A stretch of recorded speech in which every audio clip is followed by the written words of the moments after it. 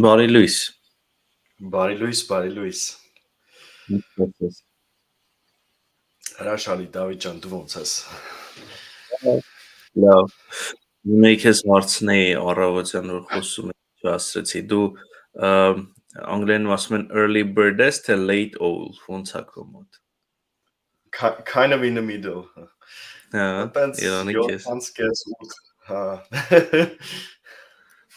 Չէ, ես մի կերպ եմ առավոտյան արթնանում, դա ամենադժվար ու դաժան բաներից մեկն է իմ համար։ Հենց որ բարի նախանձով նախանձում եմ բոլոր մարդկանց, որոնք շուտ են արթնանում։ Հա, ես էլ նախանձում եմ այն մարդկանց, ով ինձանից ավելի շուտ են արթնանում։ Так что լավից լավը միշտ էլ կա։ That's nice. Ջան, այս անգամ հոստը դու ես։ Ինչ Այո, ասոցիացիաներ կա, տպավորություններ կա։ Մի քիչ շատ կիսվի։ հավես է։ Իրականում այն որ .NET-ի մեջ արդեն երևի մի 12-13 տարի է կամ ու սենց համ մեծ պատիվ է, համ էլ սենց ինձ զուգը ջրում եմ ոնց որ զգում, որ այս սենց ճանապարհը .NET-ի միջով անցել եմ ու հիմա արդեն կարող ենք սենց իրար հետ նստել, վայելել ու .NET 7-ով էլ ահագին լավ բաներ է սենց եղել, ոնց որ .NET 6-ը, այն որ լավ ռևոլյուցիա էր .NET-ի աշխարհում, .NET 7-ով ոնց որ բարձանում ենք մի հատ ավելի նոր մակարդակի ու հավես է դրա մի մասը լինել։ Հա, թույնը։ Ինձ հենց հետաքրքիր է քո առաջին տեխնոլոգիան է եղել .NET-ը, то есть вообще C# ես սկսել, թե ուրիշ տեխնոլոգիայից ես սկսել, հետո Սկսել եմ ես եկել։ իրականում C++-ից, ու համալսարանում հիմնական պրոյեկտները C++, Qt,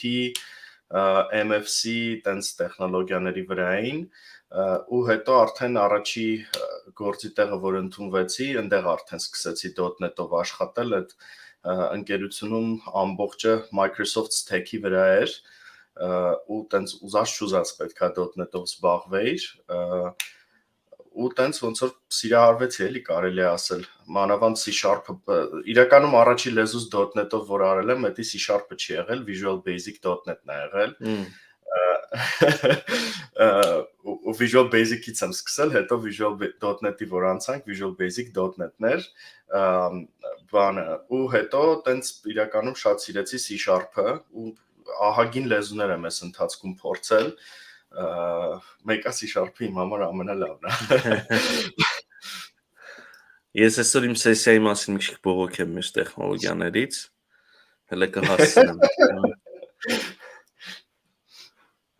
Ես էլ եմ C++-ով սկսել, ու այն ժամանակ հիմա solo learn-ի տեխնիկական տնօրեն Դավիթ Քոչարյան, ով այն ժամանակ Microsoft-ի evangelist-ն էր, տեխնոլոգիական, ինքը տենց ոնց որ բերեց Microsoft-ական գործիքների աշխարհ։ Այն ժամանակ ես տենց փոքր երեխա էի, էլի։ Հետաքրքիր է, էլի ակնկալիք կար, որ մի օր այս ամեն ինչը գալու ու այս մասշտաբներին է, էլի մոտենալու։ Ես ճիշտ ասած միշտ համ հույս եմ ունեցել, համ էլ havատացել եմ, ոնց որ ես ինքս ոնց որ իմ կենտրոնացումը այս տարիներում ավելի շատ եղել է Xamarin-ը, ու սենց որ Xamarin-ի մեջ է, սենց միշտ ոնց որ քեզ զգայր սենց .NET աշխարհից մի քիչ դուրս, որովհետև սենց tooling-ը ընդհանուր չէր, սենց մի քիչ թարս է իր մոտենում, ու .NET 6-ով այդ հարցը ոնց որ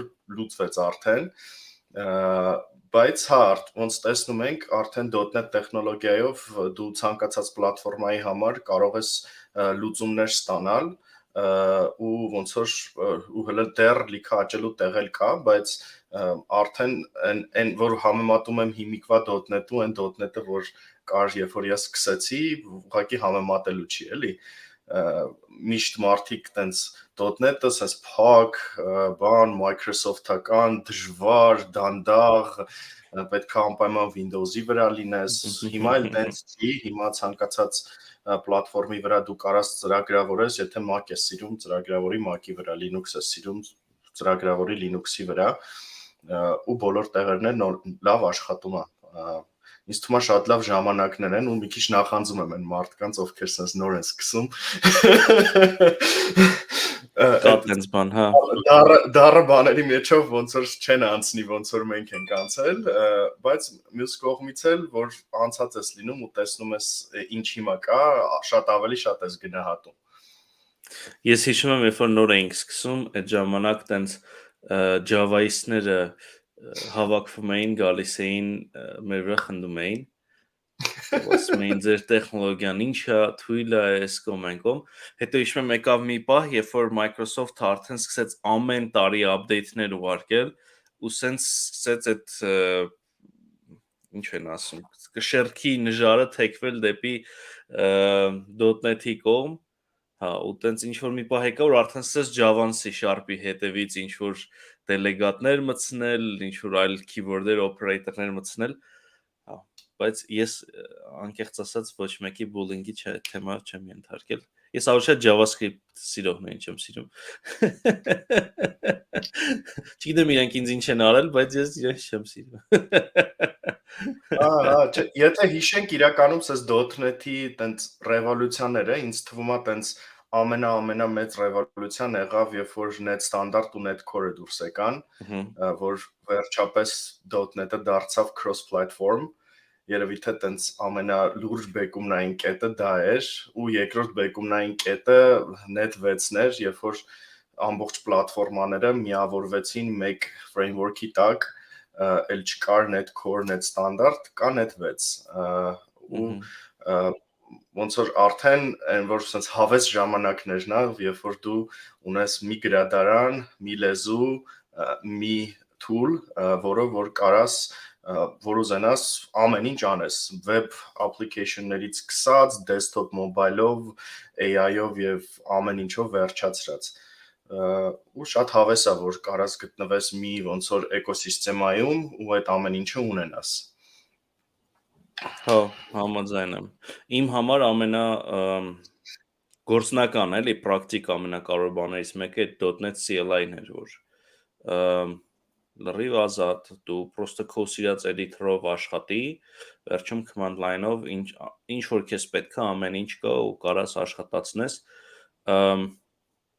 Չգիտես ինչի ես չեմ կարողանում հարմարվեմ Visual Studio-ի հետ, երևի տնայինց որ mobile project-ներ համարյա չեմ անում, հակառակ դեպքում կսիրեի, բայց տենց ես full կոդի վրա եմ նստած, տենց բոլոր պրոյեկտներս կոդով եմ գրում ու տենց շատ հարմար է, որ դու ունես մանավանդ ես Windows 11-ի հետ այդ տերմինալն է եկել, ինչ որ հավելյալ PowerShell-ի tool-եր են եկել եւ այլն ու տենց քո համար քո command line environment-ը լրիվ սիրուն սարքում ես ու հետո սկսում ես օգտագործել այդ ինտերֆեյսը։ Մեկ էլ շատ ուրախացա, գիտեի, որ դեպի դրան է գնում .NET 5-ից 6-ից արդեն, երբ որ չկա .NET Core, .NET Framework, ոնց որ ասի .NET Standard, երբ որ մարդկանց տենց պետքա 7 հատ տարբեր բան բացատրես ինչով են իրարից տարբերվում, որը Այդ ինչ է։ շատ խնդալու էր իրականում։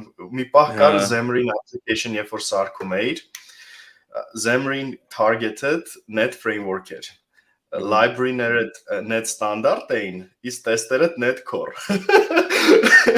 Ու դա սենց մի հատ շատ հաճելի երևույթ էր, երբ որ դու սենց նորեկած մարդու պետքա բացատրես, թե դա ինչի է տենց։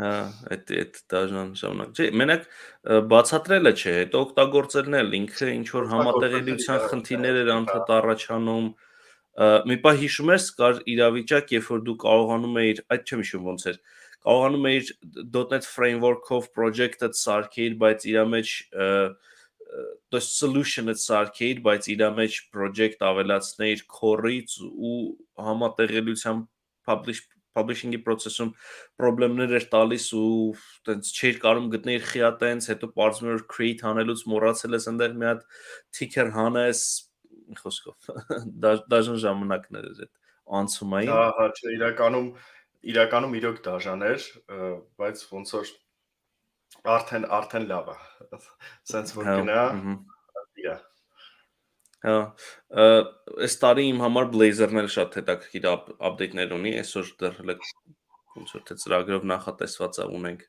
այդ մասին սեսիա ուշադիր հետևելու եմ, որտեվ իրականում եթե Microsoft-ի մոտ ստացվի Blazor-ը տանել միջև վերջ, այդ իրականում շատ մեծ փոփոխություն կլինի ողջ ինդուստրիայի համար, որտեվ JavaScript-ի հիմնական առավելությունը, որ ընկերություն որպես JavaScript-ն է stack ընտրում, այն էր, որ դու կարայիր պրոստը մի stack-ով ծրագրավորողներ պահես։ Ամեն դեպքում հնարավոր չէր այդ նույնը անել .NET-ի աշխարհում։ Ու այդ շատ մեծ խնդիրներ էր բերում, ու ստիպված արդեն ընկերությունները վերցնում էին full stack ծրագրավորողներ, որոնք համ .NET գիտեն, համ բան։ Ու մեր մոտ էլ լիքը պրոբլեմ առաջացել, երբ օրինակ front-end անողը չի իմացել .NET ու արդյունքում, ասենք MVC-ի վրա կամ Razor Page-երի վրա լիքը պրոբլեմ առաջանում, որտեղ front-end-ը անում է, հետո պետքա back-end-ը մի հատ էլ վերցնի, դա ինտեգրի համակարգի հետ, բայց այդ իր գործը չի։ Ոնց մի հատ խառնաշփոթ է։ Ստացվում է իրավիճակ, երբ որ ունես կտոր, որի owner-ը ոչ մեկ չի։ Հա, իրականում հա։ Իսկ Blazor-ով ոնց որ այդ խնդիրը լրիվ լուծվում է։ Դու կարաս պահես մի stack-ով ծրագրավորողներ, մի մասը ավելի հակվածություն ունի back-end-ի, մի մասը ավելի հակվածություն ունի front-end-ի, ու այդ իրականում շատ կայֆ վիճակ է բերում, երբ որ դու ունդեղ ընկերության մեջ մենեջմենտի էլ շատ խնդիրներ է լուծում, որտեվ հիմա ոնց է ամեն տեխնոլոգիական stack-ի համար մի հատ technology leader է ստիպված պահում, որը հետևելու ընդհանուր ոնց է ճիշտ գրել կոդ, ինչ ստանդարտի ես հետևելու, ինչ ոճի ես հետևելու եւ այլն եւ այլն։ Իսկ ոնց որ այդ սա դուրս է գալիս ու մի հոգի է մնում, ով որ պրոստը հետևում է C# update-ներին ու վերջ։ Ես ինքս իմ համար տենց էքսպերիմենտ եմ հեսա, մի քիչ ազատվել եմ ու տենց էքսպերիմենտ եմ փորձելու անել։ Մի հատ տենց պրոյեկտ ունեմ, ուզում եմ ասենց ծերից ծեր ինքս սարքեմ, desktop, mobile, web ու բոլորը C#-ով։ Ու հետաքրքիր է, էլի ինչ կստացվի, ինչ խնդիրների կհագնեմ, ու եթե հաջողվի, նույնիսկ կարող է բլոգ լինի դրա մասին, տեսնենք։ Կարաս անվանդ կողքը ընթացքում ինչ որ հավելյալ back connection-ի ինֆորմացիա գրես, որ քո հետ կարողանան կապնվեն, որտեղ այդ իրականում շատ հետաքրքիր թույն իդեա ու իմպլեմենտացիան էլ վստահ եմ ուժեղ կլինի։ Մենք էլ այս տարի ուզում էինք Conf-ի համար մի հատ պրոյեկտ վերցնենք ու բոլոր ոնց որ սեսիաները այդ պրոյեկտի շուրջ կպտտվեր, բայց լավ մի քիչ իրականում գիտես, կարանք տես թիմ հավաքենք, ամեն մեկը իր մասով տես մի հատ թույն բան ստանանք, ոնց Microsoft ունի, չէ, բանը, eShop on containers, տես մի հատ application կա։ Շատ բաներ ունի, այս տարի բանն էր, broadcasting-ի application-ը չէր, երբ որ մի տարի pizza delivery-ներ, հետո այդ broadcasting-ներ, մի հատ էլ ունեին application, էլի տենց տարբեր տարիներին դա շատ է տենց ինչ որ hackathon conference կարանք անենք, երբ որ տենց կհավաքվենք, բանը, ամեն մեկ իր մասով app-ը կանի, հետո conference-ի ժամանակ կկիսվենք արդյունքներով, ինչ ստացանք։ Այդ թույն գաղափար է, մյուս տարի անպայման իմպլեմենտացիա դրան կտանք։ Այստեղ կոմենտներ կան երկու, որոնք ես չեմ հասկանում, ինչ են մեզնից ուզում, գուցե դու հասկանաս։ Yeah, so it's about the language. Sorry, all of the English speakers, we are going to switch to English very soon. And what about Rider?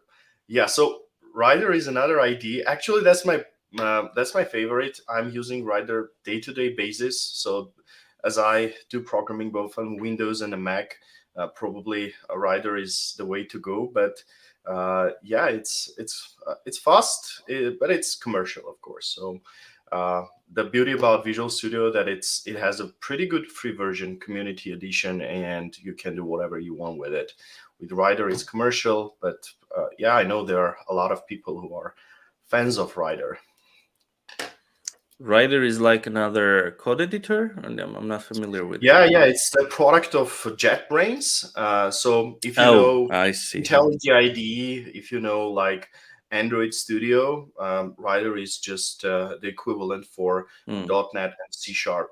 So Yeah, and another beauty of Rider is that if you are familiar with JetBrains products, like for instance myself, I do occasional Android development. From time to time, I also touch web development and WebStorm. With Rider, you kind of stay in the same ecosystem in a sense. So you have the same feeling, you have the same shortcuts, the same layout, the same views. So yeah, I know many people who are using it, by the way. Okay, that's interesting. If you compare it to Visual Studio Code, what is the benefit of having it? Rider, Yeah. like it is more equivalent to Visual Studio. So ReSharper, yeah, that's what I was going to tell. ReSharper is built in, so it's a first class citizen of Rider, and it's fast, like really fast. Because I know many people complain if you integrate ReSharper with Visual Studio, it becomes very, very slow. And for some people, it's a deal breaker. Essentially, they don't use ReSharper with Visual Studio because it's slow. With Rider, you don't have that issue. It's built in. It's a native citizen of Rider, so you get all of the beauty of ReSharper in your IDE, and it's pretty fast. Okay. I'll give it a try. Yeah, you definitely should do that. At first, it will seem awkward if you haven't used JetBrains products before, but after some time, it gets pretty cool. And the beauty is that, like, you don't have ReSharper in Mac. So there is Visual Studio for Mac, but there is no ReSharper for Mac. And so with Rider, you have ReSharper in Mac, and yeah, that's pretty cool. That's awesome. Okay, now we reach to the time when I will leave you alone with our other speakers. Have a good time. Cool. Yeah. Have Thank you, fun. David. Yeah, enjoy as well. Thank you. Cool, everybody. So we have our first talk. It's going to be, I think, one of the most exciting talks in this session is going to be about what's going to be new in Net 7. And our speaker is Joe, and he's waiting in the background, I guess. Yeah. Hi. Hey there. How are you doing? Yeah, good, thanks.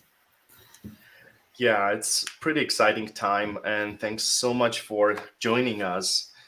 And yeah, we are in anticipation hearing what's new in Net 7 and what are some exciting things we can start using today to make our lives easier, more productive, and like help us build better apps. Okay. So yeah, let me introduce myself. My name is Jan. I am a software engineer at Microsoft. I work in a team that implements the features into C#. So today I would like to show you what's new in C# 11. It's actually what we have implemented, although before that, the design team at Microsoft discusses all those features at length, thoroughly discusses proposals from community or proposals from Microsoft employees, and when everything is specified correctly, we go to implement those features.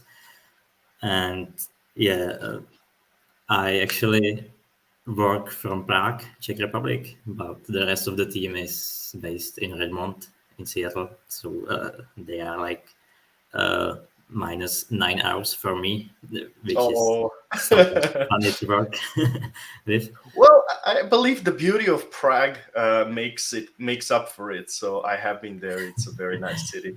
Yeah, it's great. Yeah, it's pretty cool to hear like first-hand experience. A small question to you: how many times you have such a situation where you're having a lunch and someone will come to you? There is a very cool idea I have about C#. Can you please implement it for me? Well, not that often, unfortunately, because most of my family doesn't even understand what I do. So, yeah. Well, they don't know that they are hosting a genius in their house. So Exactly. cool. So good luck with the presentation, and the stage is yours. Okay, thank you. So I have prepared some demos for you. Amazing. The first one, let's start with a simple class person. It's a person that has, first name, middle name, last name. It's probably an American or person. In other cultures, you might have different name segments, And as a good C# developer, I have nullability enabled, so I can annotate this string to be nullable. So middle name is not required, but these two properties should never be null. And we can actually see that the compiler gives me a warning here that the first name might contain a null value.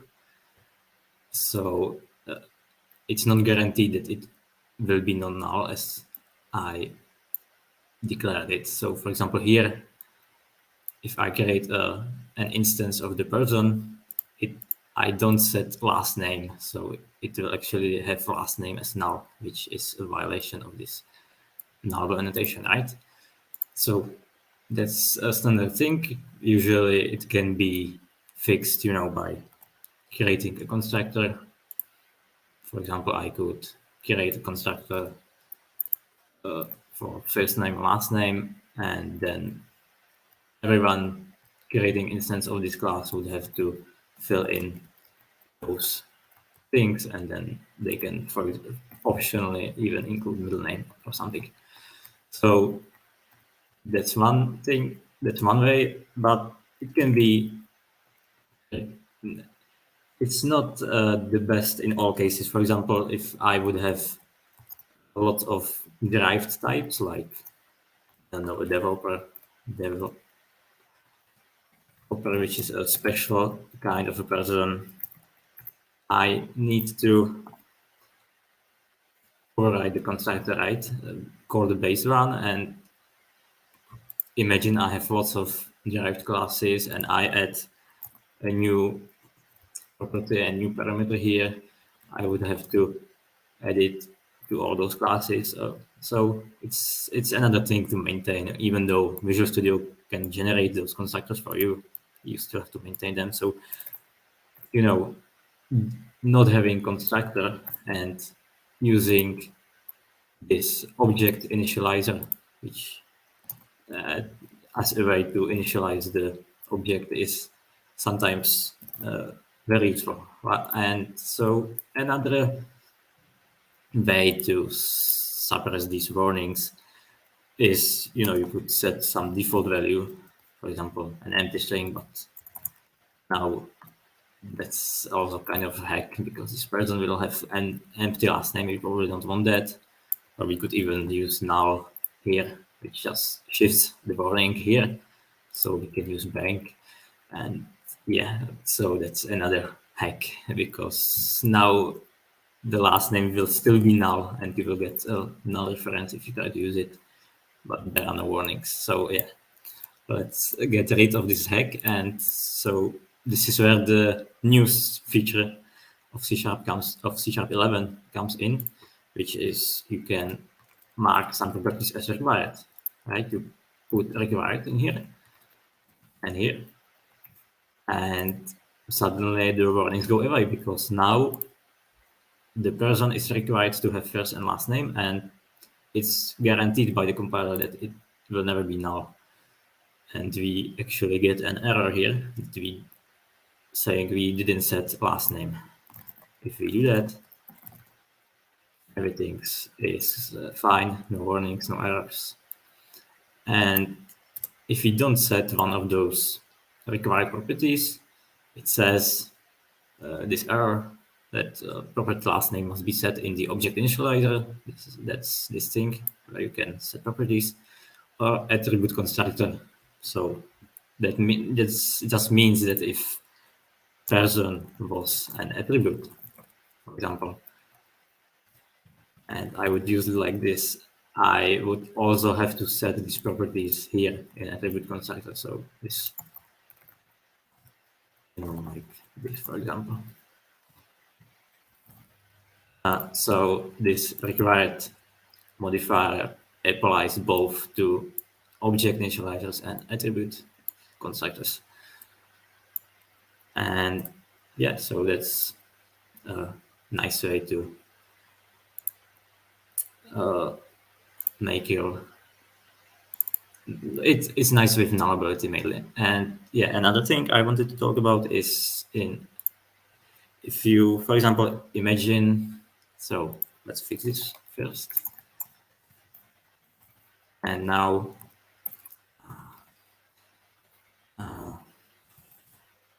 imagine I would like to clone people, right? Because that sounds cool, although maybe dangerous.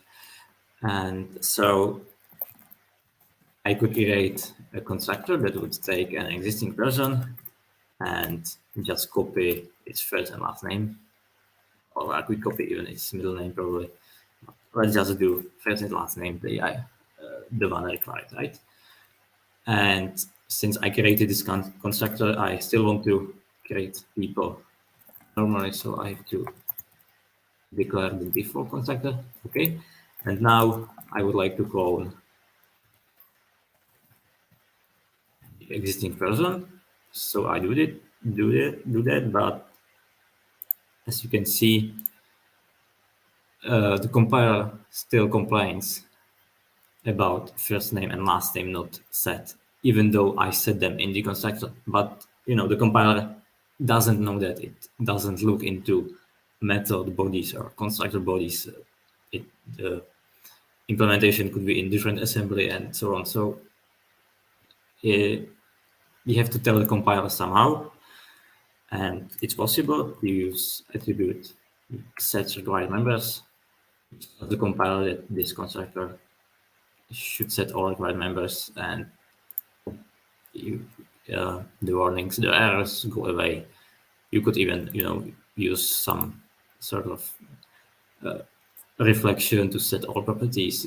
It wouldn't matter if you don't set them. That's on you. Although the nullability warnings are still there, so it kind of catches some errors for you. Okay, so that's the required modifier.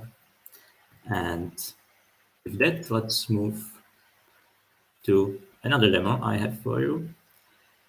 So here we have a simple numerical algorithm. It takes a list or array of values of integers and sums them up. So very fancy algorithm. And yeah, imagine I now would like to use doubles here, for example. I would want to pass a double, so this would be an array of doubles, but I cannot use this algorithm. So the typical way to do this, even for example in the standard library in .NET, when there are numerical algorithms and we want to support more types, we would just copy paste the function, and just change the type everywhere, like this, for example. And so, the code is almost the same, but we have to change the type.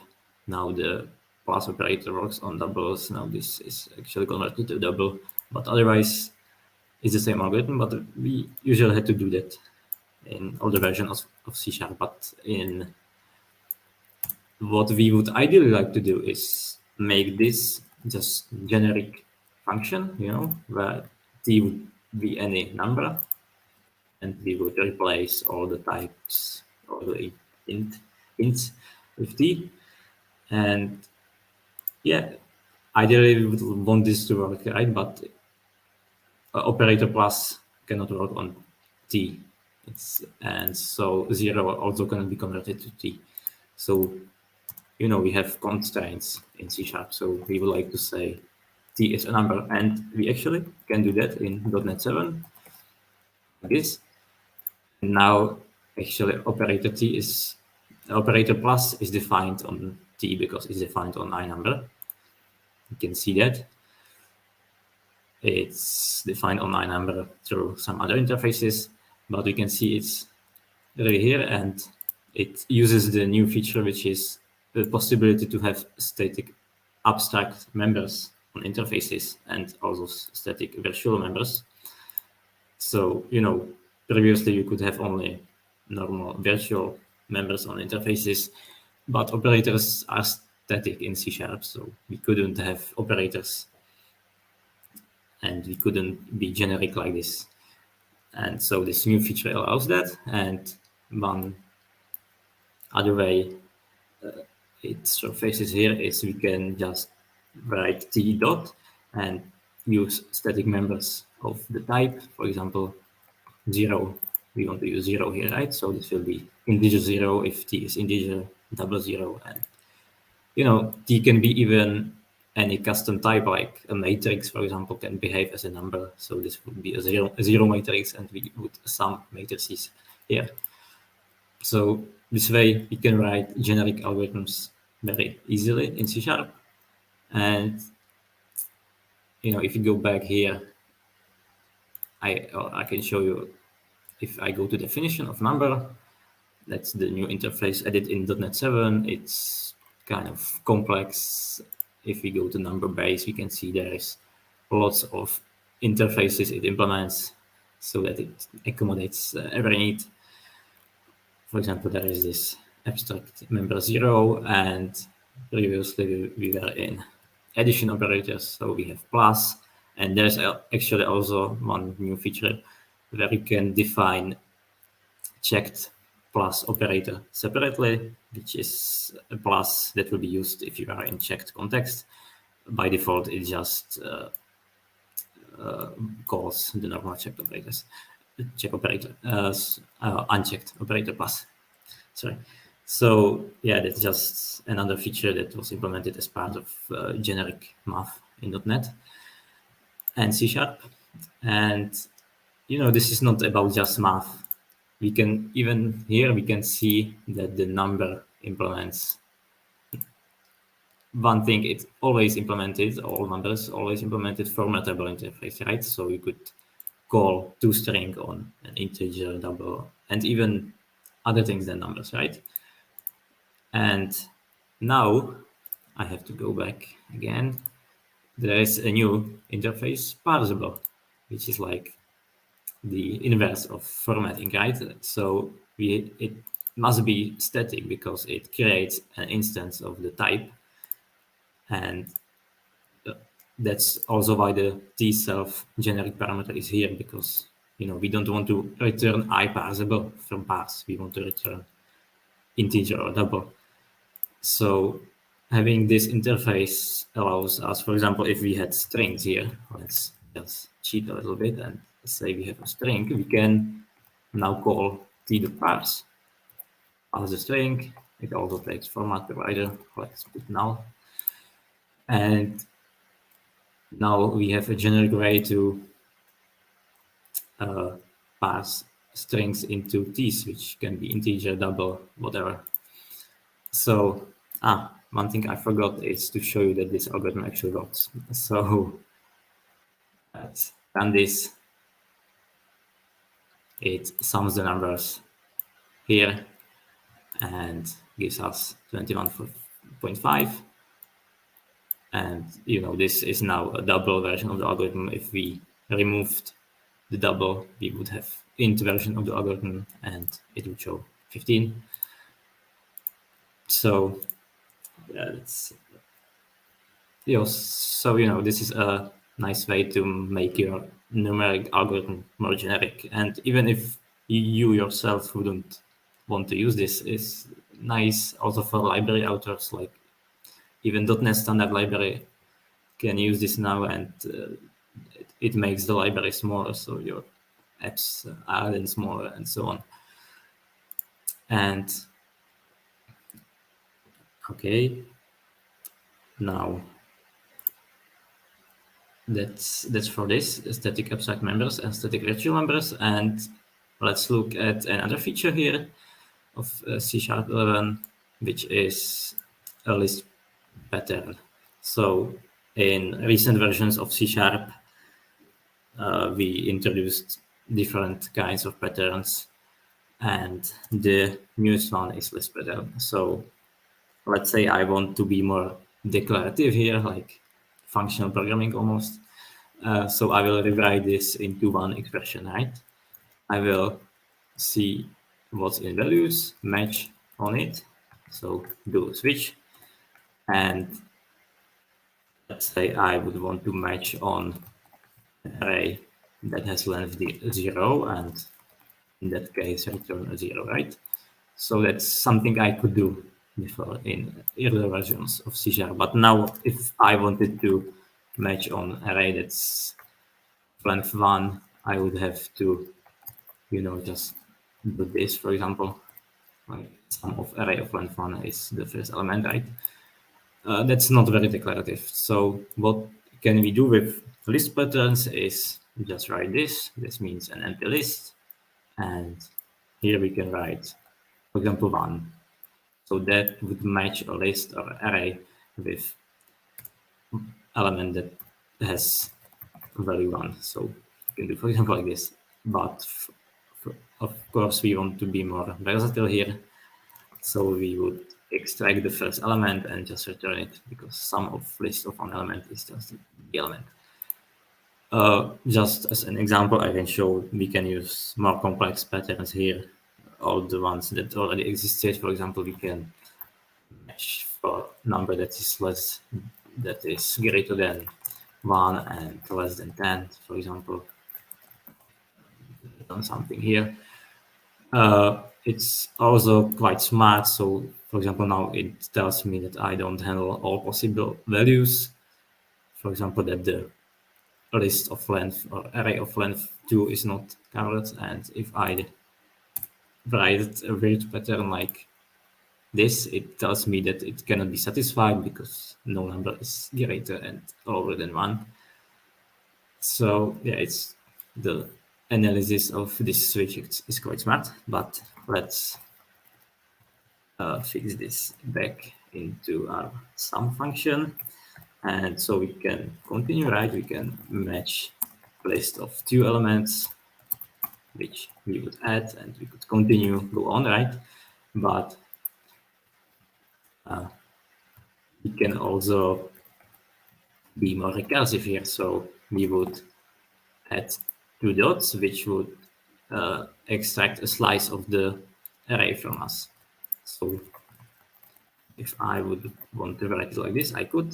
This would match the first element, and this would match the rest of the elements. So I would sum the first with sum of the rest. So this is a nice recursive algorithm, and I can show you it still works on integers. It still works also on doubles. So yeah, it's a nice way to, be more declarative in some cases. And one thing I didn't tell you is this slice actually can match even empty arrays. So if I had an array of 1 element, this could match the first one, and this would be an empty array. So actually this clause is redundant, and fixing that, if I reorder it, it tells me that this is not necessary, so I can remove it. So yeah, that's a nice way of having patterns around lists. It's very declarative, and the switch analysis also helps you quite a lot there. Okay, that's all I have for this demo. Let's move to the next one. It's about string literals. So historically in C#, we had 2 types of string literals, just the normal string literals like you see here. They are good for simple strings, but if you want to write anything complex like an XML, which I have here, you have to escape everything, right? So for example, if I want to add quote into it, or I would want to add a new line, for example, here, I would have to write backslash new line.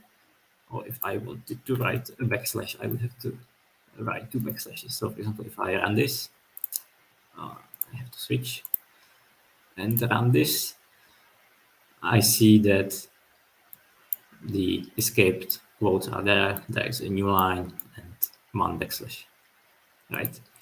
So it becomes kind of confusing once you use more complex strings. So that's why we have a verbatim string literal, right? Where we don't have to escape almost anything, but still have to escape quotes. So for example, if I wrote this, the backslashes are not escape characters, they are written, written into the output exactly as I wrote them and the input, but the quotes are halved. If I wanted to have two quotes in the output, I would have to write 4 of them here. But I can do some nice things, like for example, write new lines into the string, and nicely format my XML like this. But if I wanted to, for example, indent this, or these spaces are there, so it's kind of rigid in how can you use it, and still you need to escape quote. So there is a new feature in C# 11 where you can write string literals. Let's put this back for a moment. So you do that by using 3 quotes at the beginning and at the end. Now you don't have to escape anything. So if I have 2 quotes here, they are actually written exactly as I did. So I can write exactly what I want and it will be visible in the output, and even I can write backslashes, I can write I can just show that I can write backslashes and anything, and I can have this multi-line, but I actually have to put multi-line here, new line here, and new line here to make this multi-line. There is it cannot be like mixed. I cannot have this, I cannot have this, but it doesn't matter. This new line and this new line is actually not in the output string, so it's actually a nice way to format your code. If you wanted to have the first new line, for example, you could put it there, but it's not there by default. And the other way this is nice is I can format my XML, for example, like this, right? It just works. And what's really nice about raw string literals is I can do indentation. So if I indent here, this whole indentation will be removed. I can see that it's still the same thing. And the way this works is it looks at the last quote here and removes the indentation before it. So it will remove 4 spaces here. If I move this here, then these spaces will be preserved in the raw string literal, right? They're here. So this is really kind of nice if you are in a method, for example. You can indent this any way you like, and it will look nice. So another thing that you might wonder is, this is like the only string literal you will ever need, hopefully, because you don't have to escape any characters inside. You can do multi-line, you can indent, but you might wonder what will happen if I write, like 3 quotes here. It won't work, right? Because it will think it's the end of the literal. But I can actually add 1 more quote here and here, and suddenly it starts working because I have 4 quotes, so I can have 3 repeated quotes inside. And if I want to add more, I could add more here and here. So, you can write any string you want inside without escaping anything, and it will just work. You will just have to add as many codes here as necessary. It's usually not necessary to add many, but if you want, you can. And this also supports, this is nice, but it's only constant string, so it's probably not very useful on its own. But for example, imagine I want to have templates, so I would have some variable, and I wanted to place it here, right? So I can do that. I can have this an interpolated string. The x will be substituted, so maybe hello world. And so, yeah, and again, for example, in Roslyn, the implementation of C# compiler repository where I work most of the time is we have lots of tests, and those tests contain C# code, right? So, for example, I could have a test that has a class and some method, and this stops working once I add interpolation. So what can we do? Again, we can add another door, and now the braces are interpreted as braces normally, and if I want to interpolate anywhere, I can double them, and it works like this. So the X is still substituted, but the other braces are just literally in the output. And I can, again, repeat more and more of dollars. For example, if I wanted to,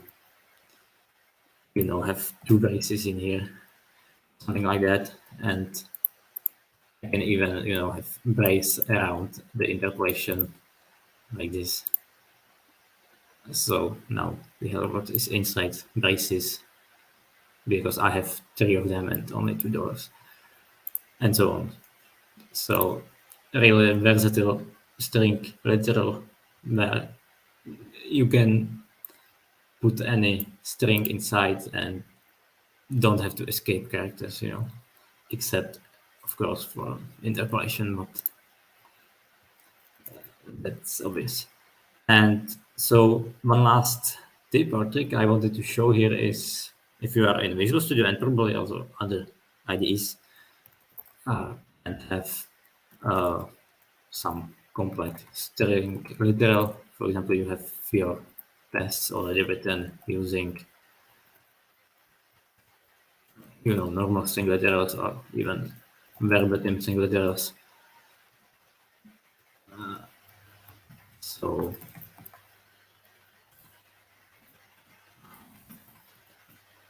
for example, you have a string like this, and it's maybe even more complex, like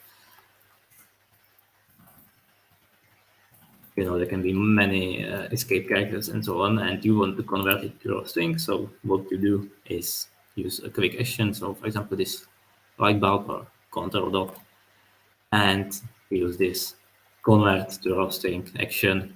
You can even do this in the whole document project solution. So you can convert your strings to raw strings if that makes them more readable, for example.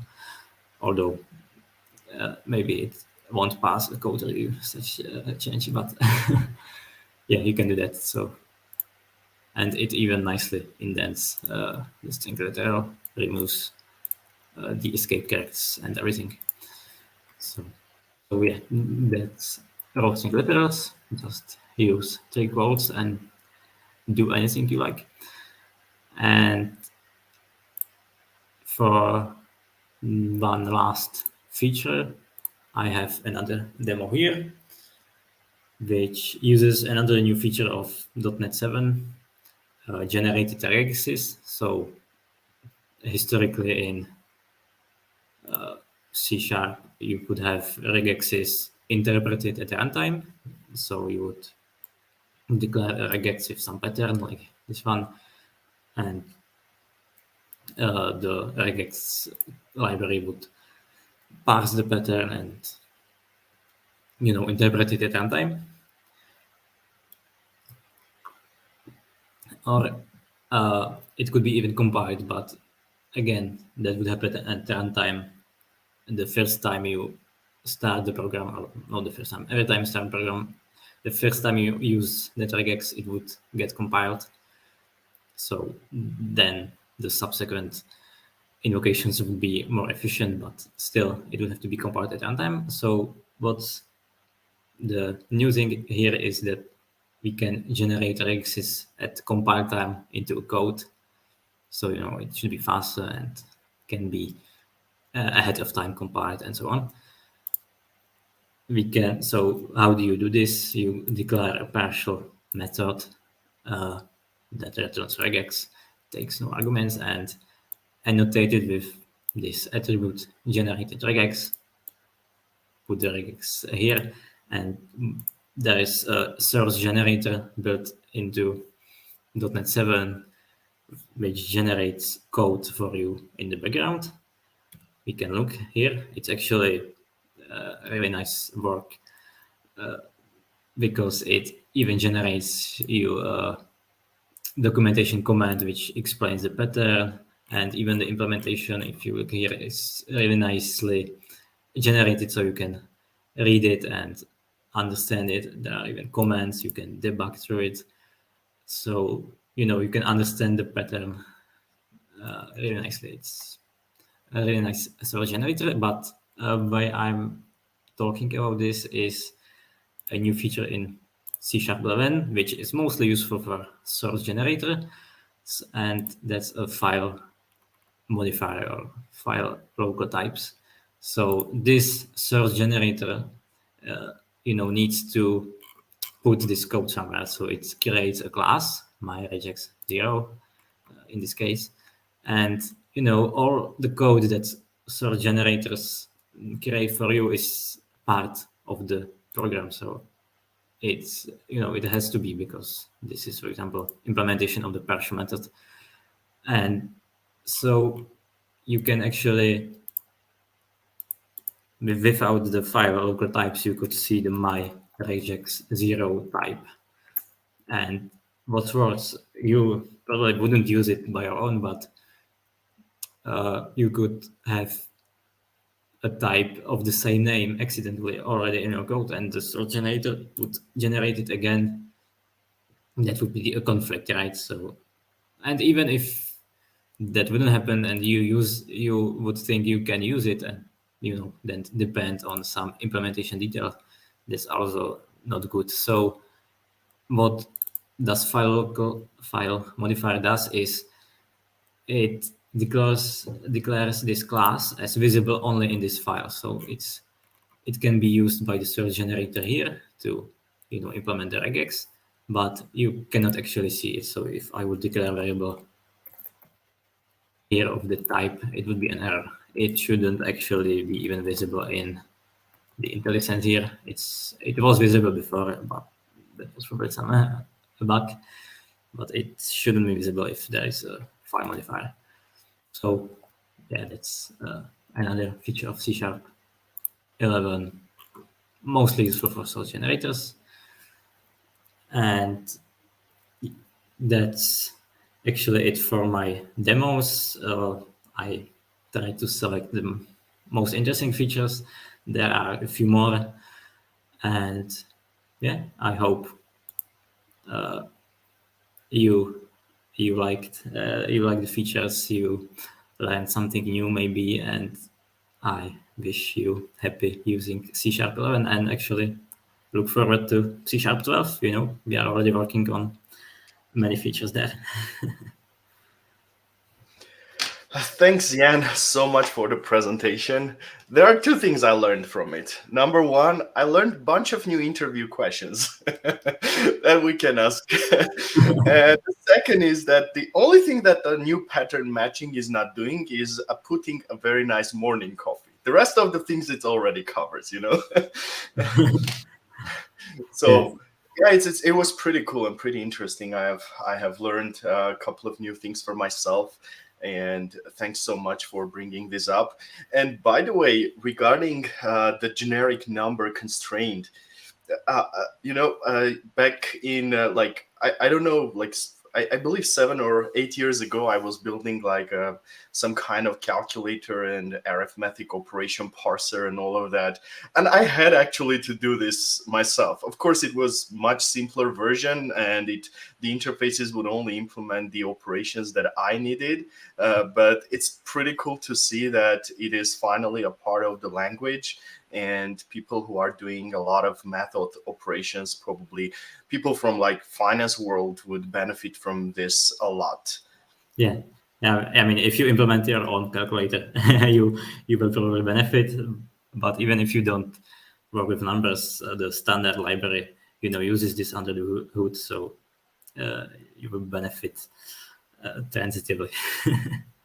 Yeah, and about like the new row strings feature, it's pretty cool. And like I had to struggle with it, especially when you in ASP.NET, when you generate components and you have to generate an HTML. Now it's going to be a much simpler task to do. You would have a really nice view of it without any kind of escapes and all of that. And the fact that you add an extra dollar, an extra quote to extend your buffer of escaping, it is also a pretty damn good idea, Yeah. I can imagine already a usage of this. For instance, like if you write a Kubernetes Helm chart, for instance, everywhere there are those double quotes for like referencing environment variables. So a good usage of adding another dollar sign for you to be able to write that down in your code. So it's pretty handy. Yeah. It's really versatile. You can just add lots of dollars, lots of quotes, and Yeah. And is there any like fourth feature perhaps that you haven't talked about, and it's something that you like? some other feature of C# 11, or Yeah, what would you mention, like the fourth most important feature for you? I would have to think, because I'm now more focused on features in C# 12. But in Or perhaps you can give us like a spoiler what C#12 is going to look like. well, I don't think it's known. We sometimes work on features and they don't make it into the next version of C# because it turns out they are more complicated. For example, right now the work is started on rows and extensions. That's a very complicated feature, so it might or might not be in C#. I can't really say. So for C# 11, I would also say there is one interesting feature for people that do some low-level code or unsafe code, which is ref fields and ref stacks. That's like the other interesting feature for me, which allows you to do lots of interesting high performance computing in C#. So C# is like approaching C++ almost. If you want, if you don't have to use it, right? But if you are writing high performance code, like for example, if you would implement ASP.NET yourself, you want to have as many requests per second as possible. So, and you don't want to implement that in native language, so it can be useful to sometimes have the possibility to use these features. Yeah, that's awesome. And one last question regarding the required attribute.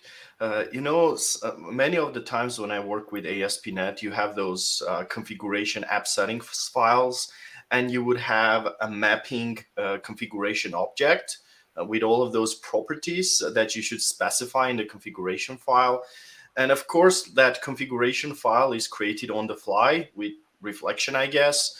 And many of the times when you use the nullable operator and you put the properties without like equals null an exclamation, it would complain that these properties are not going to be initialized, and you would have build warnings in your project, which is not neat.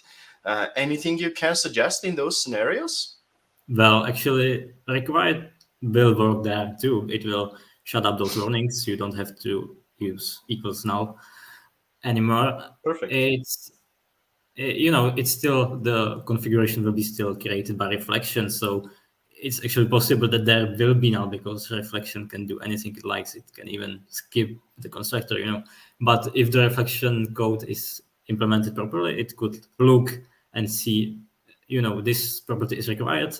I will require the value to be there, and if it's not, I will throw an error. So if the reflection code is implemented properly, you can use required there, and it will be also guaranteed. I'll try it with the configuration files. I'm not sure it's Thank you. implemented. Yeah, thank you so much again for spending time with us. And we are waiting for C# 12, and hopefully we'll see you next time in our NetConf speaking about C# 12. Yeah. Have a very nice day. Enjoy your day. Enjoy your week. And thanks again. Thank you. Cool. Okay, so we have our next speaker ready. So we have Bethany with us, and she's going to speak about Azure Cognitive Services. And I guess in this era of ChatGPT, it's going to be pretty relevant topic. And we are so much awaiting to see what Azure Cognitive Services can offer us. Hey, Bethany, it's really nice to meet you. It's really nice to have you here. I'll give you a moment to introduce yourself. Okay, I'm Bethany Jepchumba. I work at Microsoft as a cloud advocate. Yeah. It's nice to meet you, Bethany. And by the way, I think you haven't shared your screen yet, or you did already? Not yet. No, done. Cool. Okay, Bethany, so the stage is yours, and we are waiting to hear some amazing stuff about Azure Cognitive Services.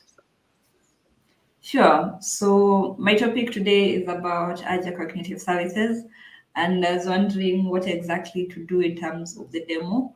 So I was looking for data and found an interesting data set that helps you find different fruits, and I was like, okay, let me use this to do a demo to show what exactly Azure Cognitive Services can do.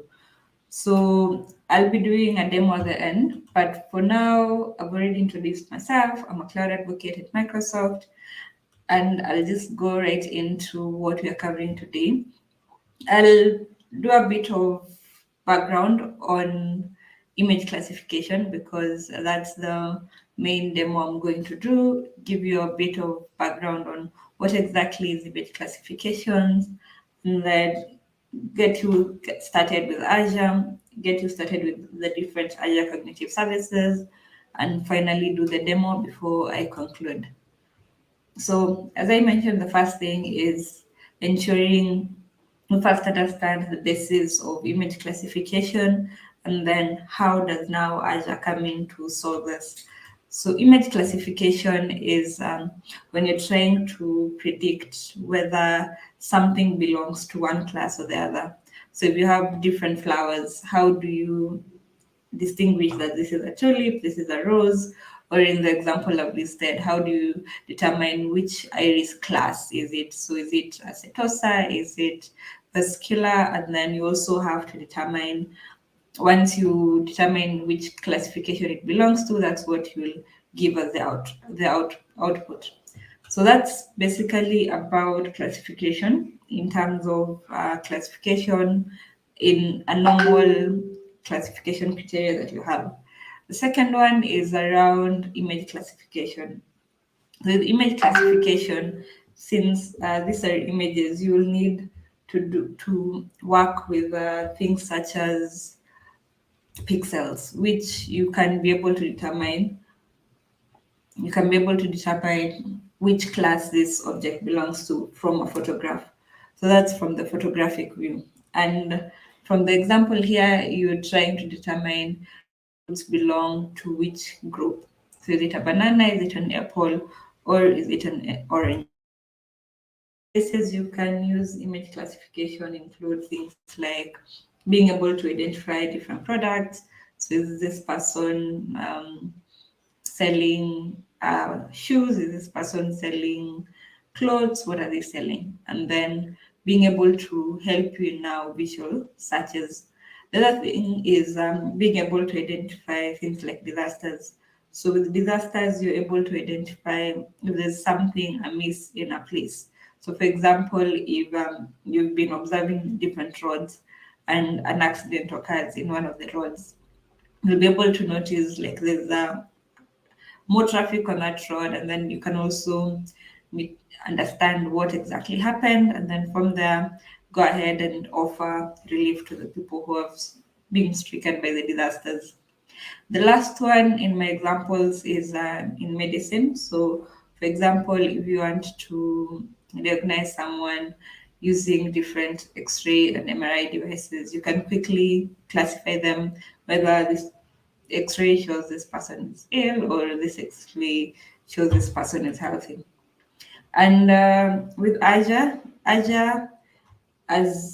I bet majority of you know, is Microsoft Cloud's computing service, and it helps you with things like building, deploying, and managing your applications. But then, as you build your applications, you might not have the bandwidth to train a model on your own or to be able to have the resources that you can be able to deploy and be able to have all these resources Microsoft has to train your models. So the easiest route is using Azure Cognitive Services. These are already pre-built APIs, and you can add them to your applications regardless the language, since it's an API. And you don't even have to understand what's happening in the background. So just go ahead, build this, use these APIs, consume them, and build whichever applications you want to build. So today I'll be focusing on one specific custom cognitive service, which is Custom Vision. And Custom Vision helps you in being able to do things like image classification. So it has all these resources that you can be able to use to determine which class for example, in my example, it's fruits, which class your fruits belong to, and then being able to give you the outcome. So this custom vision service is already a pre-trained model, but you can, as it says in the name, you can customize your service. So with cognitive services, you get all these services that you may need. So in case you want things like computer vision, you already have the pre-built models, you just consume the API. But then if you want to customize your computer vision model, you'll need to use Custom Vision Studio. So the next bit is what resources do you now use in image classification? So you can use a custom vision service, as I've mentioned, which helps you in both training and prediction. So you can just use the prediction model. If it's something like trying to predict landmarks, you can just go ahead and predict because it's already trained on landmarks. But it's not trained in terms of identifying like different fruits or classifying different species and so on. So you'll have to train your model. The other one is cognitive services, which you generally don't have to do all the work of training and prediction. You just have to consume the API and that's it. And the last bit before I go to the demo is understanding how do you now ensure that whatever you're building is actually accurate and it actually makes sense to your service. So are you sure that the custom model you build is really accurate? It gives you the accuracy that you need. So there are 3 different measures that we use when you're trying to test a model. The first one is precision. Precision is identifying your model's ability to actually correctly identify the positive instances. So for example, how many number of true positives did your model return versus the false positives. So if it has a high precision, that means it has a high nature of identifying the positives. In this case, it just says, for example, if I'm training my model to identify if this is a banana or not, if it identifies this is a banana in 10 images, and in one image it identifies this is not a banana, that means the precision is high. In recall means is when your model is trying to find all the positive instances. So like, what are the number of true positives divided by the true positives plus the false negatives. Precision, you're just trying to identify like the number of true positives versus false. But recall is now trying to identify what is the model's ability to find all the right positives. So high recall means your model has a low rate of false negatives. That means it just doesn't miss as many positive instances as it shouldn't. And then the last one is average precision. This is now a metric that takes into consideration different thresholds. So it's calculated under a precision and recall value. So you have to try and understand how high is the precision, how high is the recall, and then trying to find the overall metric to cover all this. So that's average precision. And then once you train your model, once your model is good to go, you will get these 4 different values. And these values will now help you when you're trying to call your API. So for example, the prediction endpoint gives you now the resources to which you should publish the model. And then the prediction key gives you now the how you want to authenticate your model.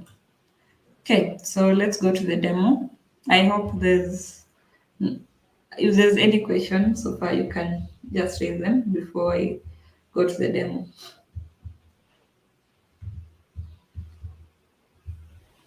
Okay, so here's the demo. The first thing I did was identifying a data set that contains fruits and vegetables.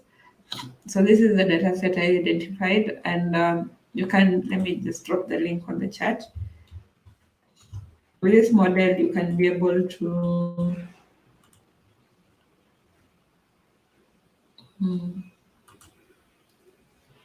with this data, you can be able to now, with this data, you have the different resources that you need to train your model. So this is the first one, the first place that you should look into, being able to find the data. It has a lot of images. We don't need this much. You only need at least 15 to 30 images per data point or per class, so that you can be able to train your model. The more the images you use, the better your model performs. Okay, so this is the Microsoft Azure platform. Let me zoom in a bit. And with Microsoft Azure, the first thing you do is creating the resource. And before I go to create the custom vision, probably I can take you through the different cognitive services. So you can create one cognitive services for everything that you need. You can use it, it's a multi-purpose one, but then there's those that are specific to different fields. So for example, for speech, it helps you translate text to speech or speech to text. For language, it helps you do things like sentiment analysis and so on. Computer vision helps you identify images, helps you in object detection, partial analysis, and so on. Translator helps you now translating between different languages. Q&A Maker helps you. Q&A Maker helps you when you're trying to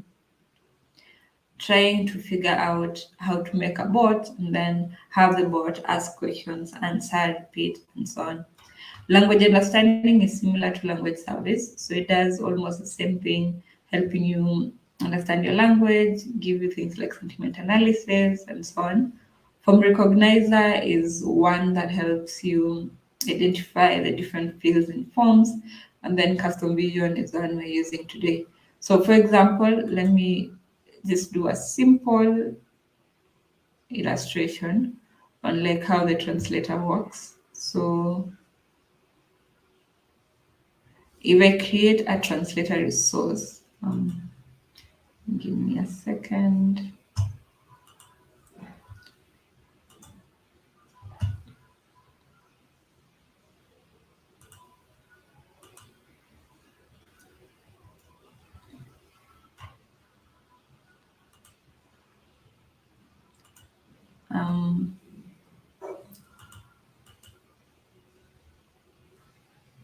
I don't want to create a new translator, but let me just create so that I can show you an example.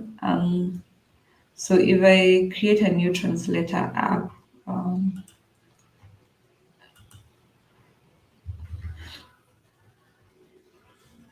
new translator service, so let me call it demo translator.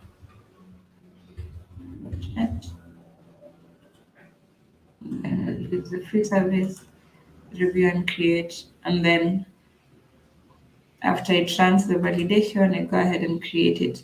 So I'll show you a demo on how, once this service is deployed, how the translation service works. Okay, it's done. So let me go to the resource.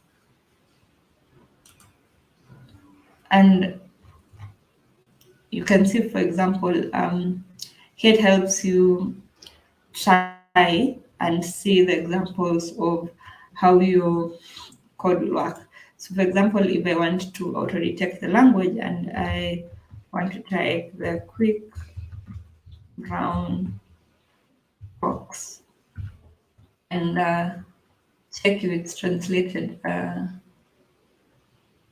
Okay, there's an issue with networking.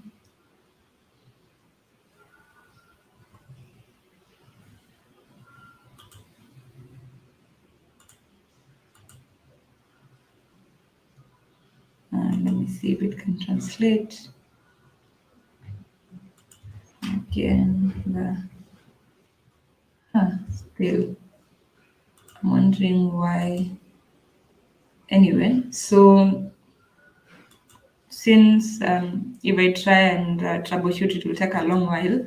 So for example, you can try the demo. So when you're setting it up, ensure virtual network is disabled. So I didn't disable it when I set it up, so that's an error on my end. But it gives you also sample code you can use if you want to use it, for example, in C#, this is the code, and you can be able to just copy paste and see how it works in your own application.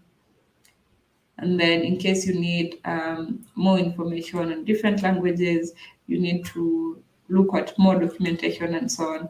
All the resources will be under the resource that you just created. Okay, so let's go to the demo of the day. So my demo will be creating a custom vision application. So the first thing, I'll go to create a resource and then go to the resource name that I want and go ahead and create. Once clicked on create, you look at the options. So I want to create both a prediction and a training model because I want to pre-train it. And then you choose your subscription. You can create a new resource group or choose an existing resource group. So this is my demo resource group.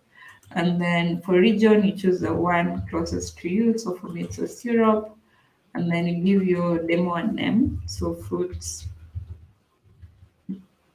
detector. I think I can give it that. Demo. Yeah. And then you choose the pricing tier. So I'll advise to go for the free tier or one that's a bit less costly. So I already have a free tier in use, so I can't use that. So I'll use the 10K transactions per month for the prediction, and then for the training, I'll use the 10 transactions per second. Then I go ahead and create the resource. You don't have to do anything else. So once the validation is passed, just go ahead and create a resource. It will take a few seconds for the resource to deploy.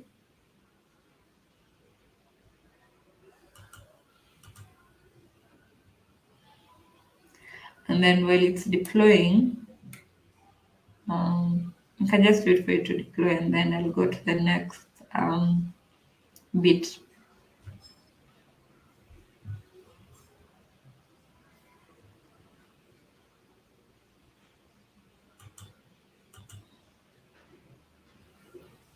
Okay, so I'll go to the resource group, and it will show me I've successfully created my resource. It has different resources inside, and yeah, that's it. That's generally all you need to do on Azure. The next step is to go to the Custom Vision website, so customvision.ai.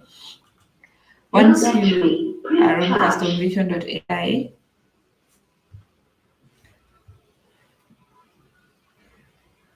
you can go ahead and create a new project.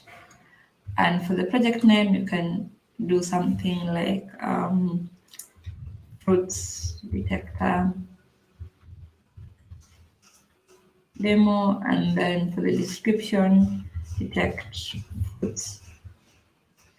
Then for the detector, you can use the resource you just created.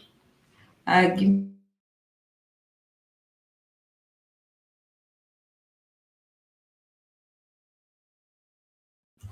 sorry for that. And then go ahead and create the project. Once you're in the project, the next thing you do is look at the data you just downloaded. So the data is already on Kaggle.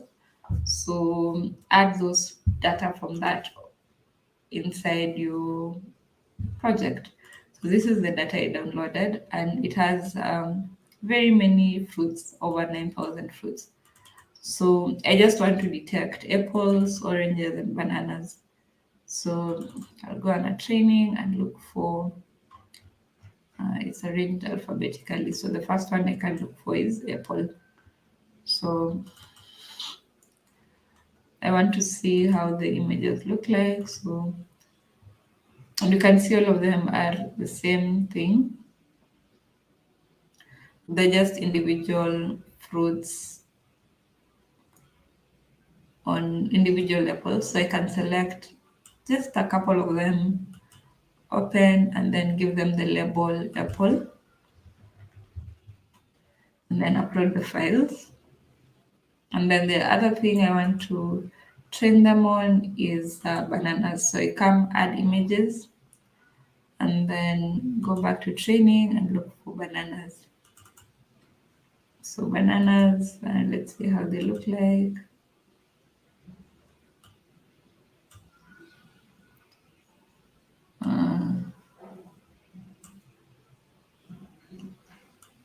So you can select also a few, go ahead and open, tag them as bananas, and then upload the files. And then the last one I want to test is oranges. So go back to add images, go to training, look for oranges, orange, yeah. And then look at them. They still all look the same.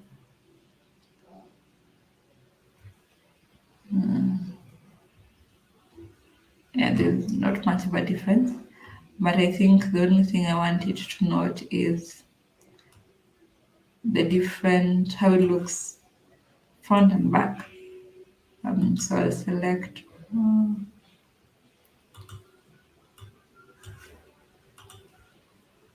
to select those.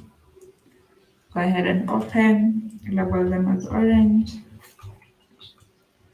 upload the files, and then once done, I go ahead and you can see I've uploaded all the different fruits.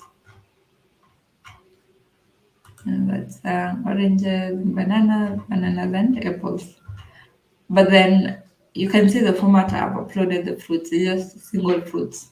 So probably to add like more flesh to my data, I can look for another data set with things like a bunch of bananas, different apples in one place, and so on, and train on them. So once I've selected the different images, I go ahead and train them. I can do advanced training for almost an hour or more to get in-depth training, but since this is just a demo, a quick demo, I'll train them using the quick training option. And it will take a while to train. So you have like 4 minutes left. So because of the time, I'll go back to custom AI, custom vision AI, and look for a project I just did earlier on and show you the predictions. So with this, it's the same thing. I did the same thing. So once the project started training, I did both quick training and advanced. These are the apples, and so on, apples, and then this one I didn't train with oranges, I just trained apples, cherries, and bananas. So I'll go to the performance, and you can see the performance is really good. It's telling me 100% in everything. And then for predictions, I can come and try a quick test. So what I normally do is look for a random image on the internet. So probably banana 1, and then look for images. Look for 1 banana and try and see if the model that I created actually works. Then I save the banana, come back to the project, and then browse. You can add the image URL if you like. So instead of having the files downloaded to your PC, you can just add them using a URL. So I'll go to downloads and upload the banana. And then let's see what it's telling me. It's 94% sure it's a banana, 3% sure it's cherry, 1% sure it's an apple. So this means majority thinks it's a banana. But then let's try something else. So let me try and search for an apple. And instead of uploading just one apple, let me upload something like this. One that has different apples in one image. So let me see if the image link will work. So Control V. Yeah, what's telling me? It's telling me it's 99% sure it's an apple. And then we can also do one last one for a cherry.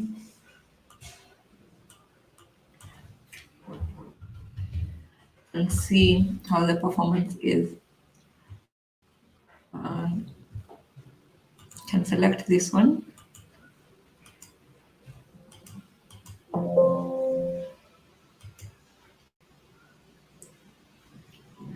Oh, apparently I just downloaded it.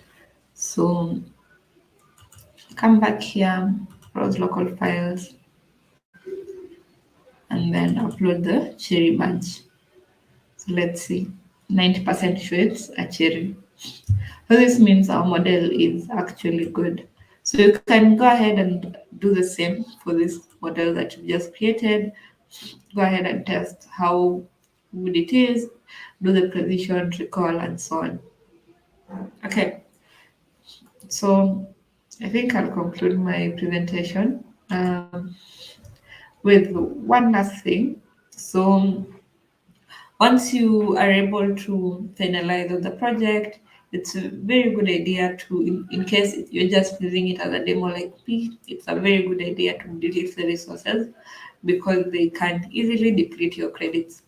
But if it's something you're going to build into your application for the longest time, probably it's something you may not want to do. And then that's it for my presentation.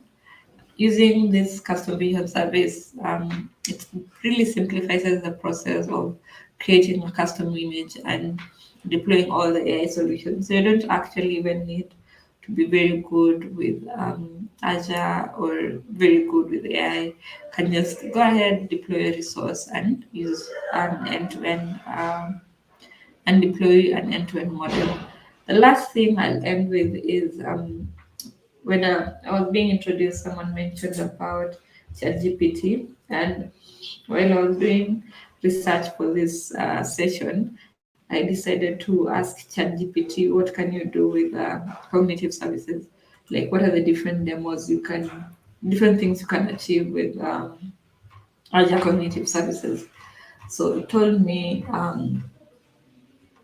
the first thing is, especially for custom vision, is things like automatic quality control for manufacturing.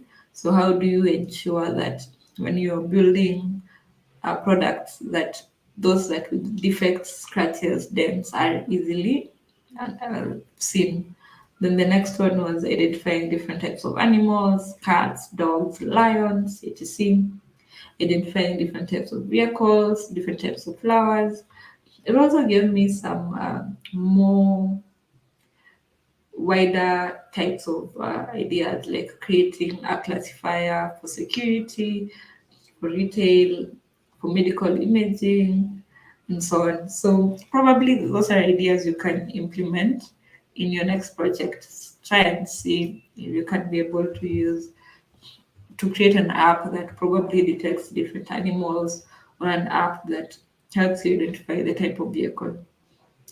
I guess that's it from my end. I'll give it back to the host.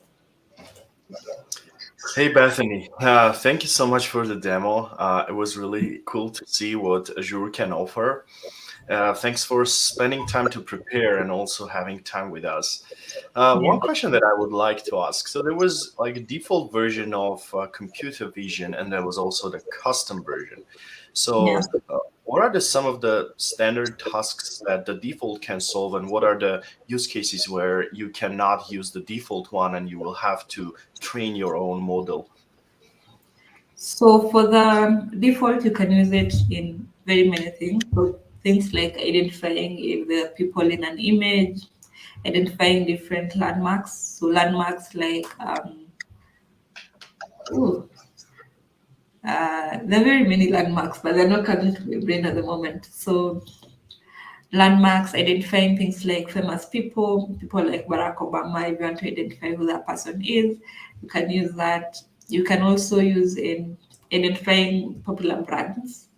You can use it in identifying colors, so detecting the main colors in an image, if an image is black and white, and so on. You can also use it to tag an image. So, for example, you have an image with a building and you want to check what is in this image. The other one you can use it is optical character recognition, that's trying to read text and so on.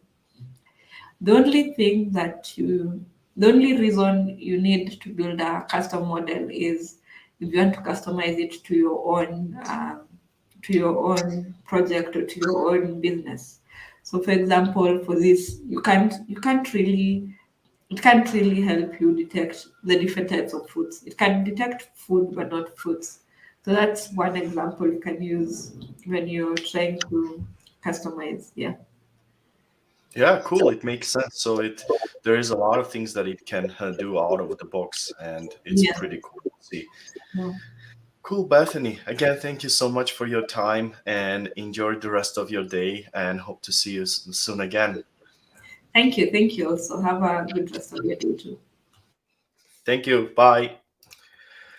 Cool. So our next talk is going to be about Azure and the ways that you can deploy your apps into the Azure. So Azure offers multiple ways of deploying apps, and one of them is Azure App Services. And for this talk, we are going to switch to Armenian. Ու Սուրենն եմ ես հետ այսօր լինելու։ Սուրեն ջան, բարև։ Բարև ձեզ։ Ինչպե՞ս եք։ Շնորհակալություն, լավ, շնորհակալություն այս առիթի համար, հնարավորության համար ներկայացնելու Azure-ի ոնց կարող ենք մեր .NET ապերը մոդեռնիզացնենք Azure-ի շնորհիվ։ Ձեզ շնորհակալություն, որ ժամանակ եք ծախսել ու մեր հետ եք հիմա, ու սենց անհամբեր սպասում եմ, տեսնեմ ինչ ենք կարող անել Azure App Services-ով, այնպես որ խոսքը ձերն է, բեմահարթակը ձերն է։ Շնորհակալություն, փորձեմ Azure App Service-ը ու նրա հարակից սերվիսների մասին խոսենք, հա։ Նու արդեն վաղուց մենք չենք ասում, հա, ինչու գնանք cloud, մենք ասում ենք արդեն ոնց գնանք դեպի cloud, մեր բիզնեսները։ Ու իրականում top organization-ների 90%-ից ավելին արդեն իսկ օգտվում են ասենք սերվիսներից, infrastructure as a service-ներից կամ platform as a service-ներից, դա 2022-ի որոշակի հարցումների համակարգված են արդյունք, ու ցանկացած կազմակերպության top management հիմնականում առաջնորդվում է բերված օրինակներից, ոնց կարողանա այս ամբողջ թվարկվածը էկրանին իր կազմակերպությունում համակարգել։ Նու ստեղ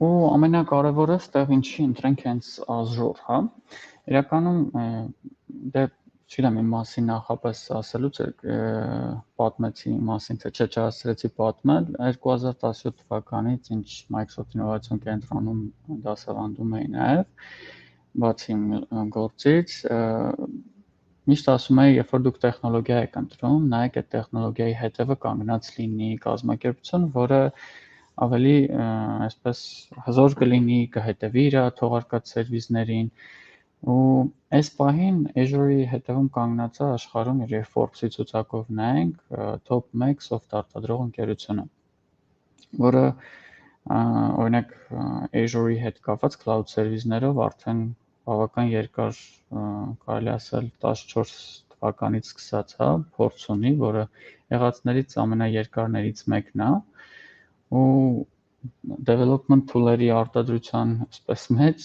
արդեն 25+ տարվա փորձ ունի, որը շատերը չեն կարող համեմատվել այդ տարիքի հետ։ Ու այսօր կուզենամ անդրադառնամ ոնց կարող ենք մեր ունեցած application-ները շատ հեշտությամբ publish անել, ու Azure-ը ինչ գործիքակազմ է մեզ տալիս, որպեսզի կարողանանք ավելի լավացնենք մեր սերվիսները։ Դրանցից առաջինը հենց Azure App Service-ն է։ Ուրեմն Azure App Service-ի մասին կարող ենք ասել ինքը տարածված մենք hosting կա, այսպես գաղափար կա, սա պատկերացրեք մի փոքր ավելին է, քան hosting-ը, ստանդարտ, ինչ որ սովորաբար developer-ները սովոր են օգտագործել։ Ուրեմն Azure-ում, որպեսզի մենք ունենանք կարողանանք publish անենք մեր ինչ որ web-based application-ները, հարկավոր է սկզբանե ունենալ ստեղծել Azure-ում App Service plan, ու այդ App Service plan-ի մեջ արդեն կարող ենք ունենալ մեկ եւ ավել App Service-ներ։ App Service ասելով web-based ցանկացած application, այդ թվում ցանկացած լեզվին ու ցանկացած ասելով բավական լայն լեզուներ cover կարող անել, ու բնականաբար Linux, Windows եւս app type-երը ինքը կարող լինի, ասենք ինչպես web application, այնպես էլ ասենք web-based REST API-ներ, mobile backend mass կարող ենք ունենալ հենց այնտեղ publish անել, ու արդեն ավելի խորը գործերի համար առանձնացրած function app-ը առանձին web jobs ու ինչ որ custom container-ներ եւս։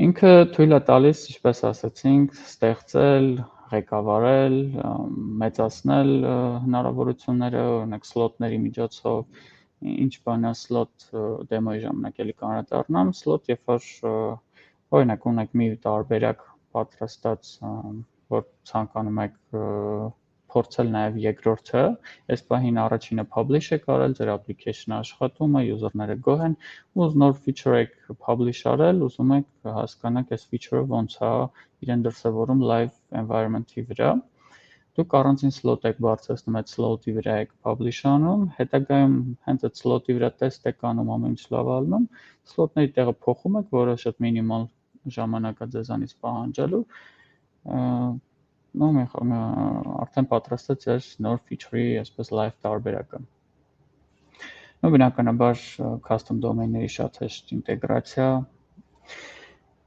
ապահովելով։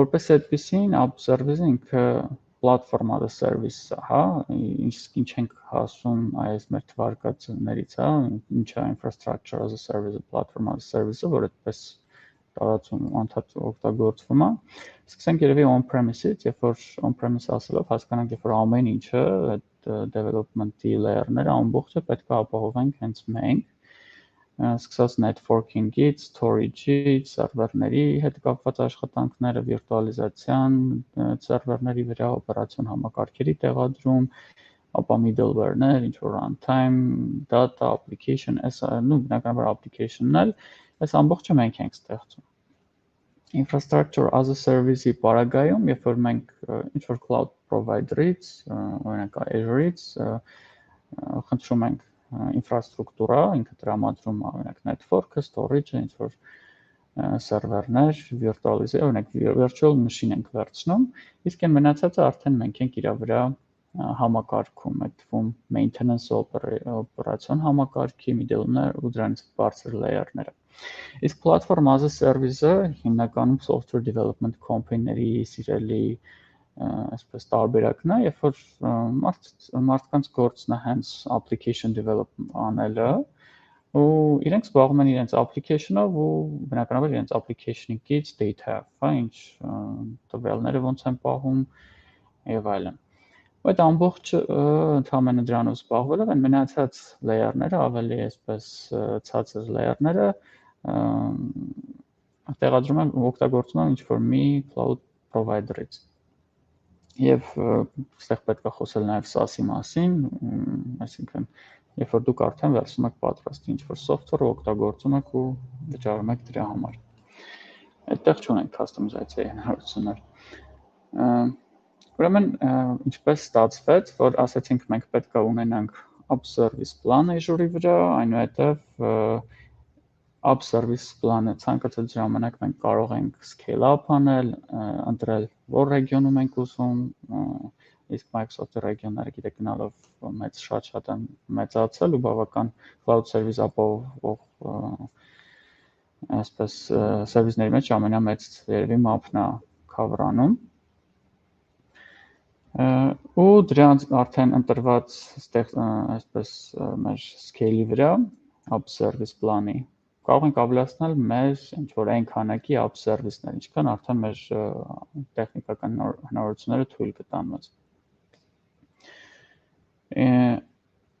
Ինչ հնարավորություններ ունենք, ասացինք deployment slot-ներ, ինքը առասարակ այսպես են շվեյցարական դանակի պես այս ամեն ինչը թույլ է տալիս ապահովել, հա։ Backup-ներ անենք, որոշակի ինչ-որ մի վիճակի վրա պահենք այդպես restore-ներ անենք, այսինքն այն բոլոր գործառույթները, որը մեր այսպես admin-ները կամ DevOps-ները պետք է cover անեին։ Monitor անել, troubleshooting, domain SSL certificate արդեն ավտոմատ ինքը դրա մասին հոգ տանել կարիք չունեք, հա, ինչպես օրինակ տարբեր hosting company-ներում, որ դուք անում եք, այդ ամբողջն էլ, հա, բավական կամ առանձին արժեքով են SSL-ը տրամադրում, կամ դուք պետք է ինչ-որ առանձին սերտիֆիկատ առնեք գցեք, նման բաների մասին էլ պետք չի մտածել։ Բնականաբար ինչպես Azure-ի ցանկացած սերվիս, այստեղ եւս security մասին բավական բարձր մակարդակի հոգատարված, ապահովված է networking ամբողջ, այդ կարող եք ունենալ նույնը private ինչ-որ network գցեք private network-ի համար, ինչ-որ ծափեր customizatsiyaների հնարավորություններ ունեք։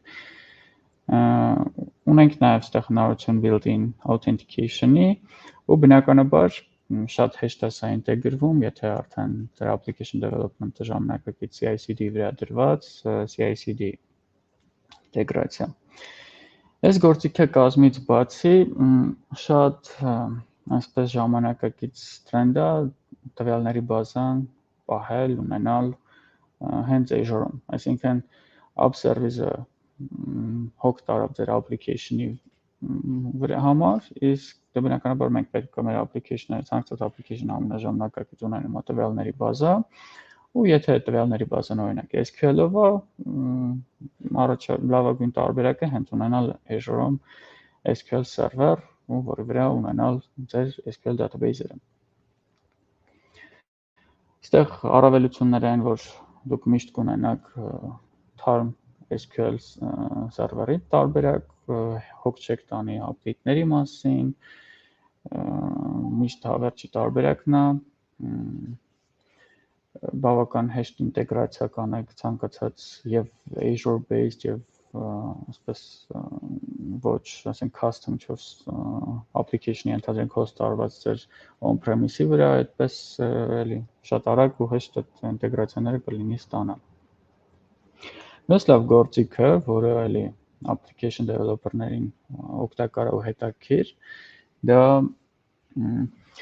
Azure API Management Service-ն է, որը ասպես եթե ունենում եք ինչ-որ API development, web API ինչ-որ project-ներ, բավական հաջող ինտերֆեյս ու գործիքակազմ է տրամադրում հենց դրա համար։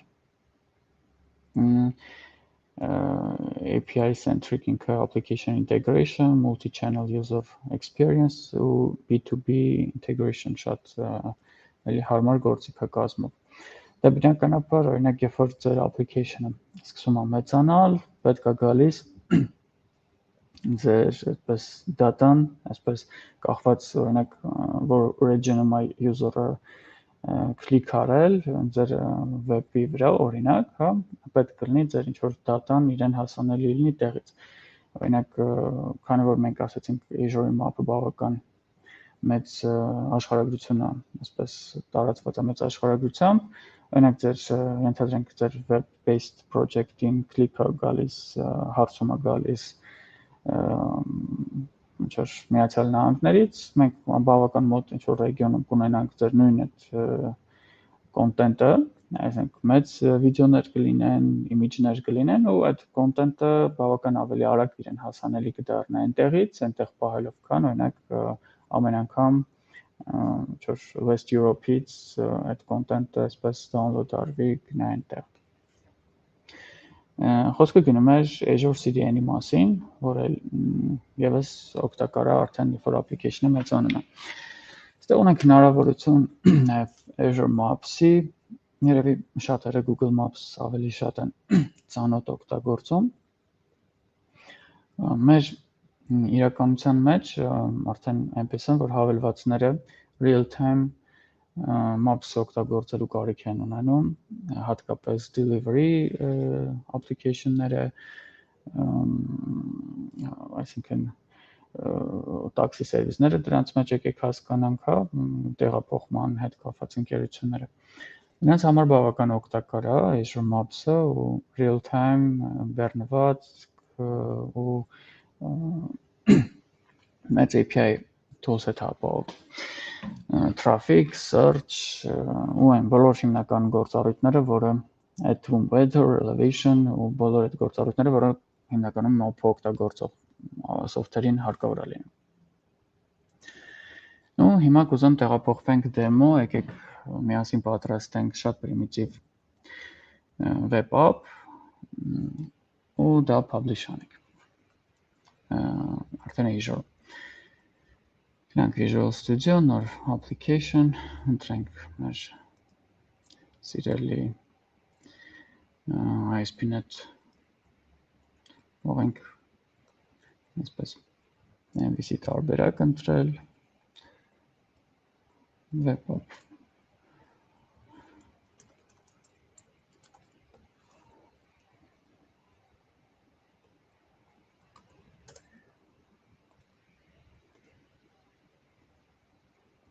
ընտրենք մեր վերջի տարբերակը թող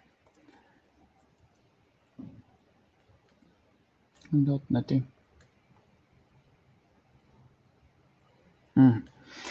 Այստեղ նշենք նաև, որ Visual Studio-ն արդեն իսկ ինտեգրված հնարավորություն է մեզ տալիս publish անելու հենց միանգամից Azure-ում։ Ну, բնականաբար սկզբում պետք է build անենք, աշխատացնենք մեր web app-ը։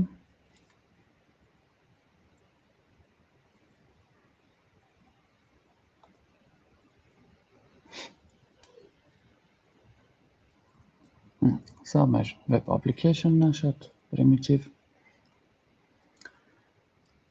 Այստեղ նորից երևի գնանք ես քայլով։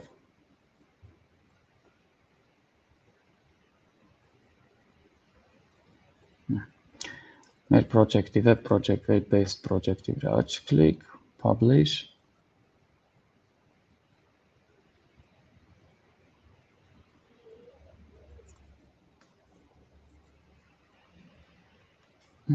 մենք publish դրիթում ենք այդ մի վայրկյան նորից գնանք ինքը առաջարկում է հետևյալ տարբերակները Docker Container Registry, անմիջապես folder-ի վրա, որը հետո դուք պետք է այդ folder-ով տանեք, տեղադրեք IIS-ի վրա կամ ինչ-որ կեստրալի վրա կամ միանգամից FTP server-ով, connection-ով server-ի վրա տեղափոխեք ձեր ամբողջ ֆայլերը կամ IIS server-ի վրա, եթե ունեք հնարավորություն, կամ import անեք ինչ-որ մի XML ֆայլով ձեր hosting-ի այսպես տվյալները ու ամենաշապես ինքը այդ publish-ը անի։ Մենք ընտրենք առաջի տարբերակը Azure-ը։ Այստեղ արդեն եւս հնարավորություն ունենք տեսնում եք տարբեր Azure service-ների վրա ամենաշապես մեր web app-ը publish անելու։ Առաջի երկուսը, որի վրա պատրաստում ենք անել, Azure App Service Windows-ն է, մյուսը Azure App Service Linux-ը։ Մենք օրինակ կարող ենք ընտրել Linux-ը, բայց միջև ընտրելը ու ստեղծելը սա, մենք պետք է Azure-ում ստեղծենք App Service։ Ուրեմն առաջի գործողությունը Azure-ում որ պետք է անենք, բնականաբար resource group ստեղծելն է, որը այսպես կարելի է հայերենով ասել խմբավորիչ է հանդիսանում մեր ռեսուրսներին Azure-ում։ Եկեք .NET app .NET conf գրենք, հա, մեր .NET conf R ընտրելու ենք ռեգիոնը West-U, ինչ-որ մի ընդլայնիչ։ Ընտրենք Web West-U-ն արդեն resource group-ը պատրաստ է։ Սա այնտեղ դեռ որոշ resource չկա, մենք ընտրենք ուրեմն ամենասկզբից եկեք ընտրենք app service plane, որի վրա արդեն մենք ավելացնենք մեր app service-ը։ Ստեղծենք առաջի app service plane-ը, այստեղ ընտրենք resource group-ը, սկզբում subscription-ը, եթե մի քանիսը ունեք, ապա քիչ առաջ մեր ստեղծած resource group-ը, ընտրենք Linux տարբերակը, տարբերություն գնային ունենալու ենք, վերցնենք մեր app, ունենք անունը, ու նույնից այսպես naming convention-ը պահենք, հա, անունները պատրաստելու net .NET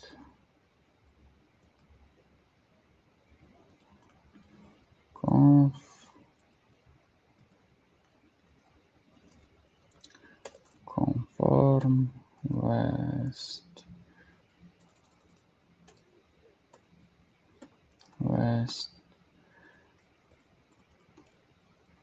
U 001 Linux-ը կրկին մեր ռեգիոնը եկեք ընտրենք Վեստիուն, քանի որ Հայաստանից ամենամոտ ռեգիոնն է ինքը։ Ու ստեղ արդեն մենք պետք է ընտրենք մեր pricing plan-ը, եկեք բացահայտենք ինչ pricing plan-ներ առհասարակ մենք ունենք։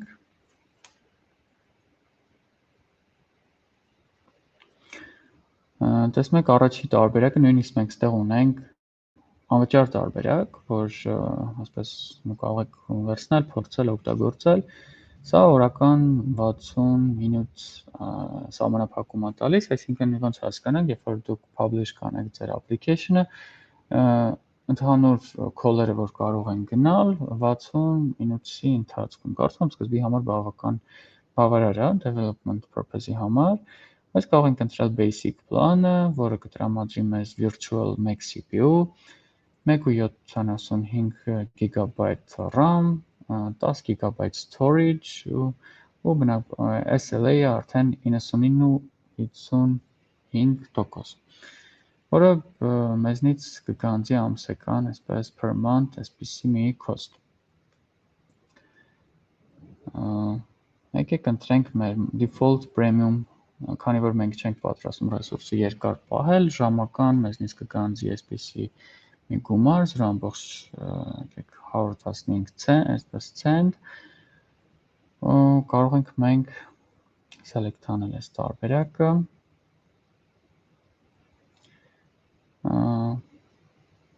ու create անենք մեր app service plan-ը։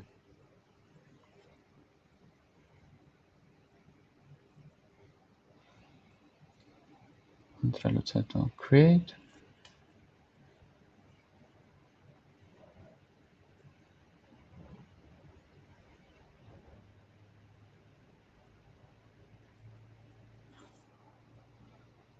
մի որոշ կարճ ժամանակ պետք է սպասենք։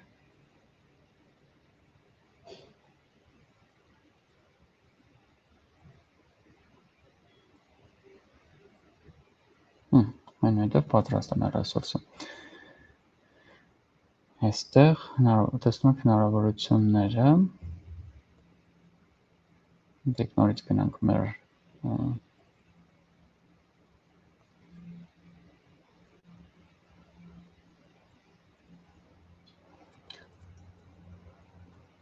ընտրենք արդեն մեր app service-ը, ստեղծենք նորը, ընտրենք մեր նորից subscription-ը նույն,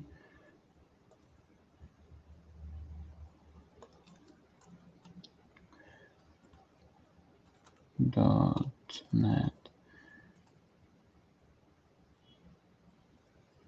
Conf Armenia/Westview/001 Ընտրենք այսպես կոդ տարբերակը,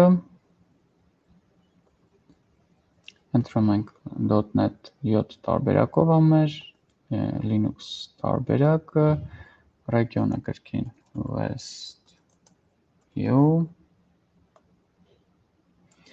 Ստեղ ինքը արդեն իսկ գտել է մեր ստեղծած app service plan-ը ու առաջարկում է հենց դրա վրա ստեղծենք մեր app service-ը։ Շարժվենք deployment ինչ հնարավորություններ ունենք, դուք սա հնարավորություն է տալիս անմիջապես, եթե GitHub-ում ունենք ձեր CI/CD-ն ապահովված GitHub-ի ինտեգրացիա, այս բանին մենք թողենք դա, enable public access, բնականաբար այստեղ on կտանք, եթե ցանկանում եք մեր user-ները public access ունենան, ոչ եթե private չի։ Եվ այսպես շարունակենք monitoring-ի համար առաջարկում application assets, եկեք տանք այս պահին no,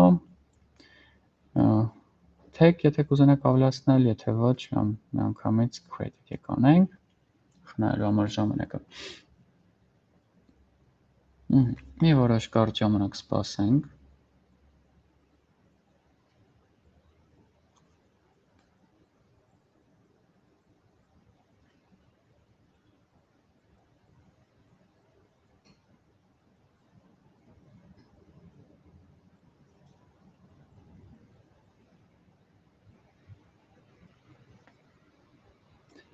Ինչև կլինի, մենք Your deployment is complete. Գնանք մեր resource group-ը,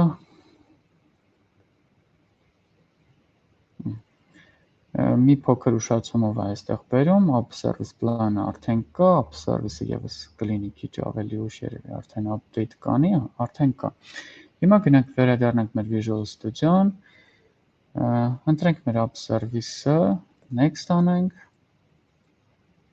Այստեղ ուզում եմ բնականաբար login լինենք,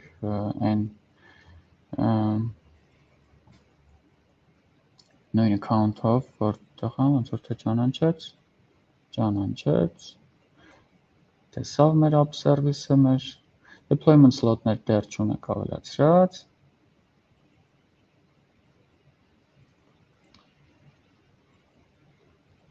չեսա ուրիշ շանտ գտել, մեզ պետք է այս սրա վրա։ Deployment slot-ներ դեռ չունենք, բայց կարող ենք այսպես ինքը default-ով ունի մեկ deployment slot, ավելացնենք սրա վրա։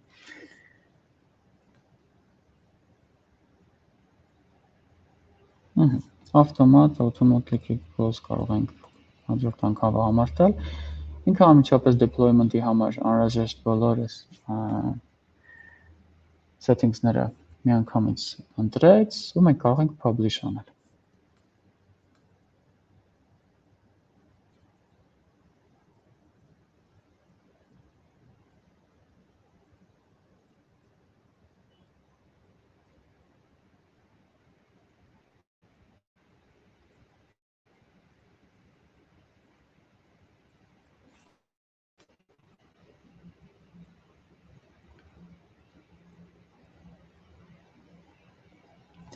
Եթե հիշենք ժամանակներ առաջ, սրանից 4-5 տարի առաջ, բավական publish-ի process-ը միջև այս ամեն ինչը բավական բարդ ու երկար էր։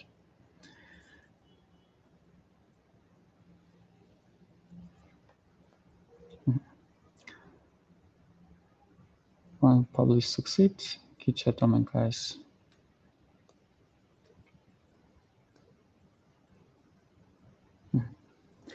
Եվ շատ արագ մենք արդեն ունենք, դուք էլ կարող եք արդեն այս URL-ով մտնել, տեսնեք մի անգամից HTTPS տարբերակով ինքը տալիս է այսպես fake URL, բնականաբար բավական հեշտ այնտեղ գործիքակազմի ընթացքում մենք կարողանալու ենք ապահովենք custom domain-ը ու ձեր վեբկայքը պատրաստ է։ Եթե ունենաք հարցեր, հետագայում սիրով կարող եք կապվել ինձ հետ, փորձեմ օգտակար լինել, պատասխանել։ Երևի այսքանը, եթե ունենք ժամանակ, կարող եմ շարունակել, եթե ոչ։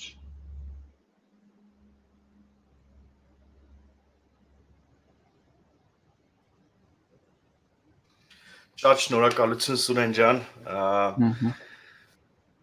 Շատ հետաքրքիր է տեսնել իրականում ինչքան բան է փոխում Azure-ը, ես այտենց հիշում եմ իմ առաջի գործի տեղը, որ web application պետքա deploy անեի սերվերի վրա, դա մի հատ շատ մեծ կինո էր, is բարձրացրու, չգիտեմ, կպի այդ սերվերին HTTPS հետ կապված մի տոննա խնդիրներ ու իրականում փաստացի 5 րոպեում այդ գործը դու ամբողջությամբ արեցիր, այդ sense շատ մեծ փոփոխություն է։ Մի քանի հարցեր կան, մի հատ Դավիթն է շատ կարևոր հաստատվել, այլ նշեցիր Azure Maps-ի մասին։ Հարցը հետևյալն է, Հայաստանի քարտեզը մեջը կա, թե չէ։ Կա Հայաստանի քարտեզը կա, չեմ կարող գաղտնիքներ բացել, բայց օգտագործողներ էլ կան։ Շատ լավ է, թույն է։ Ես իմ կողմից մի երկու հատ հարց ունեմ։ Այդ app service-ը մենակ մի գործիքակազմերից մեկն է Azure-ում web app-եր deploy անելու, չէ՞։ Այնտեղ դու կարաս container-ի մեջ deploy անես, կարաս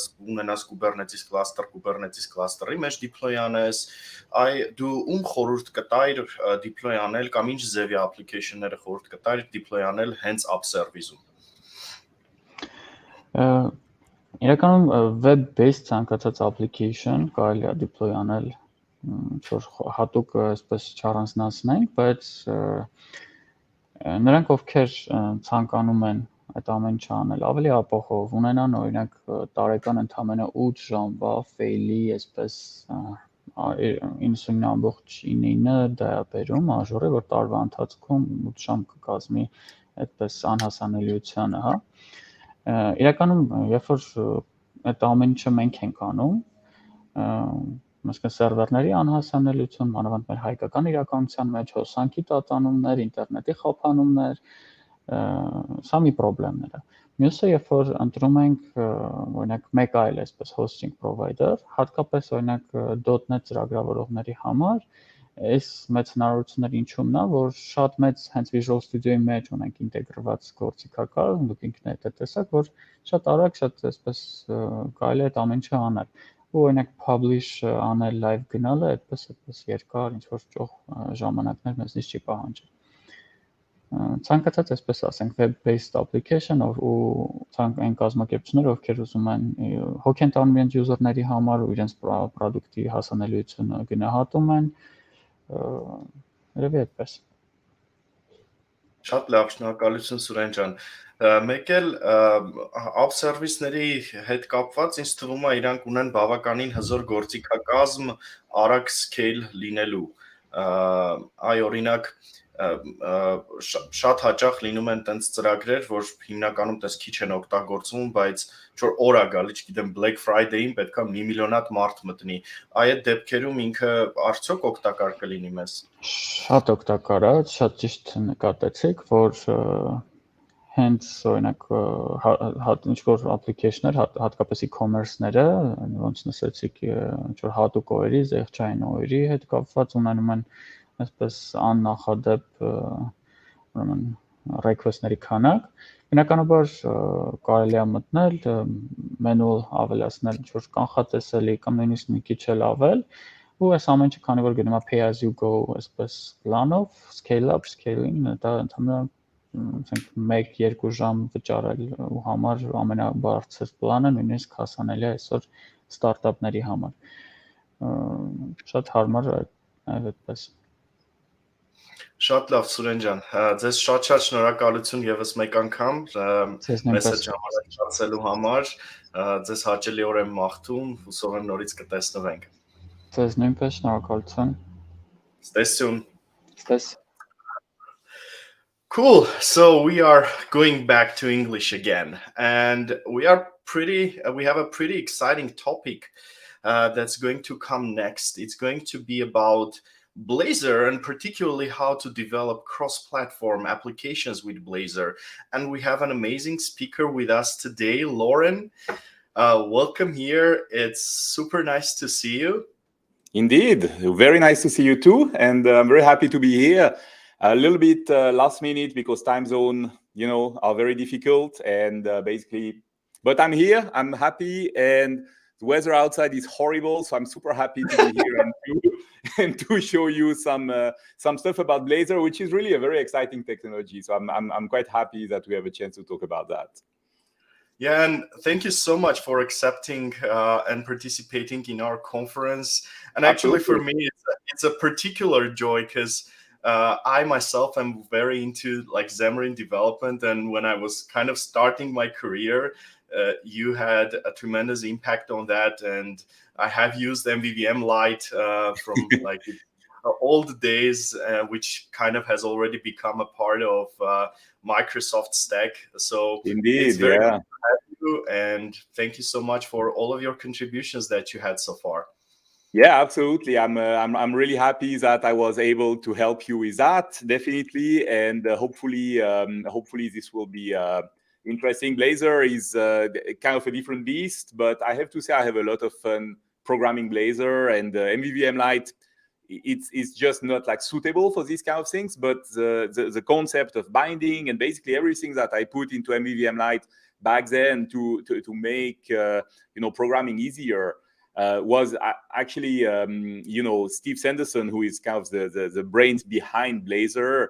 I'm going totally off script here, so that's why I'm a little bit looking for my words. But essentially, what I'm saying is Steve Sanderson was also very instrumental into bringing bindings to JavaScript, right? So you may remember a framework which was called Knockout.js. That's basically Steve Sanderson's brainchild.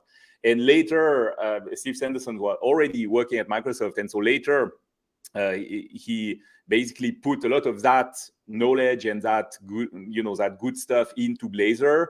And so you'll see that a lot of what we used to do in Xamarin, and before that Silverlight, and before that, the S word, right? Silverlight, and then before that WPF, etc. You can actually program this way into Blazor as well, and it's actually very very comfortable, and so I like that. Yeah, it's amazing to see that Blazor kind of is becoming what Silverlight had to become, and it's really cool to see that. Yeah, somewhat. Yeah. It's funny because, of course, the comparison cannot not be made, right? I mean, you have to make this comparison.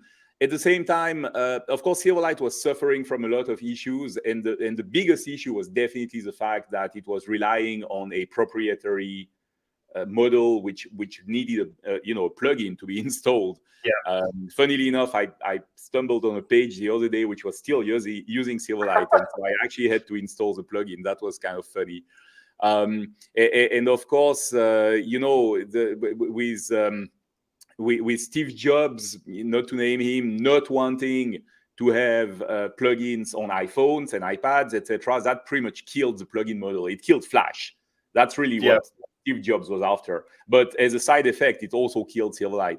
And now that we have, and I'll talk about that in a moment, now that we have this fantastic WebAssembly concept, which is really native, right? I mean, it's built into the web browser, then you don't have that problem. And then your Blazor applications work just fine on phones, iPhone or other, without having to install anything, which is really nice. Yeah, in this new world, it's very crucial to be very fast in your development, and I guess indeed that's why there are a lot of cross-platform frameworks coming up, and it's amazing to see that Microsoft actually has to offer several approaches, and Blazor is just one of them. So stage is yours, and I'm going to really enjoy the talk, and you can pick it up. Perfect. Actually, I didn't start sharing my screen, so why don't I do this now? And this way, here we go. All right, like this, you can add my screen to the presentation. And so, dear friends, thank you so much for having me.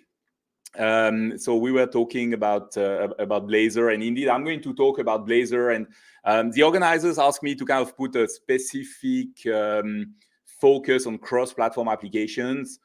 So we'll talk about that. We'll see that basically Blazor, I would say, almost from the start, is cross-platform because it really relies on components which are built into your web browsers. And before we did mention Silverlight was running in a plugin, and now we don't have that plugin anymore. But basically, you could say that the web browser is the plugin if you want to be a little bit provocative.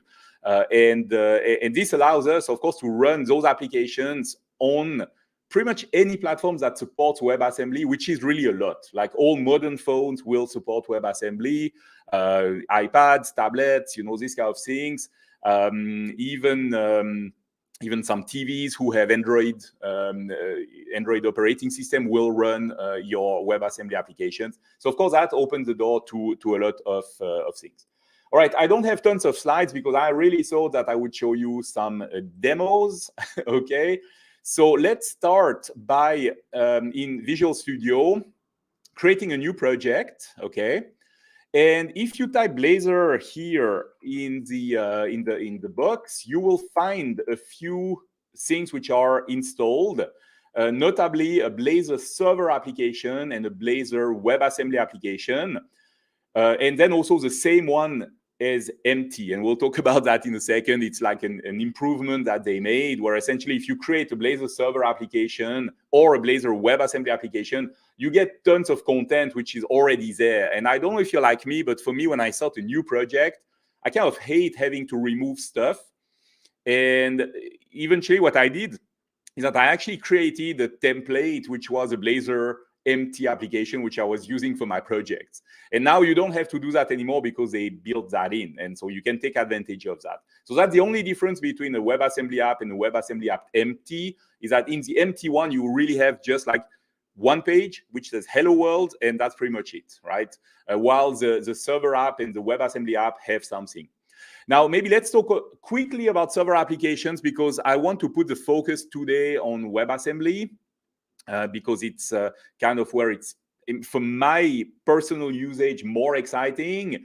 But nonetheless, server application here is also a possibility to do Blazor. So the difference is that it looks very much the same, but for the server application, you're going to have your main logic in a web server, okay? And in fact, why don't I create one so that you can see that? So let's just create here a dummy one.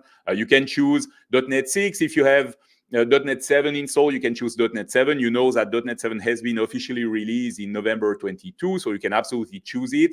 The difference is that .NET 6 has a long-term support, which means that it will be supported for, I believe it's 3 years or something like that, while the .NET 7, as soon as .NET 8 is out, then .NET 7 becomes basically history, or kind of deprecated, if you want. Still supported, but not with a long-term support like you have.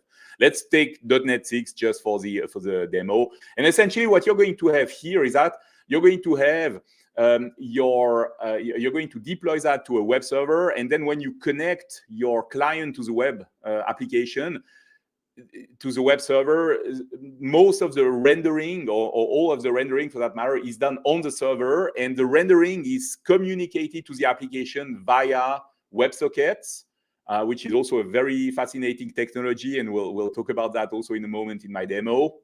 But basically, WebSockets communicate the changes to whatever you have in your application. So if you click a button, for example, that click will be communicated to the server and then back. This is really fast because WebSockets are really fast, but it's not local in your phone, okay? So if you want to do really some processing locally on your phone, you would rather choose the other solution, which is a WebAssembly one.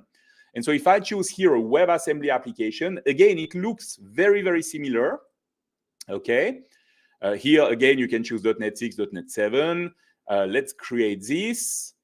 And it looks very similar in the structure. You notice that you also have this www root, which is where you have actually historically, this is where you have the web content if you do ASP.NET, right? And if I run this application, it's going to actually start my web browser, okay? Because this application runs in the web browser.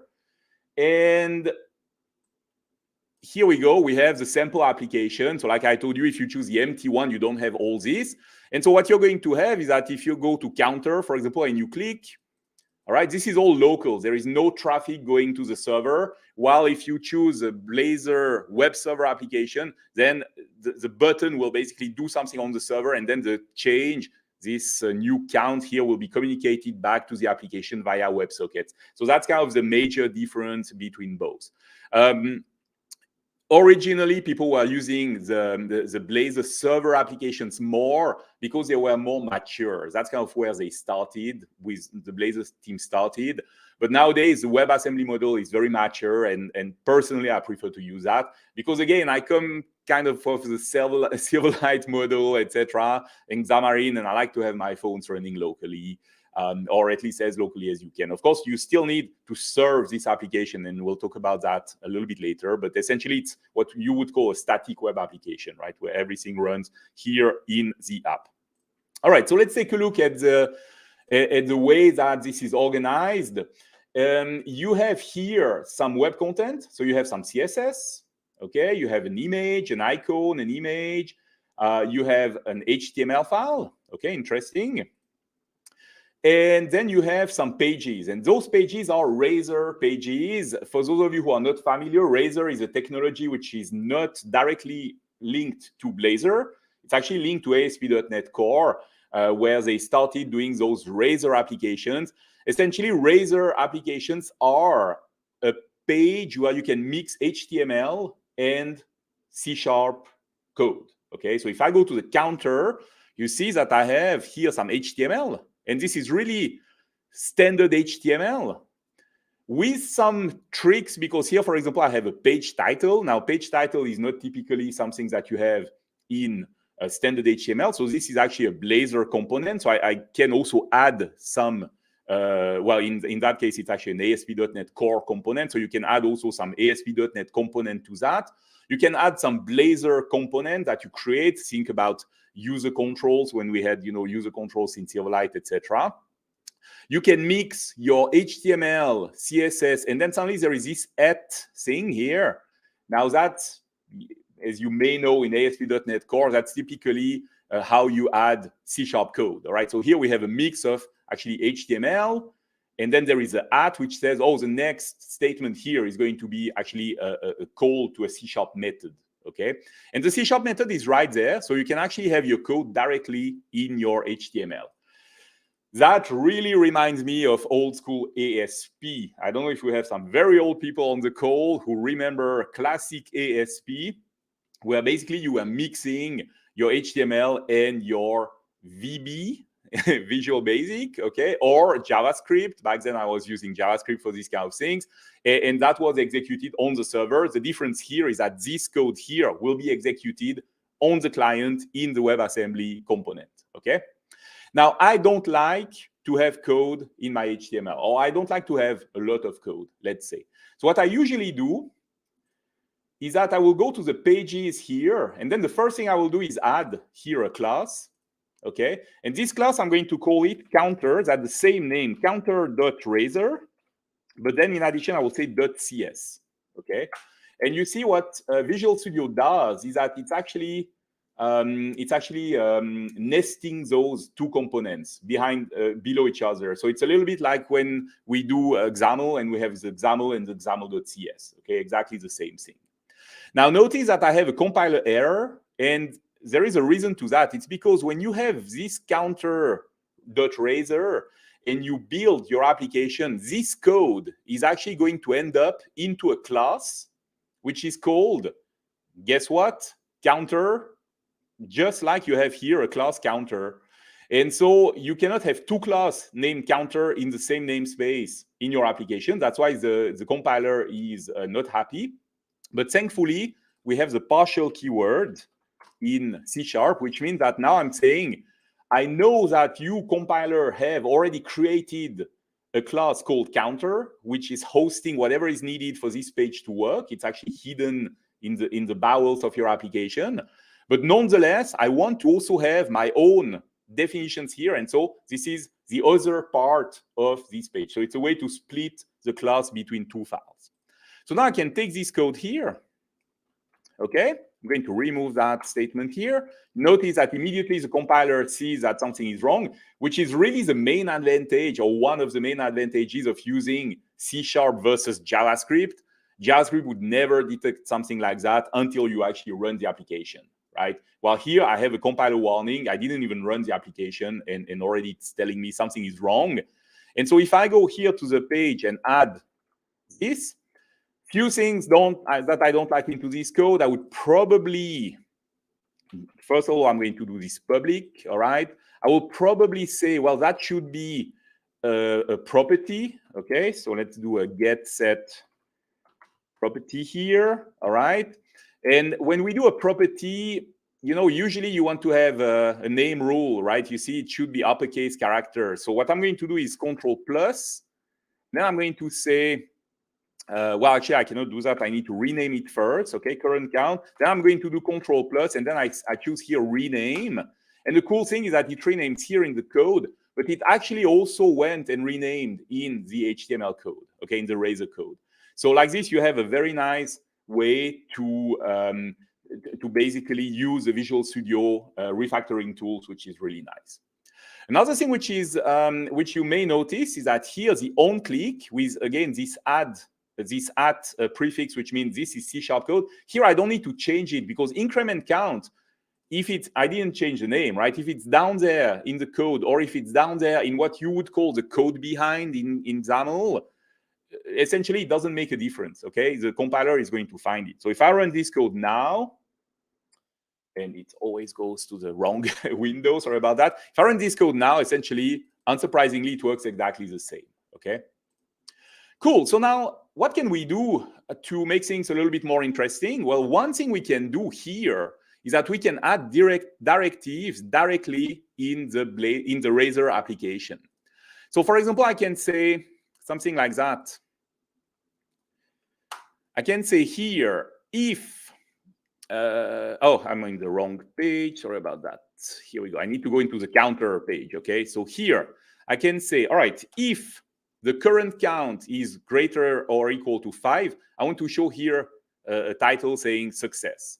And by the way, you see what happened? I was in the index.razor, I added code, and then immediately the compiler told me, oh, that cannot be right because current count is not known, which again, in JavaScript, I would have had to run the application, which is tricky here. The compiler helped me immediately.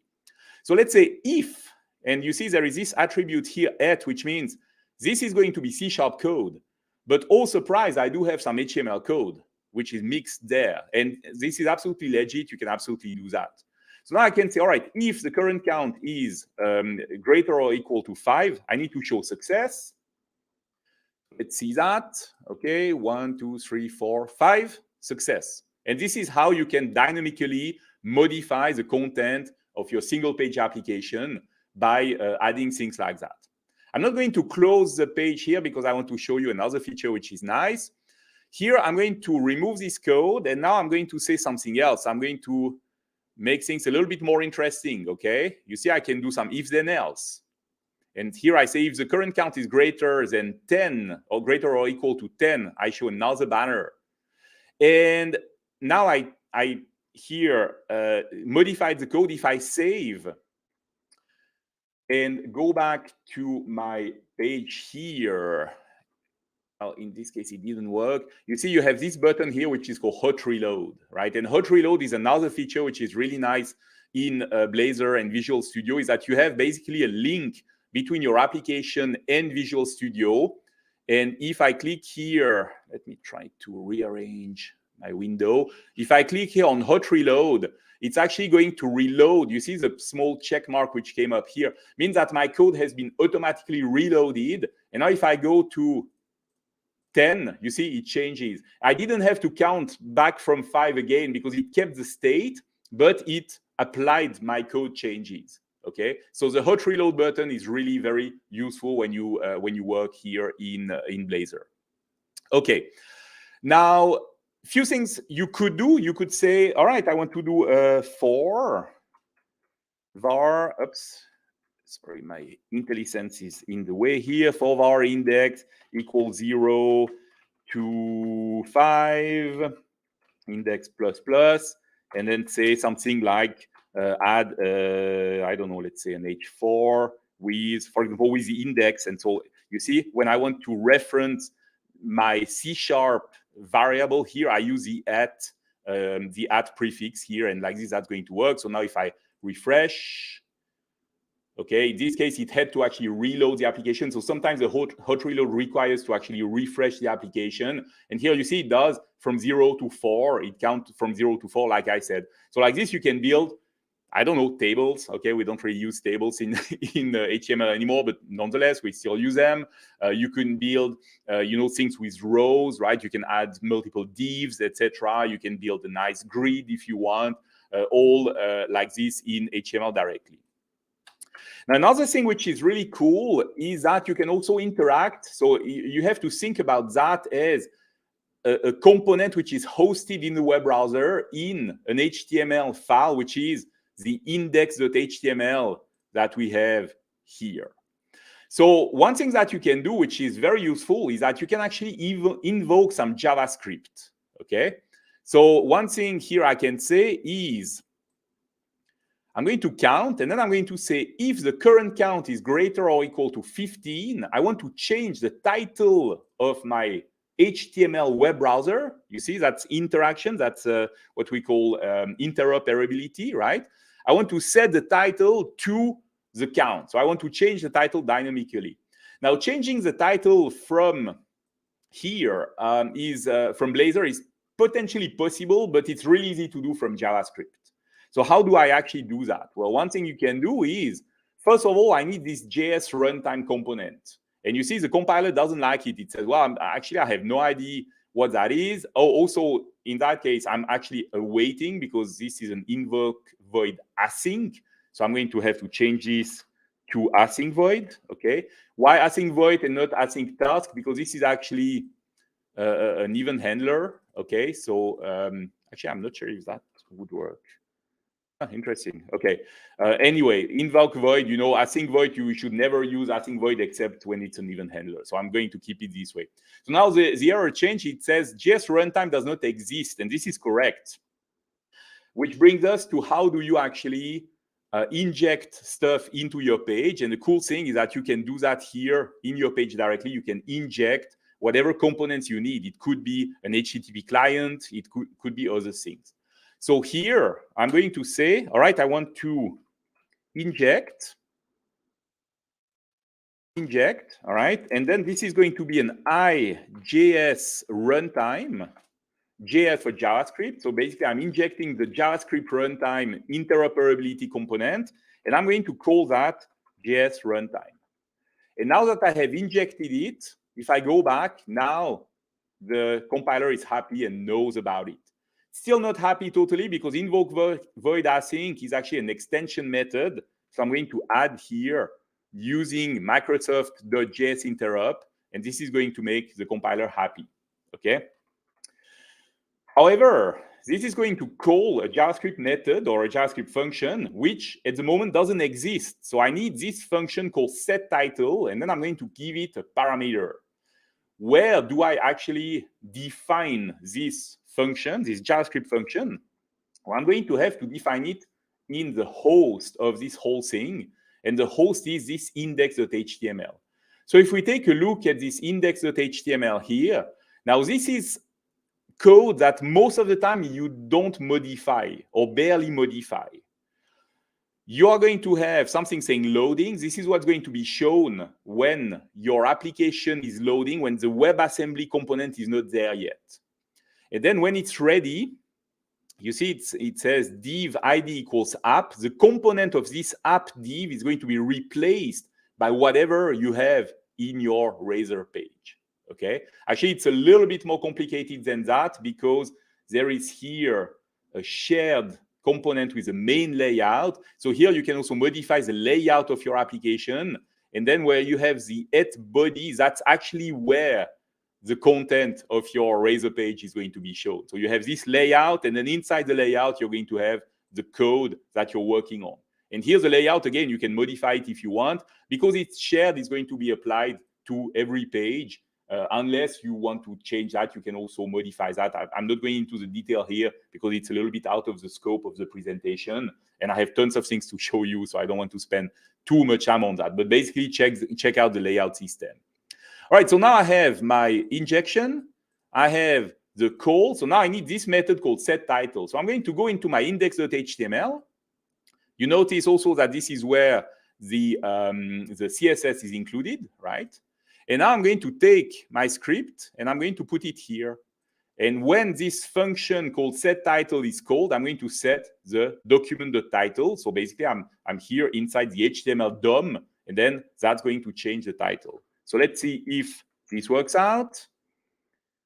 Running the application. Where is my application? It should be here. I'm just going to reload to be sure. Okay. Now if I click, I go to 5. I go to 10. And now if I click to 15, notice here it says counter. Now it says 15. Now it says 16, 17, etc. So I have interoperated with JavaScript. You can also interoperate in the other direction from JavaScript. You can invoke stuff on your Blazor application. I never had the need to do that. Mostly what I want is there is things that I do in Blazor which would be easier to do in JavaScript. And so I'm sending this call to JavaScript to do things in JavaScript, such as, for example, changing the title of the window or doing other things. But most of the time, most of my code actually stays in Blazor and in C#. Okay, so that's kind of a whirlwind tour of that. Another thing I wanted to show you very quickly is the routing. Here in this page, you say it says @page equals @page and nothing, and then just @counter. If I go to index, it's going to say @page / okay, and nothing else. This is how you say in the web browser how the navigation works. So if I start here on index, okay, you see I have localhost, and then nothing. So basically this is an empty path, an empty route. It brings me to index. But if I add here /counter, it's going to navigate to the correct page, which is counter. Notice that if I do that here, there is no refresh of the window, while if I do that here, there is actually a refresh of the window. So that's a caveat to take care of when you do routing, that the window here is going to be refreshed. But it is interesting nonetheless, because it allows you to give a direct link to a page which is maybe a little bit deeper into your application. Okay. Good. So that was kind of the introduction, the crash course in Blazor, if you want. And based on that, you can already start building apps, which is fun. Another application type that we have, and I'm not sure if I can actually show that. Let me try this one. Okay, so yeah. So this application here, now I cannot run it. This is another application. It looks very similar, and that's actually on purpose. But the thing which is cool is that this is actually a MAUI application, okay? And the MAUI application, what it means is that if I go to properties, you see I have iOS targets, I have Android targets, I have Windows targets, and I have Tizen targets. And what it means is that when I went into my Visual Studio here, there is also a MAUI application with Blazor. And for those of you not familiar with MAUI, I don't want to say the words, but it's kind of the successor to Xamarin, if you want. That's kind of where Xamarin is going now, okay? And so this is going to build a cross-platform application, which you can then deploy. The previous application I showed you, I need to serve it from a web server, okay? Or a static web app in Azure or whatever. I'll show you that in a second. But basically, I need something to serve it. While here, this application is actually going to be built and deployed directly to the App Store in iOS, or well, I mean, you have to, of course, submit it to the App Store or to the Android Play Store. And then when you install it on your phone, it's actually an actual Xamarin or if you want, Android/iOS application. Okay, but it uses under the hood, it uses also Blazor. So it's an alternative to the standard MAUI applications where you would use XAML and C#, where here, instead of using XAML and C#, you use Blazor as your UI. This can be a nice alternative if you have existing HTML applications that you want to port into an actual application, where you have already some HTML code and you want to convert that to Blazor, for example. So that's kind of the possibilities you have. Now, those Blazor applications can also be deployed as a PWA, which is a progressive web application, which is also a way to kind of taking a web application and packaging it as a standalone app. So you see that you have tons of possibilities to do things if you want. But I would say the Blazor app deployed to a web server is probably what you have the most right now. And then the MAUI with Blazor can be also an interesting alternative. So here I have another application that I want to show you, which is also interesting. And mostly, let's ignore this component. But basically, this is what I'm going to give you the URL to the GitHub repo in a moment. I have here a chat server, which is a function application. Okay, so here I have two functions. I have negotiate and talk. And here I have my Blazor client, which is going to connect to this application. Now, this one is actually the same client, but except it's implemented in JavaScript and HTML. So here you see I have some JavaScript code, which is doing the connection and everything. Well, I took a moment and then I ported that to C#. So it's kind of interesting if you go to the repo, and I'm going to give you the repo later, to compare how you can do things in JavaScript. In that case, I was using Vue, or how you can do things in Blazor. But in the end, the result is the same. So you can choose what you're more you know, what you're more familiar with, more comfortable with. Okay, for me, I'm more comfortable in C#. I usually do small web applications with JavaScript, but as soon as it gets more complicated, I kind of like having C#. So this application, what it's going to do, it's going to do a chat. It's going to basically use Signal R. I'm not going too deep into Signal R, but Signal R is a way to use WebSockets for communications, okay? And so what I'm going to do is that I'm going to call here, you see this method called connect. So the way that it works, everything starts here in either on initialize async or on after render async. After render async is this event is called when your page is rendered. And it's called multiple times. Every time there is a change in the UI, this method is going to be called. But if this is a first render, I'm going to do something here. I'm going to ask the user for their username. And you see what I'm doing? I'm doing, again, a JS runtime invoke async. Okay, before I was doing invoke void async because I was just setting the title. I didn't care about the return value. But now I'm interested in the return value, which is the username of the person. And so somewhere I have a method, a function, to be precise, a JavaScript function called ask username. Why did I do that in JavaScript? It's because I'm lazy and I'm using a good old prompt. You know, that's like the 1980s or 1990s, maybe calling back, right? So I'm using a good old JavaScript prompt, which says, please enter your name. And then I return that. And through the magic of interoperability, my username property, which is now a C# property, is going to be set. When this is done, I'm going to call connect. All right? And connect, what it's going to do is that it's going to call a function, an Azure function this time. So it's going to go using HTTP, all right, using an HTTP client. It's going to connect here to this function called negotiate. And what negotiate is doing, negotiate is going to call my Signal R service. And this Signal R service is going to return whatever is needed to connect through WebSockets.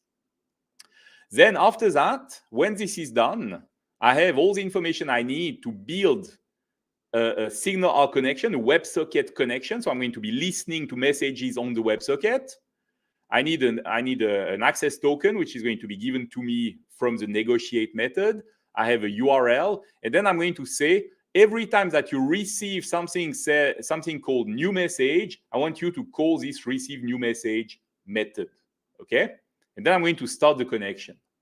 So now I have what happens when you receive a message.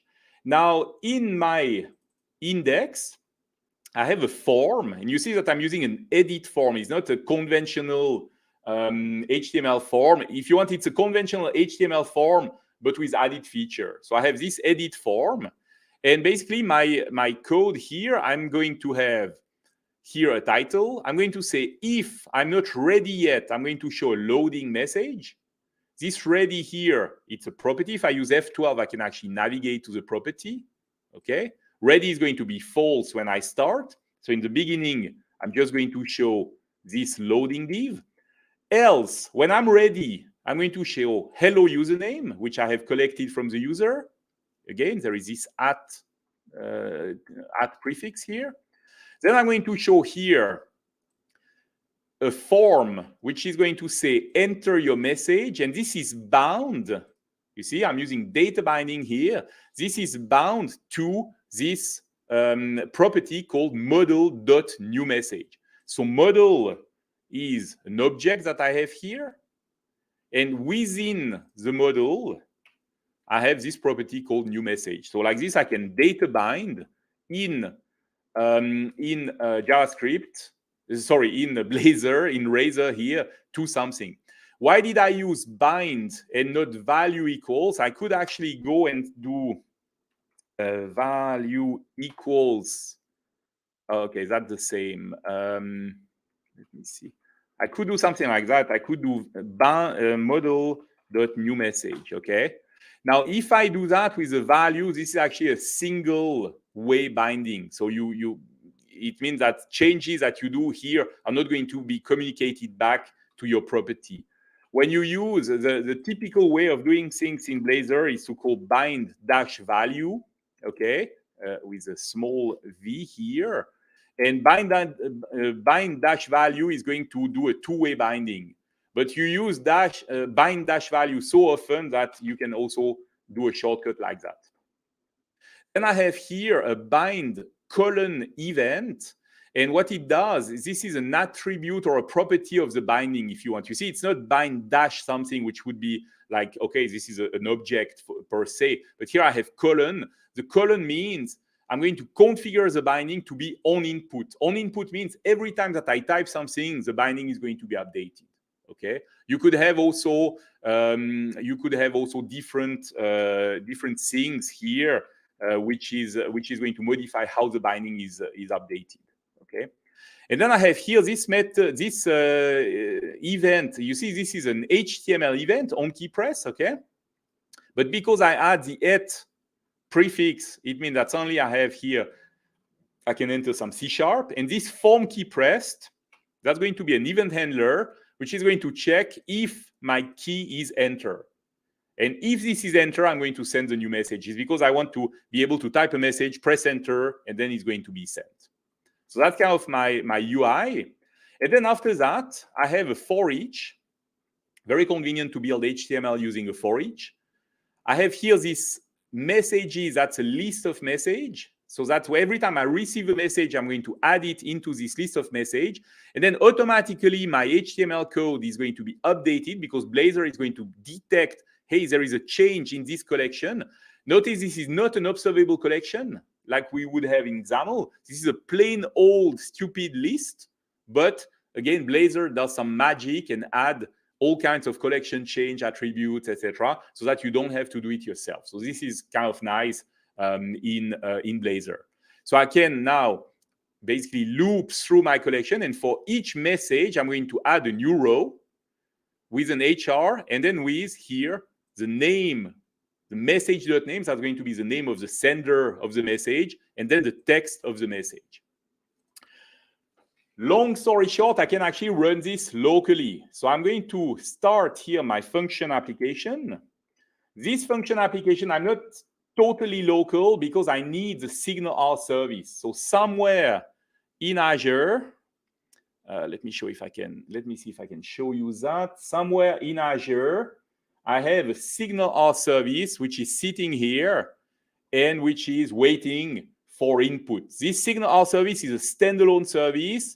It's running here. You see that right now it's not doing much. If I check 1 day, 7 days, okay, now I have some activities. This is probably when I was preparing the demo, okay. 30 days, well, not much, but basically there is some activity here, not super much, but basically it is here, it is there. And I have here on the keys, I actually have a connection string, which I need. So here in my function application, I have specified here the connection string. So basically, I'm going to be listening and connecting to this Signal R service. So that's my function application. When I deploy this to Azure, it's going to run in Azure, but right now it is sitting here on my desktop. Then I'm going to start here the chat client here.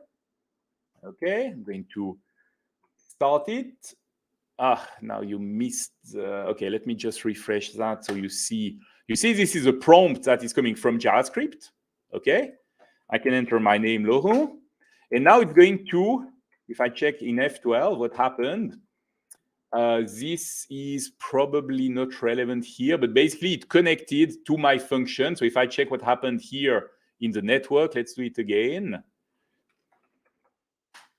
Okay, so let's check here what happened in the network. The first thing that happened is that we downloaded a few things. We downloaded the blazor.webassembly.js. We downloaded, this is really the main JavaScript files that we need, okay? After that, we have a few things. We have a .NET.702.js. So this is also kind of the link between the actual .NET, which is going to run in the WebAssembly, and basically your HTML, right? So that you have this link going on between your JavaScript code, which is running here, and your .NET code, which is running in the WebAssembly. The hot reload thing, this is just to facilitate the hot reload functionality in Visual Studio, so it's not relevant here. One thing I wanted to show you, and I hope it's going to work, otherwise I have a screenshot. If I go to, let's say I go to a new profile. I have never been to this profile with this application before. And I'm going to open the DevTools and show you here the network. And now I'm going to go and connect. Now you see what happens. Let me enter my name. Let's call this other window, okay? You see what happened is that it downloaded a bunch of DLLs. Now that is interesting because this is what is taking time in Blazor. When you start your application the first time, it's going to have to download some DLLs, okay? And in that case, it's really bad because I'm using the development, I'm basically running in debug mode, which means that it's downloading tons of things. And some of them are pretty big. You see, I have, well, I mean, I guess 60 kilobytes these days is not that big anymore, but some of them, I don't know if I can sort by, yeah, I can sort by size. Here, you see, I have 1.3 megabytes, okay? I have 1.1 megabytes. Those are DLLs. I have the WASM runtime, which is 1 megabyte. And so you may wonder, okay, so do I really want to do that, right? I mean, in JavaScript, you don't download anything. JavaScript is kind of there. You just download your code, but you don't have a framework to download. So a few things about that. The first thing is that the next time I go, it's not downloading anymore because it has cached those DLLs. Okay, so that's the first thing. Second thing, the first run is going to take longer. That's true. But the second thing is that when you go here and you go into release mode, it's going to do an additional pass in the building, which is linking. It's going to remove from those DLLs everything that you don't need. And then it's going to send to WebAssembly only the strict minimum, which means that the size of your application can be tremendously smaller when you run it in release mode compared to the debug mode. Okay, I hope it makes sense. I don't see your reactions. Actually, I don't know if I can see the comments. Yeah, I have a few things here, but no comments. But if you have questions, just put them in the comments. I'll keep an eye on that. But basically, you see, that's kind of the trick, is to say, oh my God, you download a lot of things. And this is true. The main difference between, the main disadvantage of Blazor versus JavaScript is that you're going to have to download this code, this compiled code, these DLLs.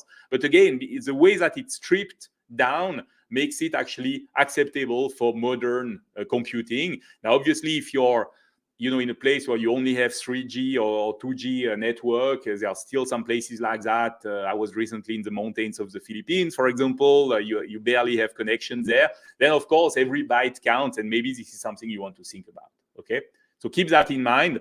Nonetheless, the cool thing is that now, if I show you this application, I'm going to put, do I still have the other one open? No, I don't have it. So I'm going to just open them side by side. Oh, actually, I do have it. Here it is. Okay. And now what I can do is say, this one, oh, both of them are called Lohun. This is stupid. Let's refresh. And okay, so this one is called Other. This one is called Lohun. And here, if I type hello Lohun and I send, you see the chat works in both directions. And again, this is powered by WebSocket, which means it's very fast. Now, of course, it's not very interesting to talk to myself, okay? So I probably don't want to do that. So at some point, I want to deploy that to Azure. And the good news is that deploying that to Azure is very simple, and it's also very cheap. To do that, what you can use, because this is actually a static web application, okay? This is a static, we call them, the name escapes me now. Single page application, SPA. Okay, SPA, single page application. So when you have a single page application, and I created one for the demo here, actually I have two. I have one for my Blazor client, and I have one for the conventional JavaScript client. So if I go here, this static web application is going to be extremely cheap, or in this case, it's even free to run because I'm using it for demo purpose. If you use it for a hobby, for example, that would be free. So how do you create such an application? Well, first of all, you're going to go into the Azure portal. You're going to click on the plus, okay? And then you're going to type here static web app. And then You select here the component, you'd say create. Then you have to enter a few things. For example, I'm going to say, where do I want to deploy it? I'm going to deploy it to my demo subscription.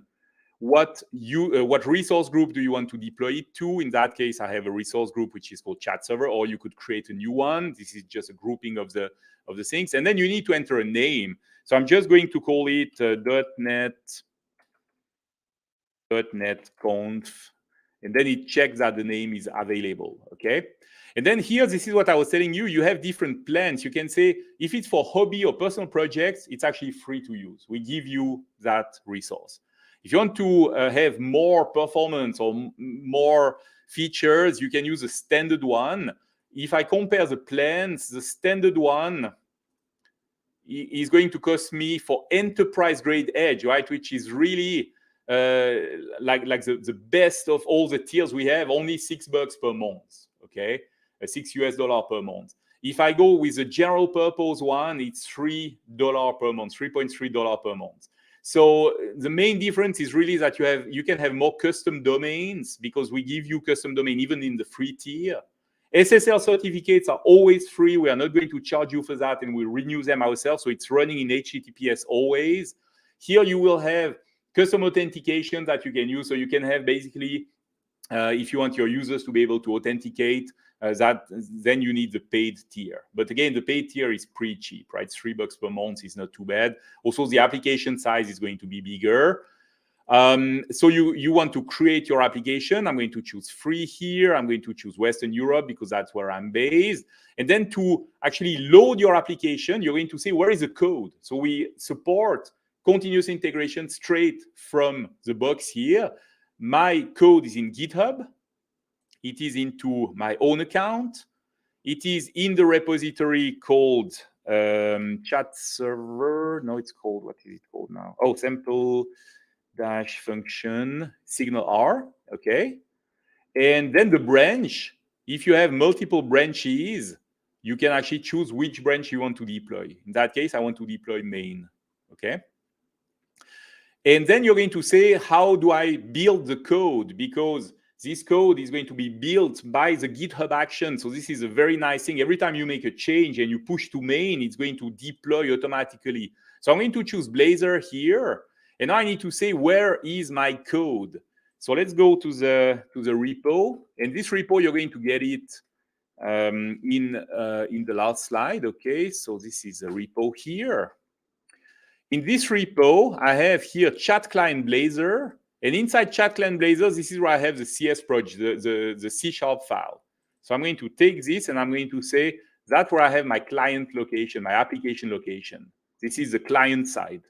But then I also have the possibility to deploy the functions to that. And that's the beauty of it. Those static web apps are basically split between client and also an API component. You don't have a web server. It's not a full-blown web server where you do things like you cannot deploy an ASP.NET application to that.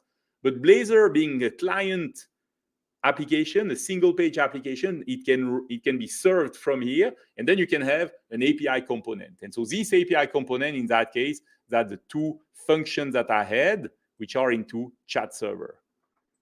Okay? And output location, I set it to www root, which is a standard. So now if I review and create that, I just want to show you what happens. We're not going to wait for it to complete because I'm almost at the end of my presentation, but I just want to show you. If you see it says deployment is in progress, that's the deployment of the static web application. It takes a few seconds to deploy, so I'm just going to give it a second so that you can see what's going on. Now the static web application is ready. But of course, if I navigate to it, it has nothing yet. It's because in addition to everything it did, it created in my repository a new action. And this action is now busy building and deploying the job.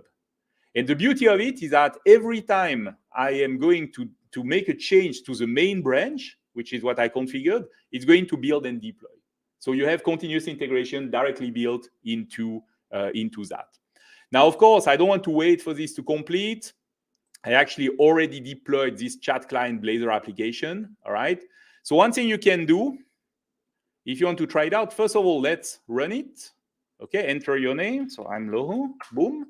It's going to connect to my functions. Now it's connected. And because I don't want to be chatting just with myself, I'm going to close this here. And here I have, where is it? Here I have somewhere, no, this is not the one. Too many things. Here I have a QR code. So what I would like you to do is go and scan this QR code with your phone. Okay, I'm going to do that myself just to check if it's working. That's going to load this chat application in your phone. Remember, this is actually Blazor, which is running, okay? And now you have Blazor running in your phone. And if I enter a message here, actually I enter a message from my phone, for example, hey, all right, enter. You see that my phone sends a message to my web browser. So basically, I built a cross-platform application using HTML, JavaScript, but also C#, right? So this is the beauty of WebAssembly. It runs in the phone, and those applications are going to run there similarly. I don't see anybody. Ah, here we go. Yes, Kaik. Nice. And David is here as well. So you see that it is running as well. You have been able to connect. And now, because of the magic of Blazor, you have actually WebAssembly, C# code, .NET code running in your phone, okay, which is really beautiful. Again, remember the alternative, if you don't want to have to build a static web app for that, if you want to have a really pure Android or iOS application running in there, you can also use .NET MAUI with Blazor, and that's going to run, okay? Perfect. So I'm going to send you a message. So hello, everyone. And like this, you see that it works. Cool. So again, in the slides, and I'll give you the slide, there is also some information about Timekeeper. So what is Timekeeper? And I'm going to finish with that. Timekeeper is an application where I pushed what I'm showing you further. And essentially, I'm using this application when I do some interviews online. We have sometimes some interviews, or when I want to keep track of time with my guests on the stream or wherever. In this case, unfortunately, Abel Wang passed away from cancer already. Oh my God, it's been like already a year and a half, I believe. I miss him every day, or even more than that, I think. But when I interviewed him, the problem I had is that I told him, hey, you have 5 minutes, right, for the interview, which is really short. And you don't interrupt somebody like Abel by saying, oh, that's all the time we have, right? So Timekeeper is going to help me with that. It's going to keep track of time. It's going to keep everyone synchronized if you want during a meeting, etc., so that everybody knows what's going on.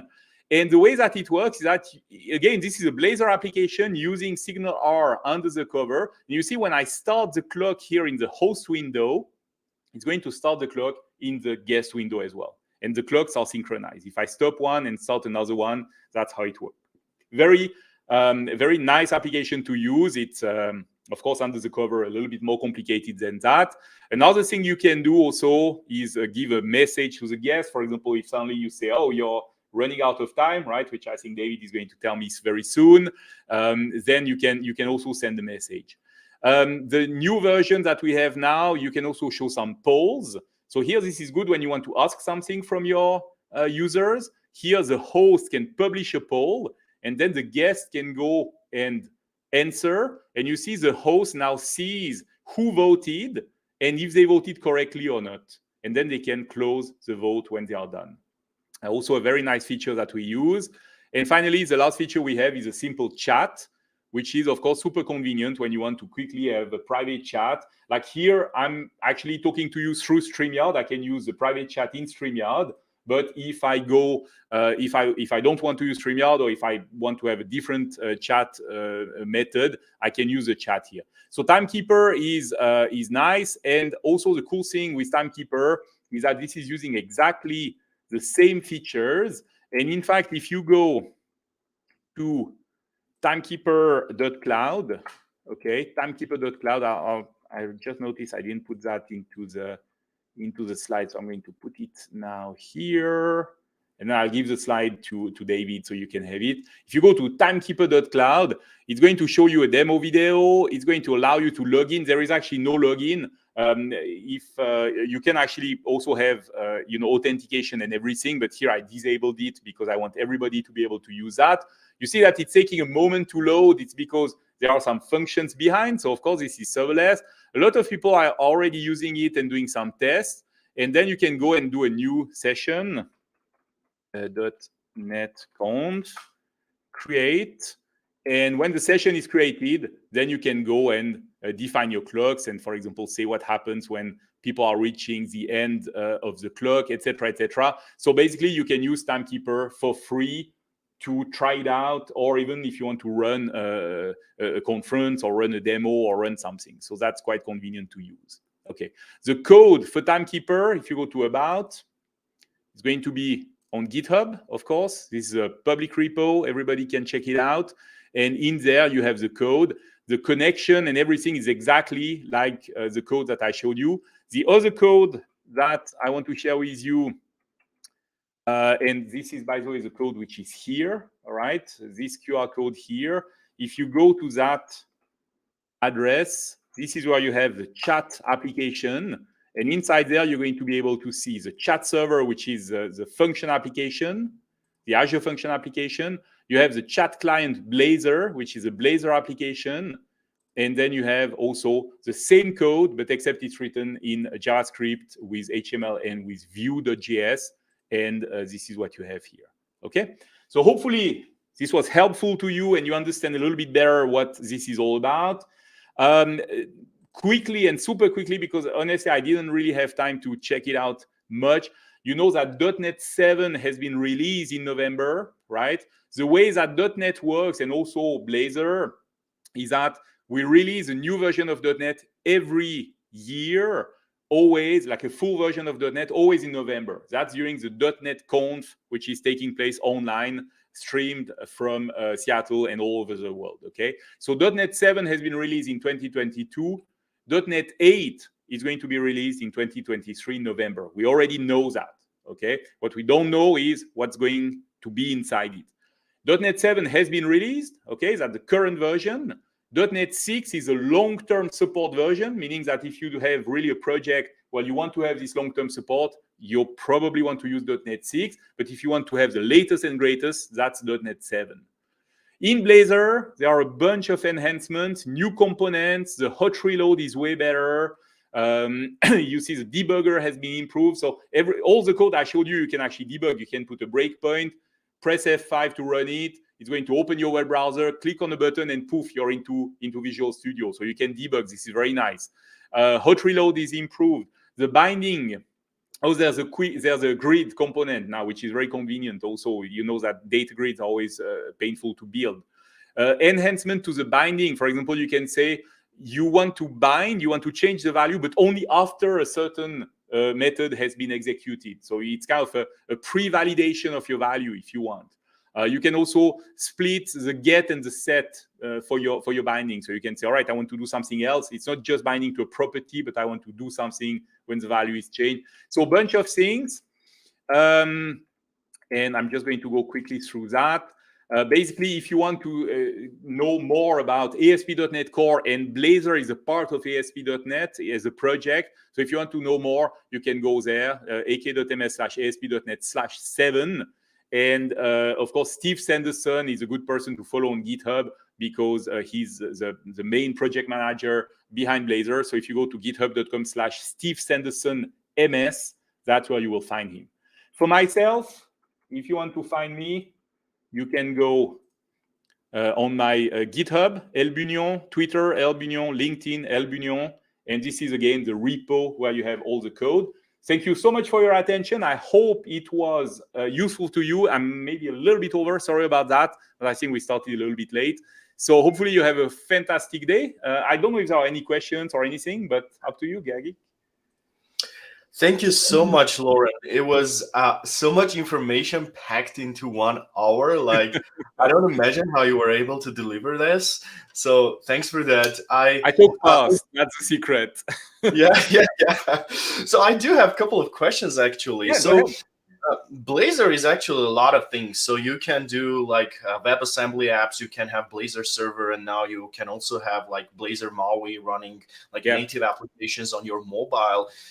So is Blazor something that could, for instance, potentially replace Electron JS, which we all know like kind of Teams has been built by Electron JS. So in this brightest future, I would imagine that we would use .NET technologies to build like cross-platform desktop apps like Electron allows.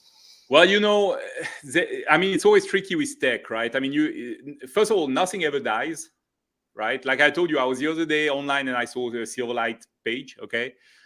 Nothing ever dies, and so replacing, it's kind of a concept which is tricky. So I guess there might be still some feelings that Blazor is a Microsoft proprietary technology, which can be for some people in the way of adoption, right? Like people don't like to use proprietary tech, and I don't blame them. I mean, I can understand why, right? While Electron being open source, but of course, Electron has also a lot of disadvantages. Most notably, it's heavy and it's slow, right? I mean, I think if you used it, that's my main gripe with Teams. Teams is kind of it's not bad, right? As a enterprise application for sure, but yeah, sometimes it just hangs and etc. So of course, Blazor is way faster because WebAssembly is way faster than anything you can do in JavaScript, right? That's for sure. So there are advantages and disadvantages to both. I would say I think it has a potential of being something really big. Yeah, I mean, if people start adopting it. My main guidance for people who tell me, okay, should I just like leave behind my JavaScript code and go full into Blazor? I would say if you have a team which is experienced with .NET, it might make sense. If you have a team which is experienced with JavaScript, and then you have to start and, train them into .NET, then probably it doesn't quite make sense. Yeah. A few things which are really nice is that you can actually share code between your client component and your server component, right? So when I have my function application, all the data objects that I'm sending via JSON are shared between my client and so that's kind of the beauty of C#, right? Is that you can do that. If I do that in JavaScript, in JavaScript, I have to I have to get the JSON, which is easy to do in JavaScript at least, but then I have to infer that, okay, I have this property and this property, and it's a little bit tricky. So there are a lot of advantages to having the same tech on the client and the server. Again, we did that with Silverlight. I even did that back then with ASP, where I was running JavaScript on the client and the server. So the same tech is kind of nice. And of course, the nice thing with Blazor is really the development with Visual Studio is so much easier than writing JavaScript, because the compiler support is just so beautiful, right? Yeah. So now, okay, if you tell me, oh yeah, but we are doing TypeScript, then of course that kind of, okay, it makes sense. Yeah, TypeScript is going to give you compiler support. So, this is a typical answer. It depends, right? It depends a lot on your team. It depends a lot on what you want to achieve. Yeah. And you mentioned actually code sharing, and my next question was going to be about that. So I was mentioning that I want to do an experiment and try to build an app that will run on mobile, desktop, and web platforms with just .NET technologies. And in mobile and desktop, like MVVM is the way to go. Like it allows you to do this code sharing, nice isolation of your logic and your views. Could you actually share some of the view models if you do not bind them directly to MAUI like controls, and you do a pure .NET MVVM? Oh, yeah. Could you reuse those view models with Blazor WebAssembly application? Yeah, absolutely. And the nice thing with Blazor, again, like I tell you, Steve Sanderson is a genius, right? I mean, you can quote me on that. This guy is very clever. What they do is that basically they use really MVVM, right? I mean, it's a model view model, except or architecture, except that you don't have kind of the overhead of MVVM that we had. When you do MVVM and you have those property changed things that you need to raise your events, those collection change, etc., and the commands, right, and all that, it's kind of in the way. So this is not necessary in Blazor. What you do is that basically you bind directly to a property, and under the cover, you are going to observe this property. You bind directly to a collection. It can be a list, a simple list, right? It doesn't need to be an observable collection. And then you have that. For the method call, same thing. You don't need a command. You just call the method.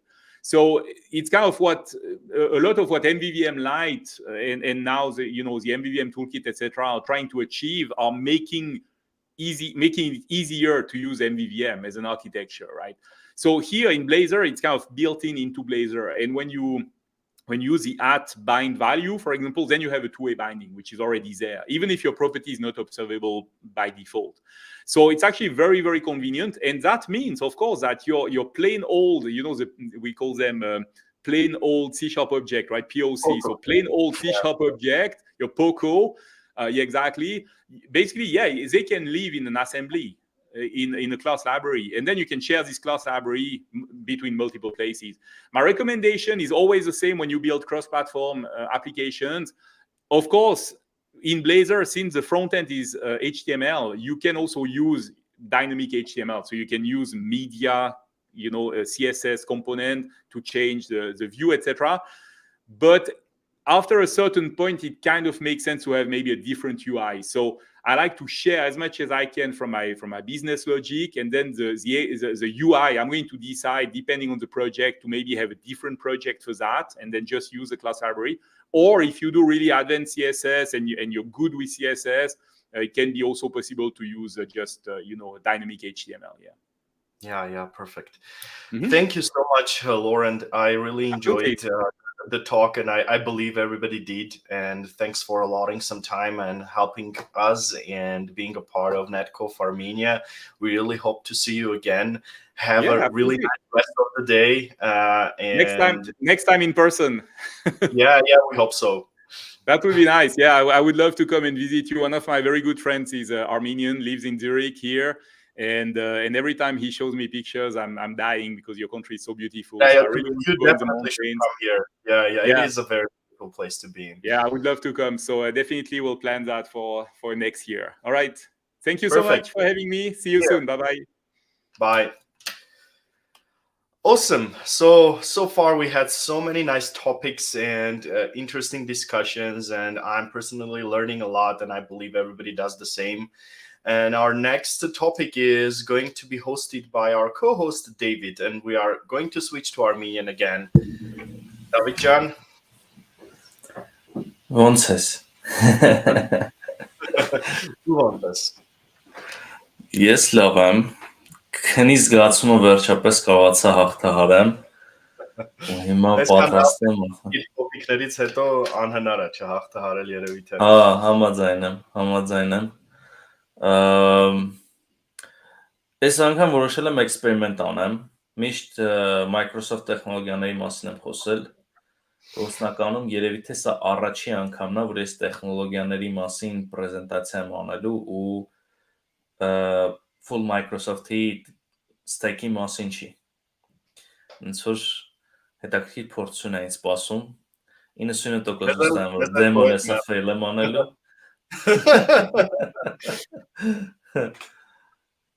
Բայց բողոքից գիրքը արդեն բացեմ, թե դու չես ուզում լսես, գնաս հետո բացեմ բողոքից գիրքը։ Ես իտակ լսելու եմ, так что երբ ուզում ես կարաս բացես, տեղ եմ Դավջան։ Okay, արի բացեմ, հետո անցնեմ։ Ես միշտ ասել եմ, էդի իմացել եմ, որ Microsoft դոկումենտացիան իրականում շատ որակով է, շատ լավն է, ու այսօր Firebase-ից եմ մի փոքր խոսալու ու ոնց որ այս դեմոն պատրաստելուց հասկացա ինչքան լավն է Microsoft դոկումենտացիան, որովհետև Google դոկումենտացիայից ես ոնց որ գիրք կրծող բնավորությունն եմ, то есть դոկումենտացիաներ կարդալ եւ այլն իմ համար ընթացիկ բան է, նորմալ է, բայց չի կարողանում այդ դոկումենտացիայի մեջ գլուխ անել, կորել էի ու լավա .NET-հական ինչ-որ մարդկանց բլոգ պոստեր կար, որոնք օգնեցին ինչ-որ բաներ գտնելու, ինձ որ հա, այդ էլ բողոքից գիրքը ուրիշ բան չկար։ Դե Դավջան, հուսով եմ այդ նայած դրա հաղթահարել ես, դեմոդ պատրաստ է, так что բեմը քոնն է, good luck։ Okay, merci։ Շատ լավ։ Տենց ինչ-որ ֆորմալ պրեզենտացիա չեմ պատրաստել, բայց երկու բառով պատմեմ, թե ինչի մասին եմ ձեզ պատմելու այսօր։ Cloud-ի մասին որ ասում եմ մեռանք խոսալով, բայց գործնականում ինչ է cloud-ը, ոնց կարա օգնի յուրաքանչյուրիս, որ մեր application-ը սարքենք, գործը թեթևացնենք եւ այլն։ Ու երբ որ cloud-ի մասին խոսում ենք, առաջին բաներից մեկը, որը տենց շատ կարևոր է օգտագործել, այդ SaaS լուծումներն է։ Ու SaaS լուծումները պարտադիր չի որ լինեն end client-ի համար, то есть այն մարդու համար, ով որ վերջում օգտագործելու է։ SaaS լուծումները կարող են նաև developer-ների համար։ Ու այսօր մենք մի քանի այդպես SaaS լուծումներ տեսել ենք, օրինակ cognitive service-ները, օրինակ app service-ները, ու այս service-ները իրանք SaaS լուծումները նախատեսված ծրագրավորողների համար։ Ես 4 ուրիշ լուծումների մասին եմ խոսալու, որոնք ոնց որ արդեն ոնց որ spoiler արեցի, մի մասը Microsoft-ին են, մի մասը Microsoft-ին չեն, Google-ին են, ու խոսելու ենք երկու լուծման մասին, որոնք աուտենտիֆիկացիայի համար են նախատեսված, այսինքն ձեր user-ների sign-in process-ը կազմակերպելու համար, եւ երկու լուծում storage ունենալու համար, այսինքն տվյալներ պահպանելու համար։ Ընդ որում 4 լուծումներ, որոնք ընտրել եմ, անվճար են։ Իհարկե այնտեղ որոշակի լիմիտ կա, որից հետո վճարով են իրենք դառնում, բայց կարծում եմ, որ եթե մենք խոսում ենք ինչ-որ անձնական նախագծերի մասին, խոսում ենք ստարտափային վիճակների մասին, ապա սկզբնական շրջանում free-ն շատ օգտակար է, հետո եթե կհաջողվի ու այնքան ծավալներ կլինեն, որ անհրաժեշտություն կառնչանա վճարովի tire-ի, կարծում եմ, ոչ թե վատ է, այլ շատ ընտիր է, то есть այդքան աճել է product-ը։ Մի քիչ իմ environment-ի մասին էլ ոնց որ կծանոթացնեմ, թե ինչ վիճակով, ինչ պայմաններում եմ ես աշխատում սովորաբար, այսօր առավոտյան արդեն մի փոքր ասել են, որ տենց նախընտրում CLI տարբերակով ու կոդով, ոնց որ տեն մեկ ես երկու հատ project եմ արդեն բացել, մեկը Firebase դեմոն է, մեկը Azure դեմոն է, ընդ որում Windows terminal-ն եմ օգտագործում, որ թույլ է տալիս այսպես մի հատ,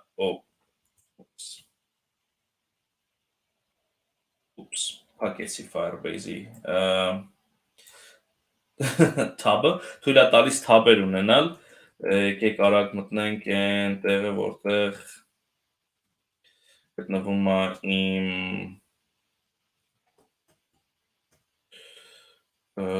դեմոն, սիմուլյացիան համարել, եկեք սա անենք Firebase դեմոն, գույն էլ դնենք տեղին, որ հեշտ ճանաչենք, okay։ Եվ այս երկու պրոյեկտները միասին բացել եմ նաև Visual Studio Code-ում, երկու բառով պատմեմ, թե ինչ կա պրոյեկտներում, սկսեմ Firebase-ից, հա, Firebase-ի մեջ մի հատ այսպես իդեպ to-do application ենք սարքելու, իրա մեջ կա ասենց մի հատ parse class, որը ունի ID-ն ու task-ը, то есть ID-ն task-ի identificator-ն է, task-ը անունն է։ Բնականաբար, եթե դուք ավելի production-ին մոտ application ուզենաք սարքեք ձեր մոդելը sense չի լինելու, բնականաբար completion field-ը ունենալու եւ այլն։ Եվ այստեղ նաև սարքել եմ մի քանի edge-եր, որոնք մեզ պետք են։ Index-ը ստանդարտ Microsoft-ի provide արվող index edge-ն է, sign-in-ը շատ հասարակ, ուրեմն մի հատ edge-ը bootstrap-ով հավաքած, որտեղ ընդհանրապես քեզ տալիս է։ Actually, ինձ թվում է ես կարամ սա run անեմ ու միանգամից run արած ես ցույց տամ։ .NET Watch կամանն էլ երևի թե գիտեք, որ hot reload-ն է, որպեսզի ամեն անգամ restart չանենք։ Հիմա ինքը start անի, փորձենք բացել ու նայել, թե ինչ կա պրոյեկտի մեջ իրական, ոնց որ հենց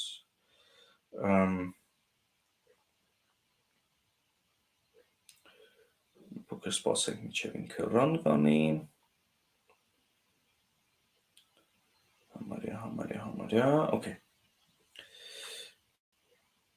Եկեք, սա copy անենք, ինքը այստեղ ուրիշ tab-ի վրա լրիվ բացեց, բայց ես այստեղ կբացեմ։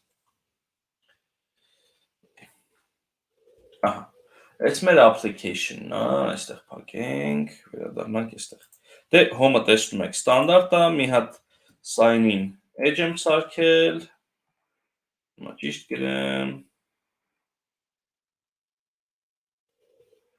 Sense մի հատ հասարակ edge-ը, որտեղ email password-ն է, իր հետևի մոդելներում ընդամենը 2 հատ property եմ բացել email-ու password-ու իրանց bind եմ արել, հա, bind property եմ արել, որպեսզի post message-ը ստանալուց ես ստանամ նաև ինֆորմացիան։ Բացի այդ, սարքել եմ մի հատ sign up edge, որը էլի նախատեսված է register անելու համար, էլի ընդամենը 2 բան է, email password, ու իր հետևի ֆայլն էլ էլի ընդամենը այդ երկու bind-արած property-ներն են, եւ հենց boon to do ուրեմն edge-ն է,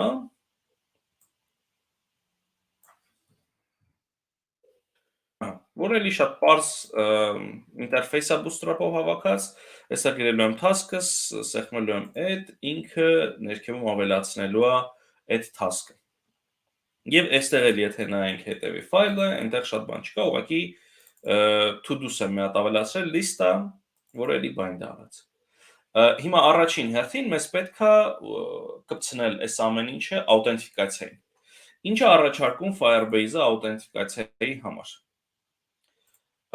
Ես արդեն մտել եմ Firebase, սարքել եմ մի հատ test project, այդ project-ի մեջ ավելացրել եմ աուտենտիֆիկացիան եւ ավելացրել եմ, որպեսզի մեթոդների մեջ լինի email password-ը։ Դուք այստեղ ուրիշ տարբերակներ կարաք ավելացնեք, то есть Google-ով, Facebook-ով, կարաք ավելացնեք, որպեսզի պարզապես OpenID լինի, բայց ոնց որ անվճար տարբերակում դա չի տալիս, կարաք ավելացնեք հեռախոսով կամ anonymous։ Ես email-ն եմ ավելացրել, զուտ email password-ով աուտենտիֆիկացիա։ Իդեպ email password-ով աուտենտիֆիկացիա ինքնին OpenID չի, այսինքն ստանդարտ ASP.NET-ի OpenID-ի համար նախատեսված, OAuth2-ի համար նախատեսված լուծումները չենք կարող օգտագործենք, մի փոքր այլ լուծումներ ենք օգտագործելու։ Ես նաև ոնց որ նախապատրաստել եմ որոշակի snippet-ներ կողքը, որ մեր այս process-ը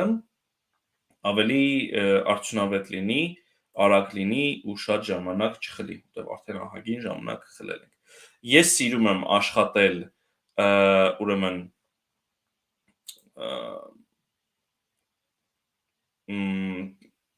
ռեպոզիտորիաներով, ուստի ամեն անգամ, երբ որ ինչ-որ բան սարքենք, նախ ռեպոզիտորիան ենք սարքելու, հետո նոր իմպլեմենտացիան սարքենք։ Ուղղակի պարզության համար այսօր models պապկայում կսարքեմ, բայց սովորաբար ինչ-որ այլ պապկայում ենք սարքում, սերվիսում կամ հենց ռեպոզիտորիայում։ Ու առաջին բանը, որ ուզում եմ անել, մոռացա։ Մինչև մենք սկսենք մեր process-ը, մի քանի ուրեմն library-ներ կան, որոնք պետք է ավելացնենք մեր ծրագրի մեջ։ Առաջին library-ն այդ ուրեմն Firebase auth-ն է։ Դե շատ պարզ է իրան ավելացնելը։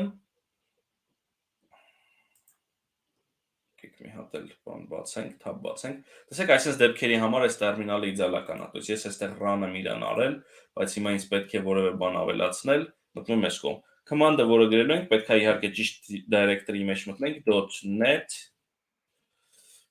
add package ու package-ի անունը։ Այս դեպքում լինելու է Firebase get auth։ Բայց որպեսզի ժամանակ չծախսենք տեղադրման վրա, ես ուղղակի copy կանեմ մյուս պրոյեկտից այդ կոդը եւ այստեղ կբերեմ կդրեմ։ Մի հատ ինձ item group-ը պետք։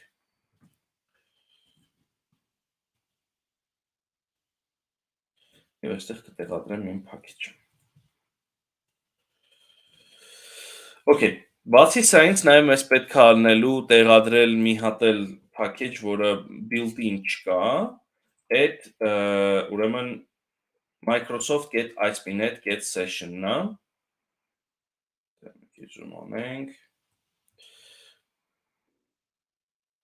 Okay։ ISP.NET Core get session-ն է, ինչի համար է սա պետք, որտեղ մեր token-ը, որը ստանալու ենք, պահելու ենք սեսիայի մեջ, ու այս package-ը մեզ պետք է։ Հիմա հաջորդ բանը, որ պետք է անենք, եկեք ռեպոզիտորիան սարքենք, Firebase out, եկեք ուղղակի օդ գրենք, repository gets yes։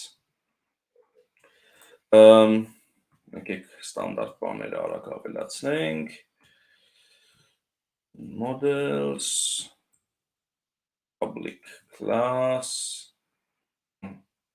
հիմա, մեզ այս կլասում պետք է արնելու օգտագործել Firebase auth provider-ը, որի միջոցով մենք կպնելու ենք Firebase-ին, դրա համար եկեք արագ բացենք մի հատ էլ դրա Firebase auth provider եւ հավանաբար այո մեզ պետք է ավելացնել Firebase auth provider-ը, որը մեզանից ուզելու է օգտագործել Firebase get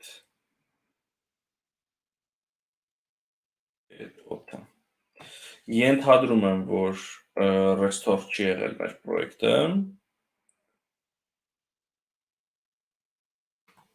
Եկեք, հենց այստեղ իրա մեջ էլի տերմինալով restore անենք։ Էլի մի հատ կայֆ բան, որ կարանք այստեղից ուրեմն is to do demo.net restore։ Ինչ-որ խնդիր է տալիս, the element item group init element project is unrecognized, okay,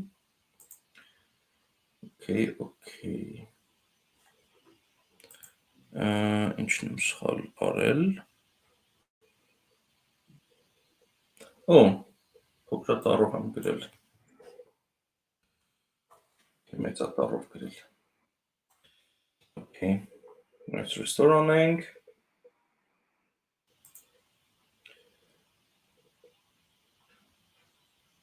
տեսեք Visual Studio կոդն էլ հասկացա, որ պետք է restore անել, այստեղ էլ եմ դրել, որ լինի chance կվերանա խնդիրը, և հիմա chance ինքը կճանաչի այս, տեսեք ճանաչեց, էլի սա, եկեք nullable անենք, հաջորդ բանը, որ մեզ պետք է սարքել կոնստրուկտորը,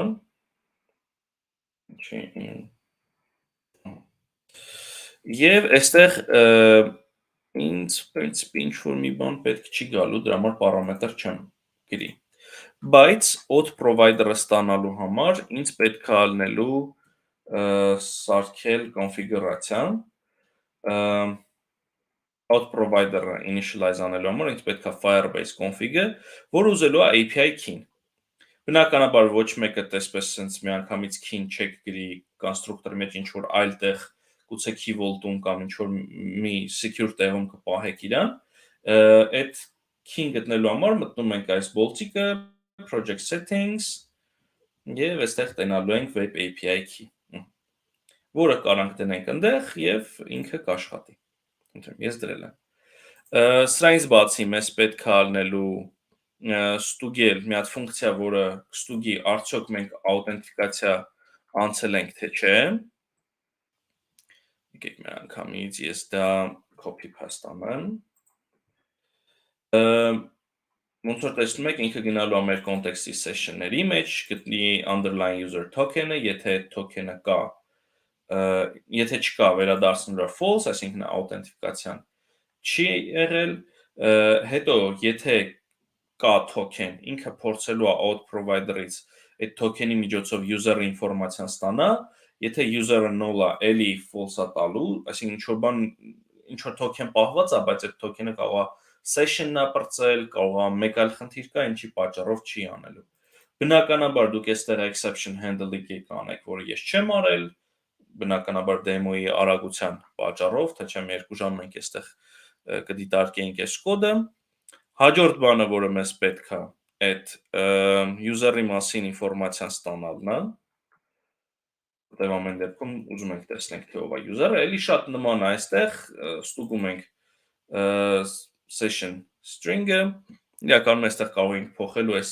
if-ի մեջ միանգամից գրել վերևի ֆունկցիան ու տեսնել արդյոք աուտենտիֆիկացիան անցել է թե չէ, հետո այս auth provider ունի get user async-ը, որը տալիս է user-ի մասին ինֆորմացիան, որը մենք վերադարձնում ենք։ Իդեպ ուշադիր եղեք, այս user-ը ինքը Firebase-ի user class-ը եւ ոչ թե Microsoft-ի identity platform-ի user, հետեւաբար իրանք չեն կարող օգտվել, ասենք չեք կարող այս user-ը պրոստը կոնտեքստի մեջ user-ի վրա assign անել, պետք է հավելյալ ինչ որ ուրեմն կոդ գրեք, որը այդ խնդիրը կլուծի։ Հաջորդ բանը այս sign-in ֆունկցիան է, որը պետք է ստանա կոնտեքստը, որի մեջ պահելու է ինֆորմացիան, ստանալու է email-ը եւ password-ը եւ այս out provider sign-in with email and password async-ով այս ֆունկցիան, որը built-in էլի provider-ից է գալիս, ինքը աուտենտիֆիկացիա անելու, ստանալու է մի հատ link, որի մեջ պահված անելու Firebase token-ը։ Բայց ոնց որ տեսնում եք, ես առանձին ֆունկցիա եմ գրել, որը ինձ օգնելու է, որպեսզի ես կառավարեմ իմ ուրեմն սեսիան։ Հիմա գնանք այդ սեսիայի մասը։ Ինքը շատ պարզ ֆունկցիա է իրականում։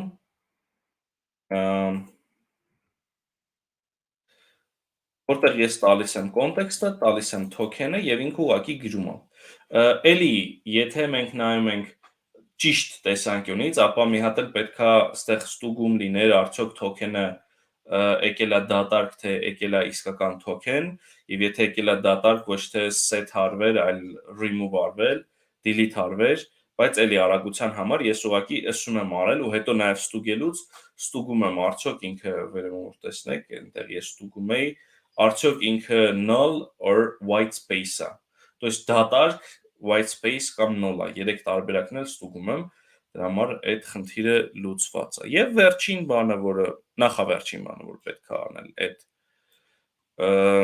sign up-ն է։ Էլի շատ նման է, ուղղակի այստեղ օգտագործում ենք ոչ sign in with email and password, այլ create user with email or password։ Եվ sign out-ը։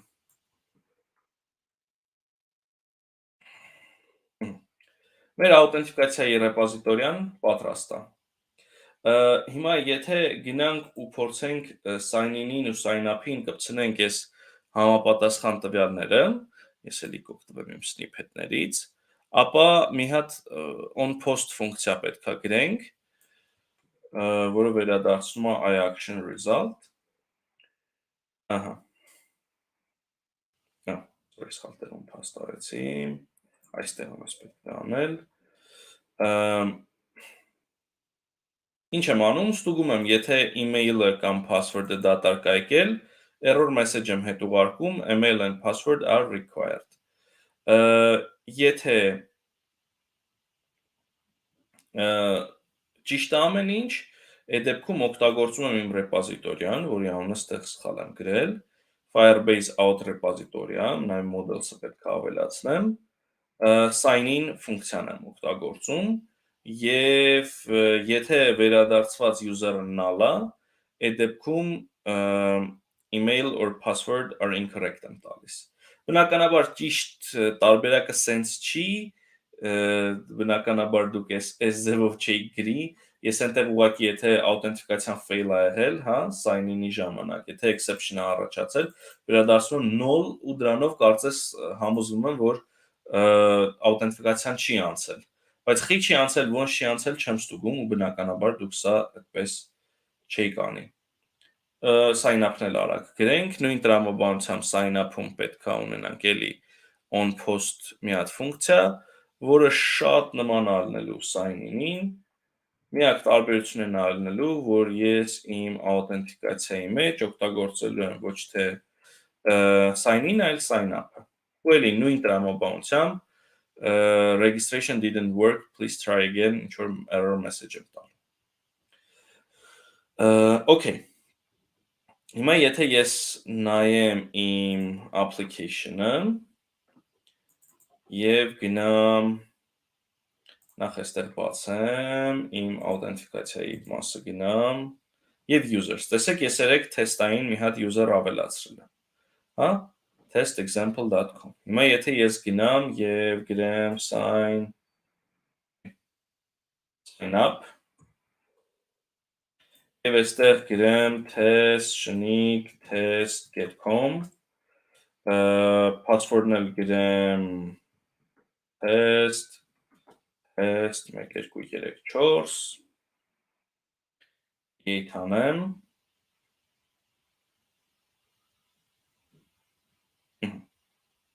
ինչ որ բան չաշխատեց, բայց ինչ չաշխատեց։ Restart պետք է տամ։ Հա, այստեղ hot reload-ը CLI-ում տենց բան կա, որ երբ որ դուք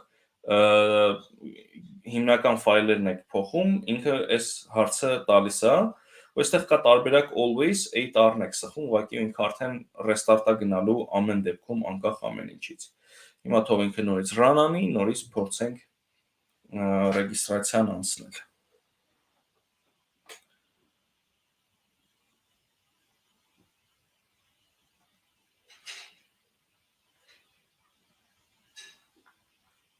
Okay, համարյա եղավ։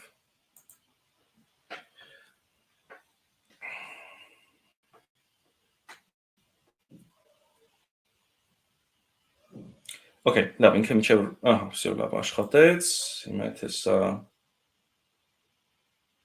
start տանք, registration didn't work, նորմալ է, որտեղ password-ը չէր եղել։ Հիմա եթե ես գրեմ test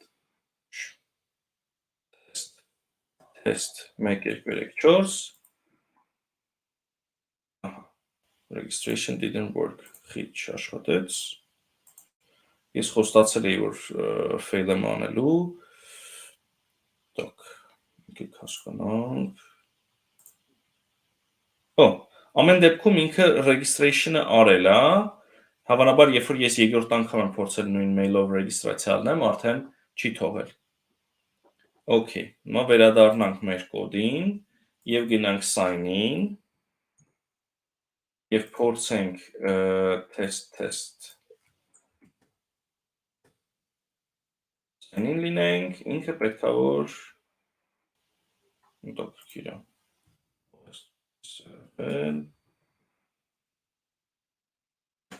Դա sign in չթողնել։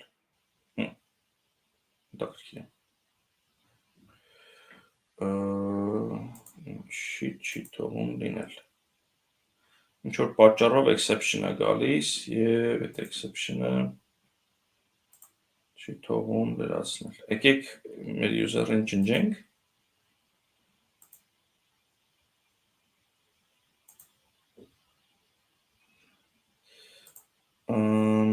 Now եկեք password reset անենք։ Չէ, սել չի լինի։ Okay, եկեք delete անենք account-ը, նորից սկսենք իրան ստեղծել։ Registration ունենք, test.get.com եւ եկեք test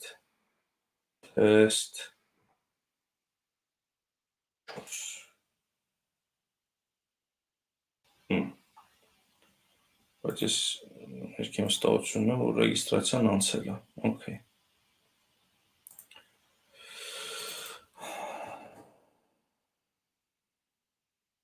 Մի հատ էլ այստեղ փորձենք։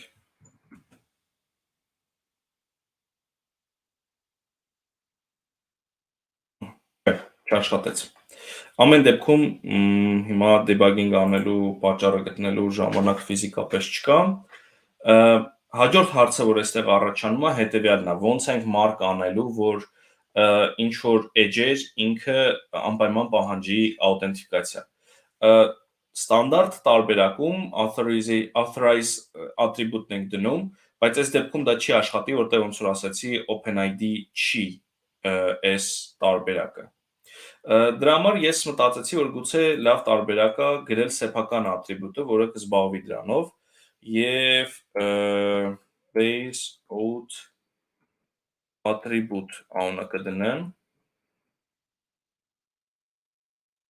SCS եւ եկեք ուղղակի ես ամբողջությամբ իրան copy անեմ ու դնեմ այստեղ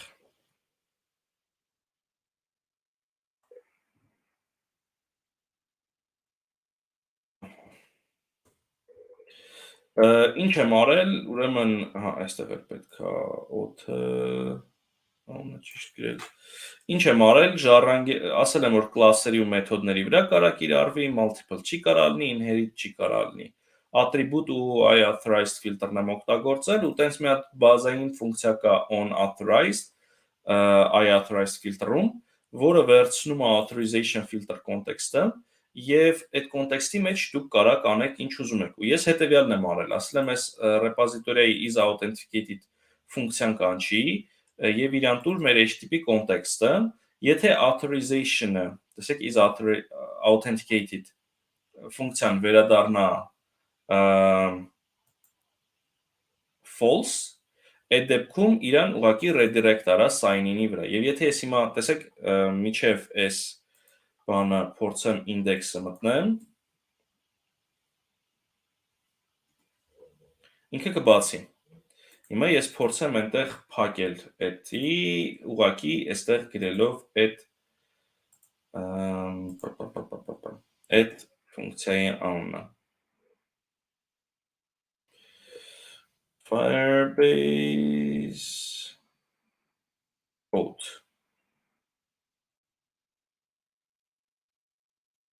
Սա պետք չէ։ Անունը ինչ ենք դրել։ Authorized Firebase ենք անունը դրել։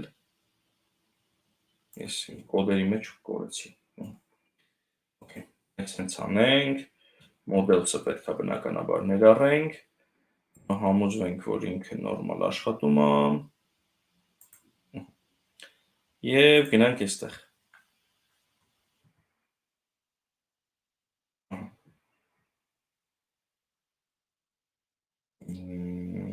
Okay. Դեմոն լրիվ fail ալնում։ Բայց ինչու։ Okay, եկեք restart տանք մեր սերվերը, կաղա շուպան նիտո գնացել ու մեզ պետք է իրան restart տալ։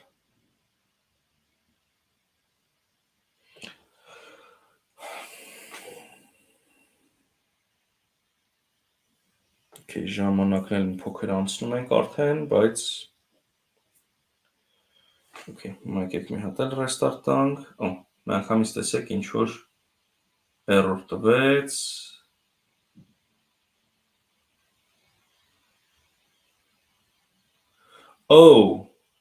Հիմա պարզ է ինչու է խնդիրը։ Մենք մեր program CS-ում սեսիաները չենք կարգավորել։ Տեսեք, այդ դա մոռացել էի անել, մեզ պետք է անպայման սեսիաները ավելացնել։ Դա անում ենք ուղղակի այս վերևում, Razor Pages առաջ, եւ նաեւ պետք է ներքևում ավելացնել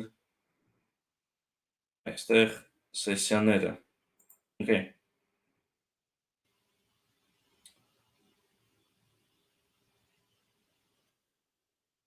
Restart մի հատ էլ տանք եւ եւս մեկ անգամ ստուգենք արդյոք կաշխատի թե չէ։ Այսինքն մեր ռեգիստրացիան անցնում էր, բայց մինչև սեսիայի պահը հենց գալիս էր աշխատելու խնդիր էր առաջանում։ Հիմա եթե նորից restart տանք, տեսեք, հիմա երբ որ ես մտնում եմ ուղղակի այստեղ, ինքը միանգամից ինձ redirect է անում sign-in, եթե ես հիմա փորձեմ այս test-ի մեջ sign-in լինել, voilà, sign-in էլ անցավ, թույն։ Հիմա վերջին կտորը այս պրոյեկտի եկեք գնանք մեր to-do class-նա։ Սրա համար ես որոշեցի օգտագործեմ Firestore դատաբազան, եկեք արագ դա էլ անենք, Firestore repository.cs sense թորանեմ, okay։ Եվ այստեղ բնականաբար namespace-ն է պետք գրել եւ ամբողջ կլասը եկեք ես միանգամից copy անեմ ու արագ բացատրեմ, թե ոնց է աշխատում մեր Firestore-ը։ Հիմա տեսեք։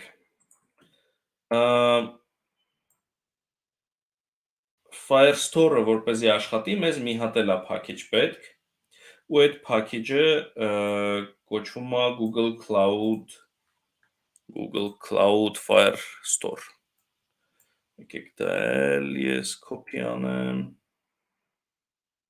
Եմ այստեղ դնում, խնդրեմ։ Էց ինքը կհասկանա, որ պետք է restore անել, եթե չհասկանա, մենք իրենք օգնենք այդ հարցում։ Հասկացավ։ Շատ լավ։ Եվ մեզ պետք է լինելու նաև օգտագործել այդ cloud-ի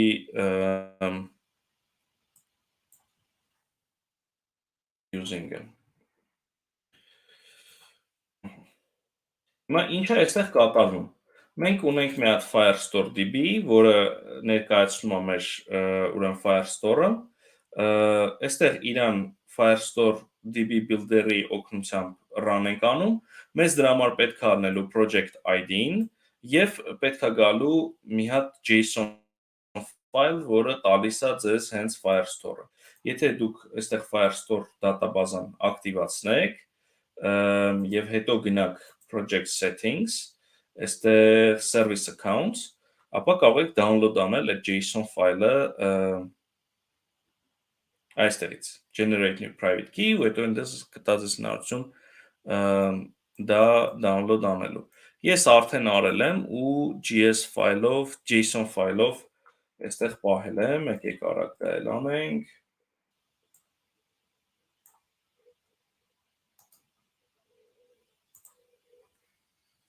Անունը կդնենք firestore config.json եւ կտեղադրենք իմ տվյալները։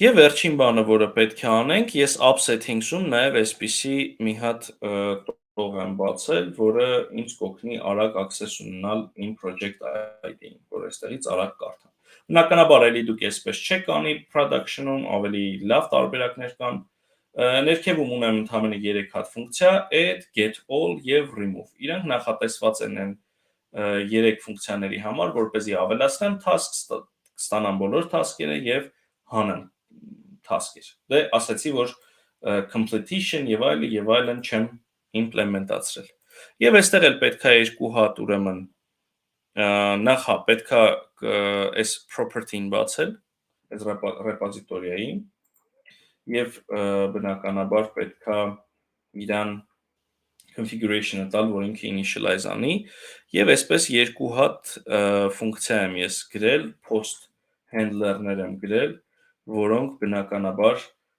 կստանան եւ handle կանեն այդ ինֆորմացիաները։ Նաեւ get-ի մեջ պետք է տալ, որպեսզի result-ները ինքը նեղություն to-do-ները արդեն եղած նայի այստեղ ամեն ինչ լավ է մեր մոտ, եթե գնանք եւ մտնենք to-do ինչ որ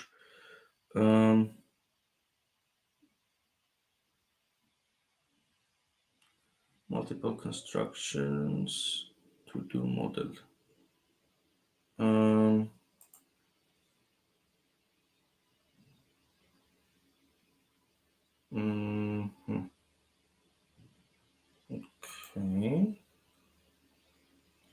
Քրան հասկանալի է ինչ խնդիր է առաջացել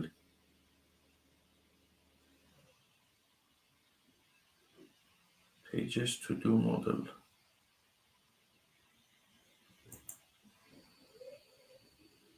տարօրինակ է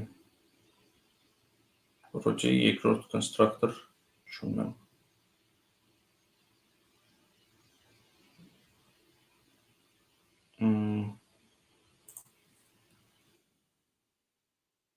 Ստայն որ ինչ որ ստորակետի կամ ինչ որ բանի խնդիր է, որը հիմա այսպես չեմ նկատում, բայց եթե մի փոքր ավելի ուշադիր նայեմ, կգտնեմ ու ժամանակ շատ ծախսելու համար եկեք սա այս պահին թողնենք։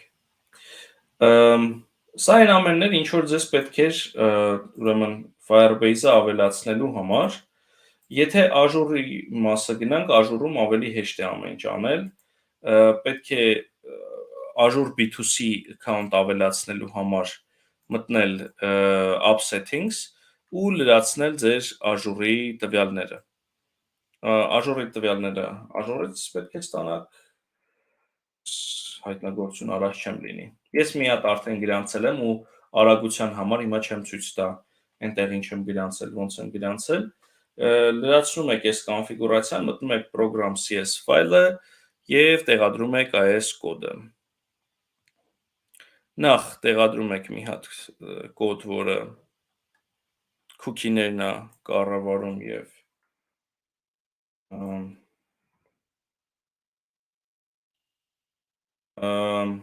ասում է, որ ինչ ձևով պետք է cookie-ների հետ աշխատի, հետո Microsoft Identity Web authentication-ով ավելացնում եք այդ սերվիսը եւ ասում եք, որ ինքը կոնֆիգուրացիայից Azure AD սեկցիան պետք է վերցնի եւ ավելացնում եք նաեւ այսպես մի հատ տող, որպեսզի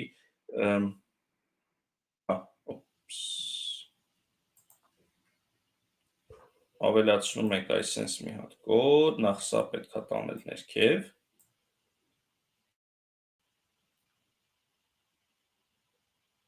Եվ միջև Razor Pages-ը ավելացնում եք controller-ները ու ավելացնում եք Microsoft Identity UI-ը։ Microsoft Identity UI-ը աշխատում է ուրեմն controller-ներով, ոչ թե Razor Page-երով, դրա համար դա պետք է ավելացնել։ Եվ հա, վերջում պետք է նաև avելացնել authentication-ի օգտագործումը, հա, որ application-ը օգտագործի, եւ նաև պետք է, որպեսզի մեր application-ը մապանի controller-ներ։ Վերջ։ Ինչ է իմ մոտ error տալիս, որովհետեւ ես չեմ ավելացրել մի քանի պլատֆորմներ, որոնք պետք են այս ծրագրի աշխատելու համար package-ներ, այդ դրանք Identity Web-ն է, Identity Web UI-ն է։ Եթե հիմա restore անեմ, ինքը արդեն կհասկանա, որ դա պետք է Identity-ից վերցնի, այստեղ գուցե արդեն ուզի ուղղակի, որպես ես ավելացնեմ նաև համապատասխան using pattern-ը ու դրանով կաշխատի։ Ժամանակը լրացավ, ուղղակի ասեմ, որ եկեք իմ թեստային կոդը, հա, snippet-ների կոդը ձեզ ցույց տամ, որում արդեն պատրաստ է նաև CosmoDB-ին։ CosmoDB-ի համար պետք է գրել այսպես մի հատ ուրեմն constructor Cosmo client, որին կպցնում ենք մեր account-ը եւ key-ն, որը վերցնում ենք Azure-ից եւ համապատասխանաբար դրա միջոցով ստեղծում ենք այդ Cosmo client-ը initialize ենք անում։ Հետո ես ապահովության համար միշտ գրում եմ create database if not exist ֆունկցիան, որը ստեղծում է այդ մեր database-ը, նաեւ նույն ձևով container-ն եմ ստուգում, եթե դեռ ստեղծված չի, ստեղծում եմ եւ ներքևում արդեն ստանդարտ նույն ֆունկցիաներն են, ինչ որ գրել էինք Firebase-ի համար get to do's, create եւ remove։ Մի հատ ուղղակի հիշեցում անեմ, այն ինչ որ ես ցույց տվեցի Firebase-ով, իրականում ես այդքան էլ համաձայն չեմ, որ production ready կոդ կարելի է համարել, որտեղ Firebase-ը ամեն դեպքում տենց շատ մինիմալիստական լուծում է առաջարկում, բայց Azure B2C, Azure AD B2C-ին եւ CosmoDB-ին իրանք արդեն production ready ուրեմն սերվիսներ են, որոնք կարող օգտագործեք հանգիստ։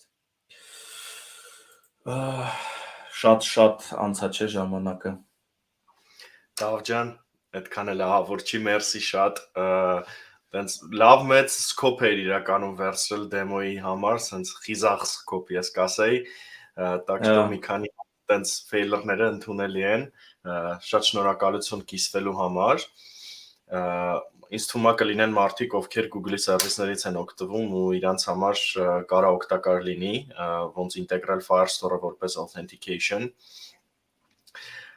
Տենց, երևի Այս թե դեմոյի հիմնական կներես գաղափարներից մեկը այն է, հենց դա, որ եթե դու .NET ծրագրավորող ես, այդ չի քեզ վզիտ փաթաթում Azure ու ասում գնա կախվի ինչ ուզում ես արա։ Դու կարաս օգտագործես Google-ի սերվիսները, իրականում կարաս Amazon օգտագործես, կարաս այլ ինչ-որ պլատֆորմ օգտագործես ու այդ ամեն ինչը լրիվ compatible է .NET-ի հետ, դու ես ամեն ինչ հետո կարաս նույն Firestore-ում publish անես, Amazon-ում publish անես ու որևէ limitation այդ առումով չկա։ ինձ թվում է դա շատ լավ ցույց տվեցիր։ Շնորհակալություն, որ այդ ժամանակը ծախսել էիր, պատրաստել էիր այդ ամեն ինչը։ Մենք երևի թե անցնենք մեր արդեն հաջորդ հյուրին, պետք է անցնենք ռուսերեն лезвի.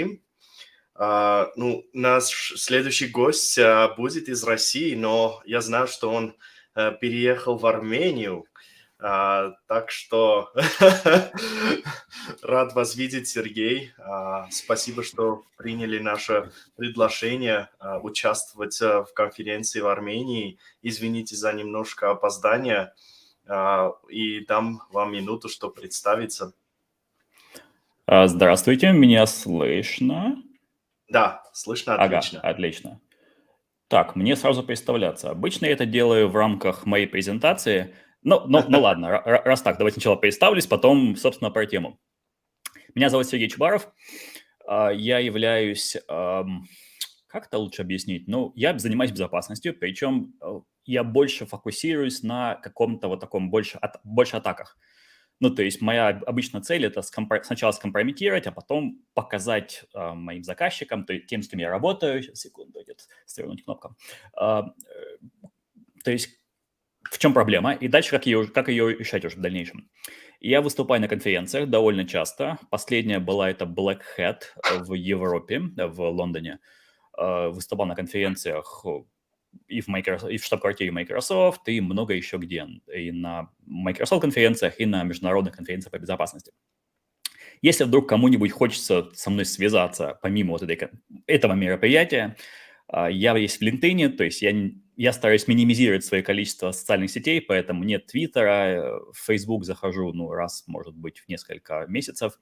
Поэтому LinkedIn самая частая площадка, где можно меня встретить. MVP в Microsoft MVP в области security, и много чего еще. Я не думаю, что есть смысл рассказывать про все мои сертификаты. Наверное, ключевое, что может быть вам интересно, это то, что я, когда провожу презентации, я строю их на базе живых демонстраций. Поэтому слайдов вы увидите немного здесь, только самые-самые базовые, и в основном будут живые демонстрации. Да, спасибо за быстрое представление. Я бы хотел задать такой вопрос. Так как вы переехали в Армению, как вам Армения, как вообще прошел переезд, как вы себя чувствуете в Армении, и посоветовали бы сами себя, предыдущего, сделать этот же шаг или все-таки нет? Мне любопытно, откуда у вас информация, что я прям полностью переехал сюда. Давай. Да, у меня с Давидом мы про это говорили, так что вот Давид как-то заспойлерил эту информацию. Я сюда перевез бизнес, потому что я работаю в основном с международными компаниями, поэтому в России сейчас это делать в принципе невозможно. Физически я нахожусь в разных местах, то есть я как и в Армении, так и в Европе, и в России, то есть меня, в принципе, можно встретить много где, поэтому вот именно то, что я постоянно сижу в Армении, это не совсем так, но вот мой бизнес действительно в Армении, то есть мое взаимодействие... Я заскочу на секунду. Так, с этим немножко непонятка вышла, потому что изначально нам сказали, что Сергей переехал, из Microsoft сказали, что переехал в Армению, а оказалось, что это не полный переезд, частичный, только часть бизнеса. Но, наверное, Сергей уже Я много времени провел в Армении, поэтому я могу поделиться своими идеями. Мое мнение по поводу Армении сюда, переезда и с точки зрения работы, оно такое, знаете, на самом деле смешанное. С одной стороны, мне очень нравится Армения, мне нравится еда, люди, с которыми, я много чего могу хорошего сказать по поводу Армении, и Ереван такой очень красивый город, по крайней мере, там, где я был. По центру Еревана очень приятно погулять, много вкусных ресторанов. То есть в этом плане все мне очень нравится. А с другой стороны, есть некоторые сложности, которые, для тех, кто переезжает, довольно-таки могут вызвать некоторые проблемы. Например, я сталкивался не раз с сложностями работы интернета, в том же Ереване, по крайней мере. Не знаю, может, мне не везло, но вот даже в офисе Microsoft, как это ни странно, были случаи, когда интернет оборвался, и его не было, допустим, 2 дня. Это достаточно сложно представить. И вот еще буквально в ноябре был случай, когда, я так понимаю, где-то в Грузии перерубили целый канал, а у меня как раз была презентация. И в общем, провести ее было невозможно, потому что во всей республике не было интернета. Вот это такая, большая сложность, с которой могут столкнуться те, кто работа завязана на удаленке и на каких-то постоянном доступе в интернет. А про то, что недвижимость выросла в цене, аренда недвижимости, вы сами знаете. Это осложняет. Это осложняет переезд. И такие моменты, как, допустим, субъективная валюта поднялась курс валюты. Соответственно, те, кто зарабатывает удаленно в долларах, у них доходы из-за этого падают, и в Ереване, получается, у них в локальной валюте снижаются доходы. То есть сложности, которые такие либо субъективные, но вот самая, мне кажется, большая сложность в данный момент – это как раз-таки работа интернета, которая не всегда стабильная. И аренда. Мне кажется, в Швейцарии можно за такие деньги снять примерно за Да, эти же сейчас деньги. аренда вот реально очень заоблачные цены на аренду и на недвижимость, и это очень... Это те пункты, которые вы сказали, это не только на вас действуют, для нас это тоже как бы проблема. Вот, например, Да. у меня дома, я тоже из дома работаю, у меня из-за этого 2 отдельных провайдера через redundancy настроено, чтобы если один пропал, я бы смог как-то все-таки продолжить работу. Но да, и с интернетом тоже иногда бывают ляпсусы, так что делю ваше мнение. Поэтому есть и плюсы, и минусы. Да. Поначалу я бы сказал, что так, у всех об Армении очень хорошее. Пока не столкнутся с проблемами, у всех в Армении очень хорошее восприятие, да. потому что пообщаются с людьми, люди все дружелюбные, доброжелательные, открытые, сходят в рестораны, и да, очень вкусно, хоть и жирно. Но потом, когда происходит какой-то ляп с интернетом, который, в других местах очень маловероятен, а тут вдруг, когда вся республика оказывается без интернета на целые сутки, тут задумываешься о том, насколько это возможно. Я жду этого Starlink'а, если как только он выйдет, я его точно поставлю, потому что говорят, что в начале 23 года уже будет в Армении, кстати, так что очень многие думают, что те, кто очень слитно связаны с интернетом, точно купят его, чтобы поставить как redundancy.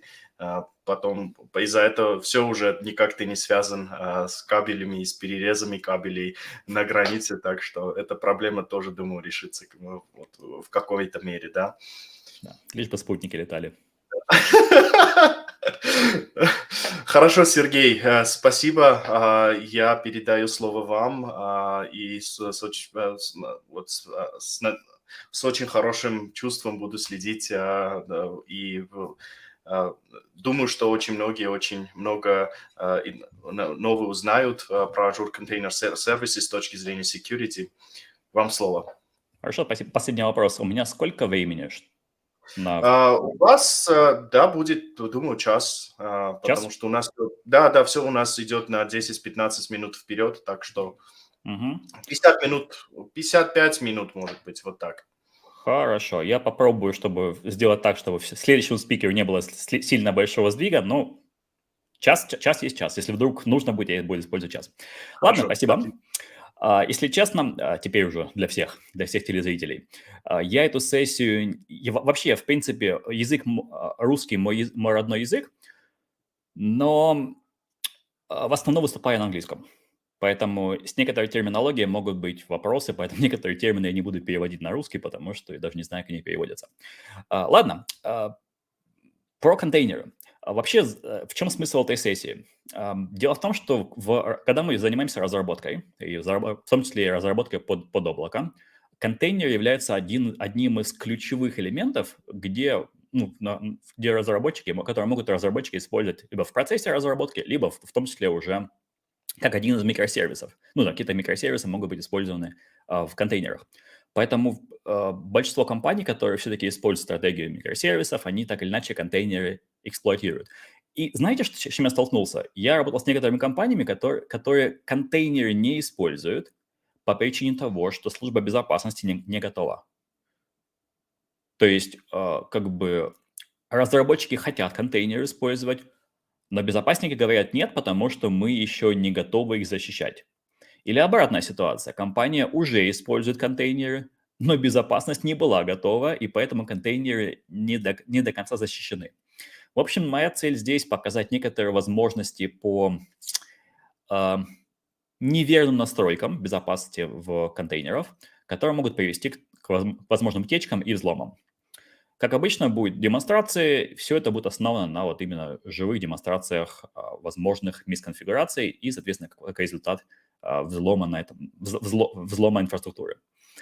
Себя я уже представлял, поэтому давайте сразу переходим к слайдам. Сначала я хочу вам одну вещь показать, то есть рассказать на слайдах. Это как работают, собственно, службы контейнеров в Ажуре. То есть просто есть различные службы, которые мы используем в Ажуре для контейнеров, и зачастую непонятно, зачем они нужны. Так вот, я вам хочу просто сейчас такой кусок пайплайна рассказать. Это не будет полный DevOps пайплайн, это именно то, что касается контейнеров в Ажуре. То есть я сейчас первый шаг, когда мы разрабатываем приложение, потом публикуем его на source контроле, я это все опустил. И, допустим, мы создаем image, то есть вы знаете, что контейнеры, они запускаются из образа. То есть мы создаем образ контейнера. Вот что дальше происходит уже на стороне облака? Мы хотим, чтобы этот контейнер, этот образ был доступен в облаке. Для этого мы его пушим, то есть проталкиваем в сервис, который называется Azure Container Registry или ACR. То есть этот сервис, Container Registry, будет хранить образы, которые вы создали уже у себя где-то в своей среде разработки. То есть Container Registry – это, получается, такое хранилище образов, то есть хаб, своеобразный хаб. И для того, чтобы контейнер image туда загрузить, вы используете операцию push, то есть мы его пушим. Далее, когда у нас хранится образ в Container Registry, мы, наверное, хотим все-таки задеплоить уже непосредственно контейнер. Для этого у нас есть два варианта в Ажуре. Первое – это контейнер instance. Он запускает контейнеры. Для того, чтобы контейнер запустить, нужно из репозитория, из registry сделать pull имиджа, то есть его скачать с registry, и из него запустить контейнер. Контейнер instance – это обычно для небольших приложений, которые, для dev and test среды, то есть для разработки, для тестирования, и либо для небольших небольших компаний, то есть небольшие приложения. В основном он используется только для dev and test. Или другой вариант – это Kubernetes, в котором уже можно запускать тысячи контейнеров, можно гибко ресурсы распределять по этим контейнерам. То есть Kubernetes – это обычно такой production-ready среда. Поэтому мы в нашей демонстрации будем больше на Kubernetes фокусироваться. Надеюсь, это понятно. То есть у нас контейнер registry, в котором хранятся образы. Дальше у нас Kubernetes, в котором контейнеры запускаются из образа. Или контейнер instance, в котором тоже можно запускать контейнеры, но в более таком простом варианте, в более таком в среде для тестирования. И первое, что я хочу показать, это то, что сам по себе Kubernetes обычно администрируется с помощью утилиты, которая называется kubectl. Да, можно делать прямо с портала, то есть на портале у нас есть некоторые возможности по администрированию, но в основном мы администрируем Kubernetes с помощью kubectl. И вот первое, что можно... Так, давайте это сначала очищу. Первое, что может быть не очень правильно настроено, точнее, не очень продумано в самом безопасности Kubernetes, это когда машина разработчика или администратора, ну, то есть того, у кого есть доступ к kubectl, недостаточно защищена. Ну, вот смотрите, если я напишу kubectl, ну и дальше хочу посмотреть, какие есть контейнеры у меня запущенные в Kubernetes. Я пишу getpods, и у меня без вопросов про логин и пароли у меня просто появляются эти самые контейнеры, ну, pods в терминологии Kubernetes. То есть я вижу, что у меня есть один под, второй под. Меня не спрашивали про пароль, меня не спрашивали про логин. Давайте я даже закрою CMD, перейду еще раз в эту папку. Просто показать, что я не вводил пароли до этого.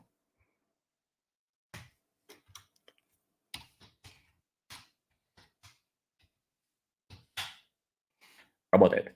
То есть каким-то образом где-то credentials, ну, то есть учетные данные, где-то кэшируются. Давайте я то же самое сделаю на другой машине. No.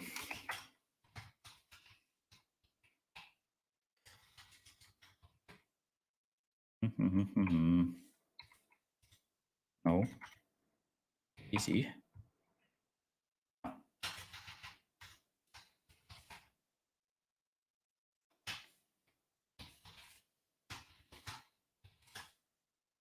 И сейчас должна быть ошибка. Ошибка. То есть невозможно подсоединиться к какому-то сервису. То есть, ну, нам, наверное, какие-то старые учетные данные даже остались. То есть где-то хранятся учетные данные. Соответственно, если атакующий может получить доступ к машине разработчика, ну или администратора, у которого есть доступ уже к Kubernetes, то в профиле этого пользователя есть папка .cube.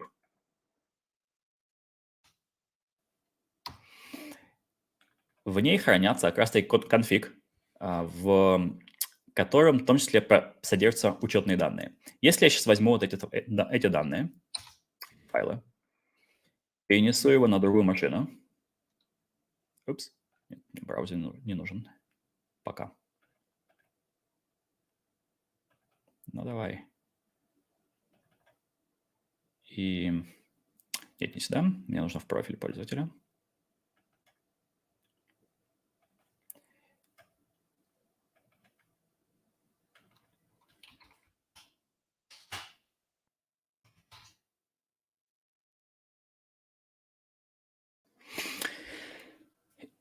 Ну и сейчас буквально через пару секунд проверяем.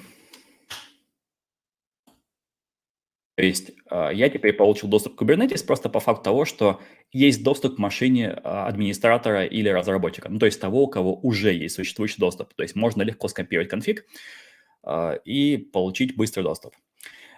Поэтому вот одна из первых ошибок – это как раз-таки недостаточно защищенность работы станции, с которой производится администрирование Kubernetes. И на этом вроде как уже скомпрометировали Kubernetes, но презентация точно не закончена. Это была такая довольно банальная штука. Все-таки хочу вам показать еще более продвинутый сценарий. Другой сценарий, который тоже достаточно часто не в полном объеме, но может быть у компаний-заказчиков, ну, которые используют контейнер в облаке, это незащищенность контейнер registry.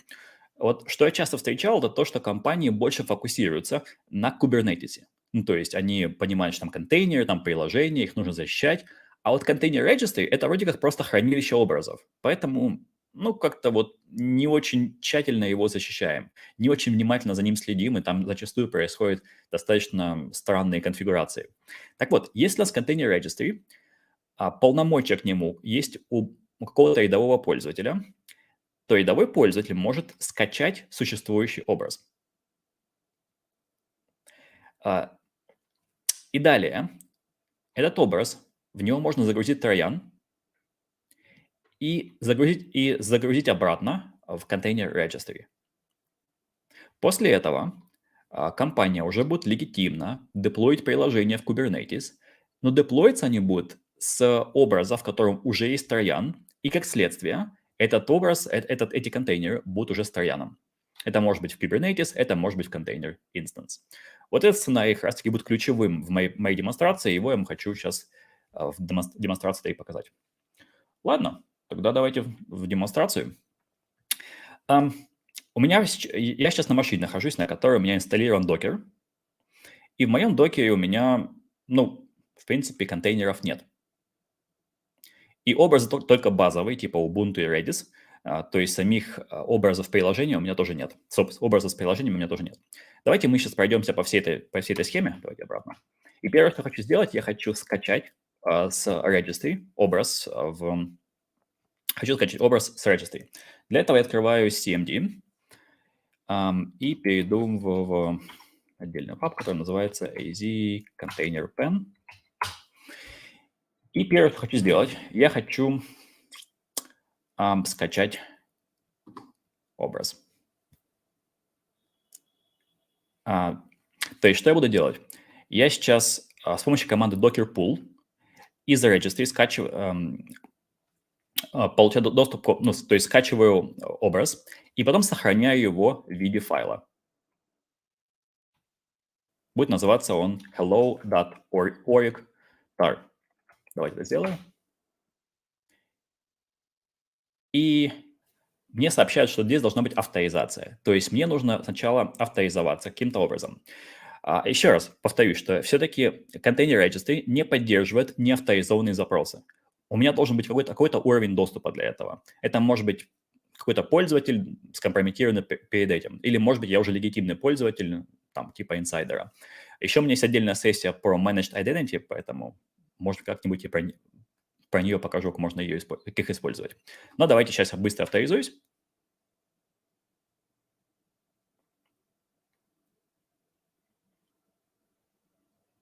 Готово.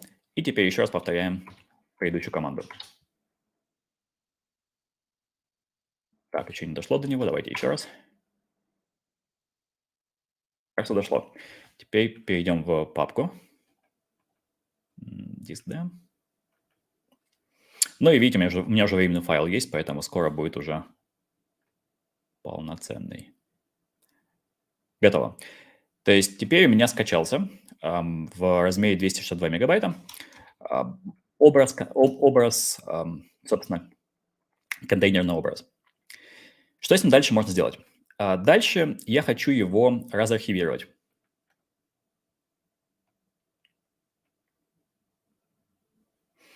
И перейдя в папку, я увижу целый ряд подпапок. Давайте откроем какую-нибудь из них и посмотрим, что же в ней. В ней есть некий файл, который, то есть несколько файлов, JSON, layer tar и version. Давайте мы layer tar тоже разархивируем. Так, наверное, это... Давай сделаю. Layer. И здесь есть некие файлы. То есть это то, что на самом-то деле есть в самом образе. То есть у меня в образе есть некая страничка типа этой. Это была дефолтная страничка Apache. То есть что-то такое там лежит в этих самых layer tar. То есть если я пройдусь по остальным папкам, будет примерно то же самое. То есть давайте открою. То есть здесь папка run, systemd.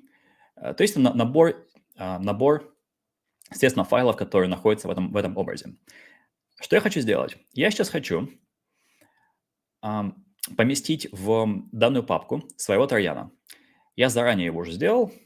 Он у меня находится здесь usr, share, lib и reverse shell.sl, то есть это shared library.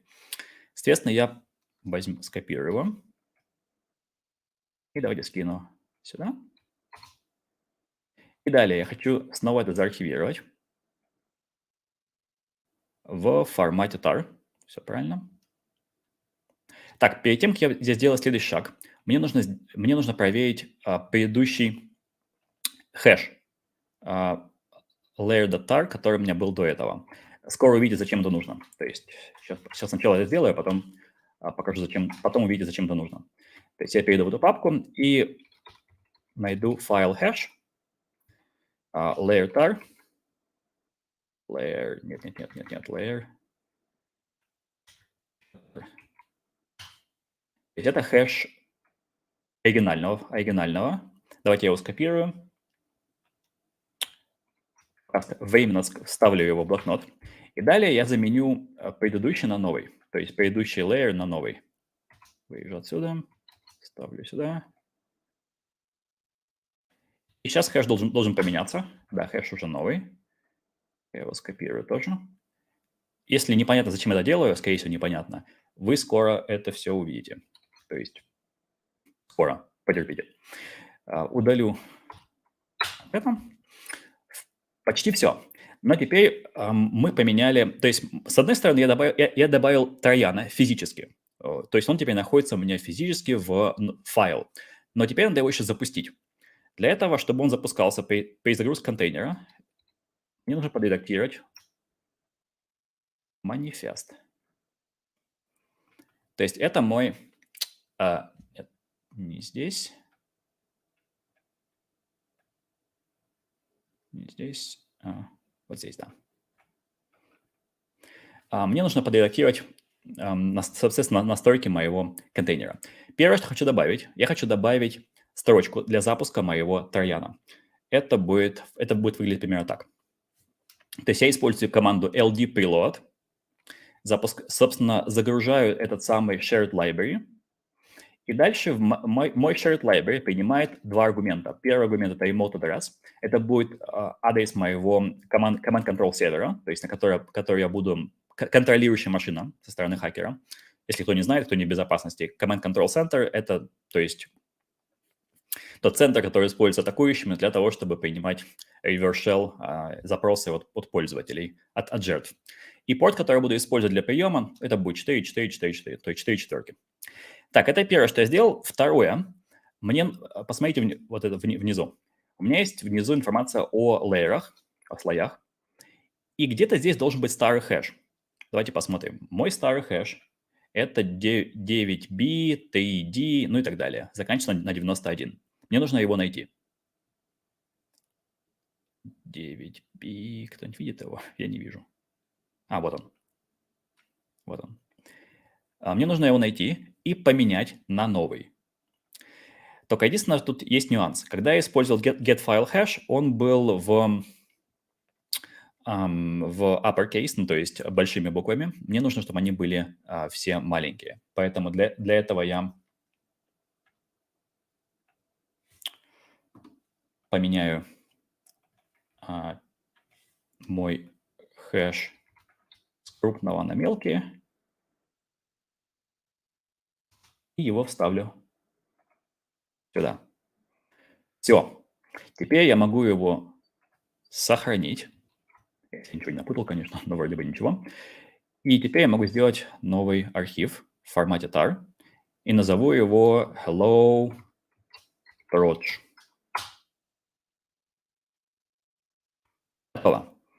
Теперь у меня есть еще один образ, но теперь он на 10 килобайт больше, как можете заметить. То есть 10 килобайт разница. Что, давайте, прежде чем я буду его пушить в контейнер registry, давайте мы его просто затестируем локально у себя на этой машине, на машине разработчика. То есть я сначала посмотрю. Так, давайте уберем все эти образы. Давайте сначала попробуем его загрузить к себе локально на машину. Для этого я сделаю вот так, docker load.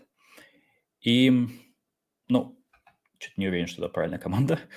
По идее, эта команда должна быть немножко другой. Она должна быть, это должно быть здесь мое имя контейнера, имя образа. Поэтому, да, видимо, это ошибся. Hello proj.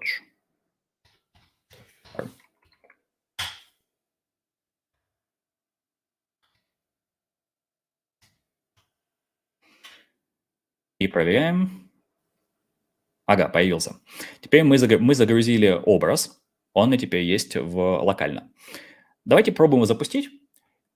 И параллельно с этим я настрою свой command control center следующим образом. Я настрою listener на порт 444, и дальше запущу этот образ. В смысле, из образа запущу контейнер. То есть командой docker run. Тут еще единственное, я смаплю порт 80 на порт 8080, потому что мой порт 80 занят, и я его перемаплю на другой порт. Ну и пробуем.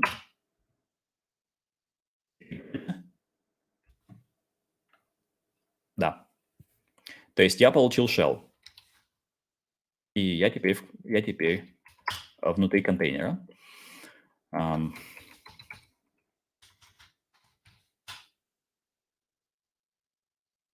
Причем для пользователей это должно выглядеть как обычный контейнер, ну, в смысле, как обычное приложение. Давайте проверим. Ну да. Даже специально я использую лишнюю W, чтобы обозначить, что это именно мой контейнер, который с кальяном. Ладно, то есть мы затестировали, это работает на машине разработчика. Теперь давайте это остановлю.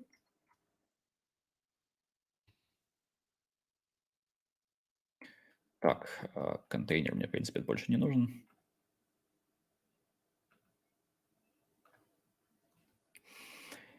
И теперь давайте пробуем его запустить, сделать push в облако.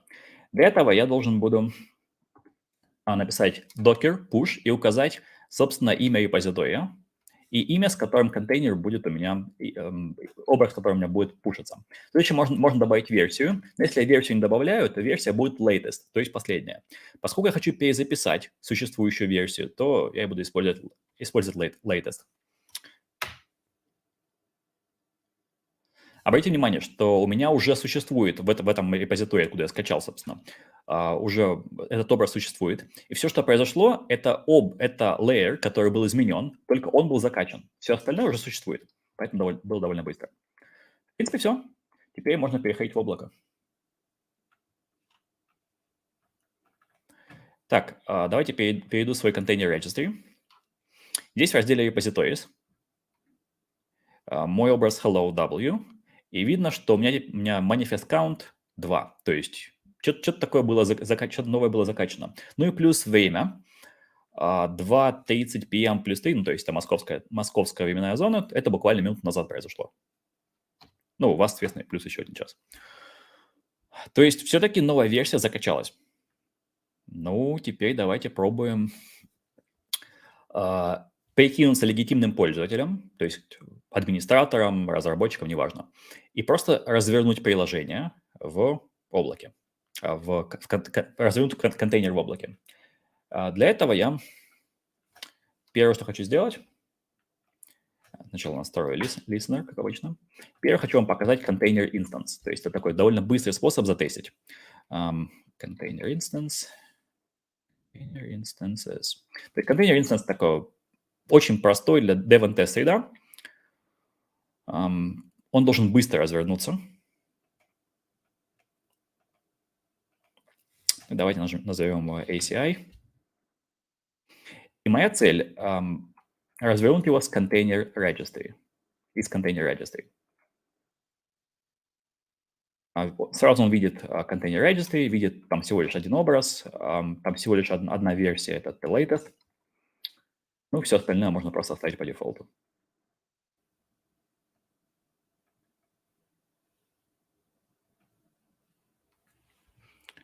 Нажимаю Create. Ну и сейчас буквально около минуты, наверное, займет, собственно, развертывание. Да, кстати, давайте, пока он разворачивается, я все-таки вернусь к слайдам и покажу, что мы уже сделали. То есть мы загрузили трояна в образ, мы образ обратно закачали в контейнер registry, если такие полномочия присутствуют. Вот это будет одной из таких ключевых идей данной сессии, чтобы вы контролировали полномочия, которые есть у пользователей. Ну и далее мы сейчас разворачиваем эти самые контейнеры либо в Kubernetes, но в Kubernetes чуть попозже, либо в контейнер instance. Так, возвращаюсь сюда. Пока ничего. Но он еще не развернулся, поэтому есть шанс. Готово. То есть у меня Почему-то я получил shell. Sandbox host. Давайте посмотрим, что это за IP-адрес. Who is...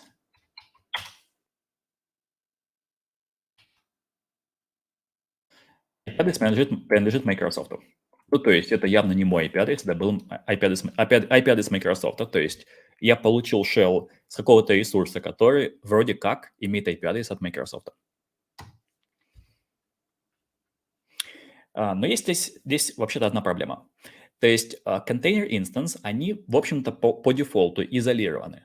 То есть если я получил доступ к container instance, ну да, я получил доступ к контейнеру. Но, в общем-то, зачастую container instance не дает мне особых преимуществ в самой инфраструктуре. Как правило, они не интегрированы с какими-то остальными элементами, которые есть у вас в вашем ажуре. Там, да, контейнер instance можно группировать, но в целом обычно они, поскольку это DevNT-среда, как правило, они просто по одному разворачиваются. Поэтому вот то, что я получил shell сейчас с container instance, особых преимуществ мне не дает. Давайте я это shell беру. И, соответственно... Но давайте одну вещь проверим, что для пользователя это все равно обычное приложение. Да, кстати, оно может не сразу заработать, если я прямо сейчас перейду в него, может быть. Еще я не вижу страницы Hello World, но увижу ее через несколько минут. Давайте проверим, если вижу ли я ее прямо сейчас. А пока нет. Но через пару минут она уже должна заработать. Ладно, сам контейнер instance не супер полезный для меня, поэтому я перейду сейчас к Kubernetes и посмотрим, что происходит в Kubernetes. В Kubernetes, что у меня сейчас есть? У меня есть кластер Kubernetes. Ладно. У меня есть кластер Kubernetes. В нем сейчас развернуто одно известное приложение. Если вы с контейнерами когда-нибудь связывались, есть такое известное приложение в Ажуре для тестирования контейнеров. Это голосовать за кошек или собак. То есть в моем Kubernetes сейчас уже развернуто данное приложение. Давайте попробуем сейчас развернуть еще один контейнер, теперь уже мой с трояном. Для этого я вернусь обратно на машину разработчика и напишу kubectl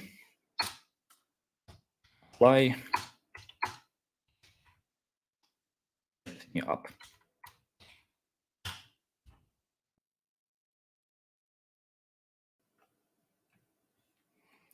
Проверяем. И теперь у меня hello w. Так, кажется, я накосячил. Кажется, я забыл настроить. Нет, не накосячил. Это хорошо. Я снова получил shell, но теперь этот shell уже должен быть в Kubernetes. То есть давайте посмотрим hostname. То есть это контейнер, который называется hello, w, db, fb и так далее. Давайте проверим, что у нас происходит на портале. Вот он, hello w появился. Ну и, соответственно,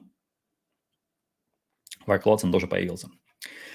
Для пользователей, снова для пользователей, это должно быть обычное приложение. Еще раз, оно может не сразу заработать, но через несколько минут, когда все уже запустятся, оно уже будет работать. То есть сейчас я уже получил доступ к Kubernetes. И вот в чем ключевая разница между Kubernetes и Container Instance? Дело в том, что в Kubernetes есть другие контейнеры. Во-первых, есть сам API Kubernetes кластер и так называемый API node, и есть другие контейнеры. Поэтому что я могу сделать? Я могу попробовать к ним получить доступ. Первое, что я пробую сделать. Я хочу добавить переменные среды и дальше инсталлировать такой инструмент, как curl, потому что мне нет интерфейса, придется curl пользоваться. Зачем нужен curl? Потому что на API узле открыт порт 4.4.3. Соответственно, можно посмотреть, какую информацию можно получить с этого узла. Так, curl был инсталлирован. Дальше, чтобы получить доступ к этому самому API-узлу, мне нужны учетные данные. Учетные данные у меня отсутствуют, но на каждой машине на каждом контейнере есть специальный токен, который можно найти вот здесь, в run, secrets, Kubernetes IO, service account, токен. И вот такой токен, ну, этот JWT токен на экране появился. Давайте я его сначала скопирую. Проверим его JWTMS, что нам скажет.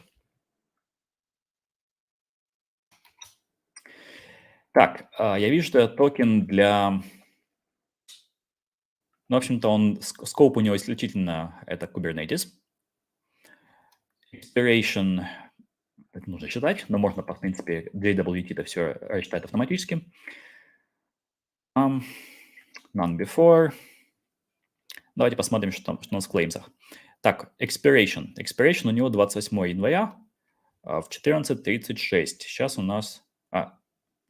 24, да, самое главное, 24 года. То есть токен будет валиден целый год. Ладно. Ну, хорошо. Можно пользоваться. Далее, что с этим токеном можно сделать? Давайте попробуем с этим токеном. Давайте попробуем с этим токеном сделать вот что. Мы его добавим в переменную. Потом будем эту переменную использовать для запросов curl.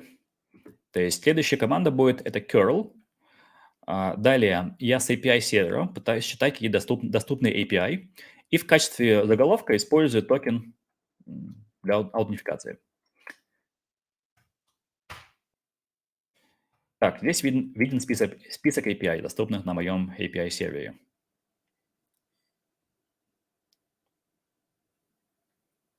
Ну, в общем, длинный список API. Но на самом деле проблема в том, что если я сейчас попробую продолжать, ну, допустим, я сейчас попробую получить доступ к списку подов. То есть следующий, я уже конкретно API пытаюсь читать. К сожалению, полномочий на это, к сожалению или к счастью, уж не знаю, полномочий на это у меня нет. У этого токена нет. Поэтому здесь на этом все собственно, и застряло. Но что я еще знаю? Я знаю, что у меня еще присутствуют другие контейнеры на этом Kubernetes сервере. Поэтому что можно попробовать еще сделать? Можно попробовать поискать остальные контейнеры. Может быть, в них что-нибудь интересное тоже найдется. Для этого мне нужно либо инсталлировать, либо скачать. Скачать будет лучше, инсталлировать будет надежней. Тулу, которая называется Nmap. То есть любой пентестер ее хорошо знает. Мы ее используем для скана портов. Ее, в принципе, можно не инсталлировать, если особенно если полномочий нет, то других вариантов-то и нет.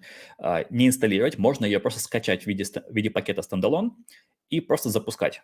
Но он менее функциональный, поэтому я сейчас инсталлирую это для демонстрации. Но когда происходят реальные пентесты, можно просто скинуть сам файл на машину и запускать ее вручную. Ну, если кто не в курсе, то есть пентестеры не в курсе, есть Nmap standalone. Сейчас я найду его и просто покажу наличие файла.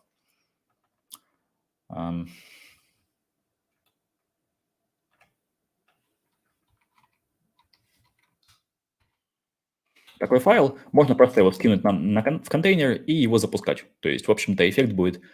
Ну, там нету скриптов в нем, он менее эффективен, но, в принципе, работает. Ладно. В общем-то, скорее всего, у нас уже инсталлировался Nmap. Давайте проверим. Да, инсталлировался. Поэтому мы сейчас им воспользуемся. То есть первое, что я хочу сделать, я хочу начать сканирование сети. Но сканирование сети – это очень долго, поэтому я давайте просто возьму IP-адрес, уже как будто бы я уже знаю IP-адрес. Естественно, в реальных пентестах мы сначала должны будем просканировать сеть с специальными атрибутами, которые покажут нам все машины, все доступные машины, которые откликаются на наш запрос. Но это долго, поэтому давайте я просто... Предположим, я уже знаю IP-адрес, я уже просканировал, знаю IP-адрес, поэтому я запущу скан. Так, IP-адрес. 230, нет, 10, 10, 111, 192. Ну и дальше. Я знаю порт 6379. Так. И 6379. принципе, все. Этого мне для демонстрации хватит. Запускаем map.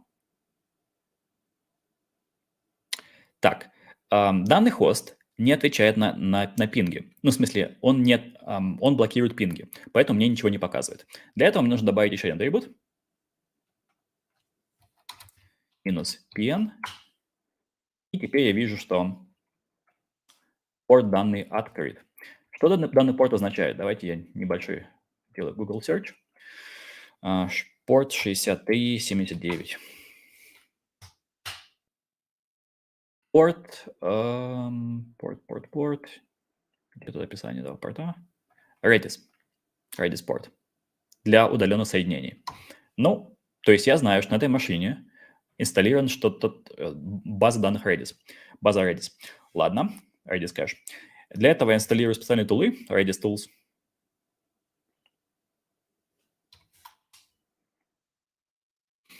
Если данный Redis поддерживает неавторизованные соединения, могу попробовать к нему подключиться. Для этого я буду использовать 1.1.1, 192. Опять же, у Shell не очень много информации мне предоставляет, но давайте пробуем написать такое, следующее. Проверить подключи. Ага, подключился, видимо. Я вижу, что у меня есть dogs and cats в данной базе Redis. Давайте проверим, сколько у меня котов. 0. Так, а теперь мы проголосуем.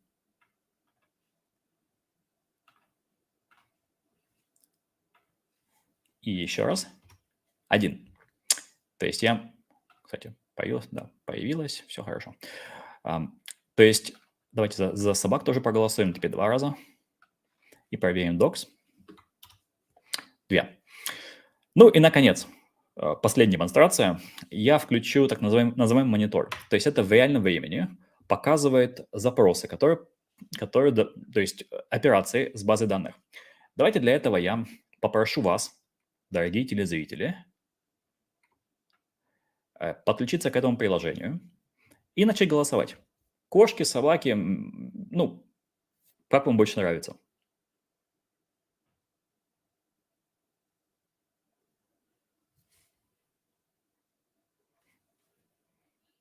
Побольше голосуйте.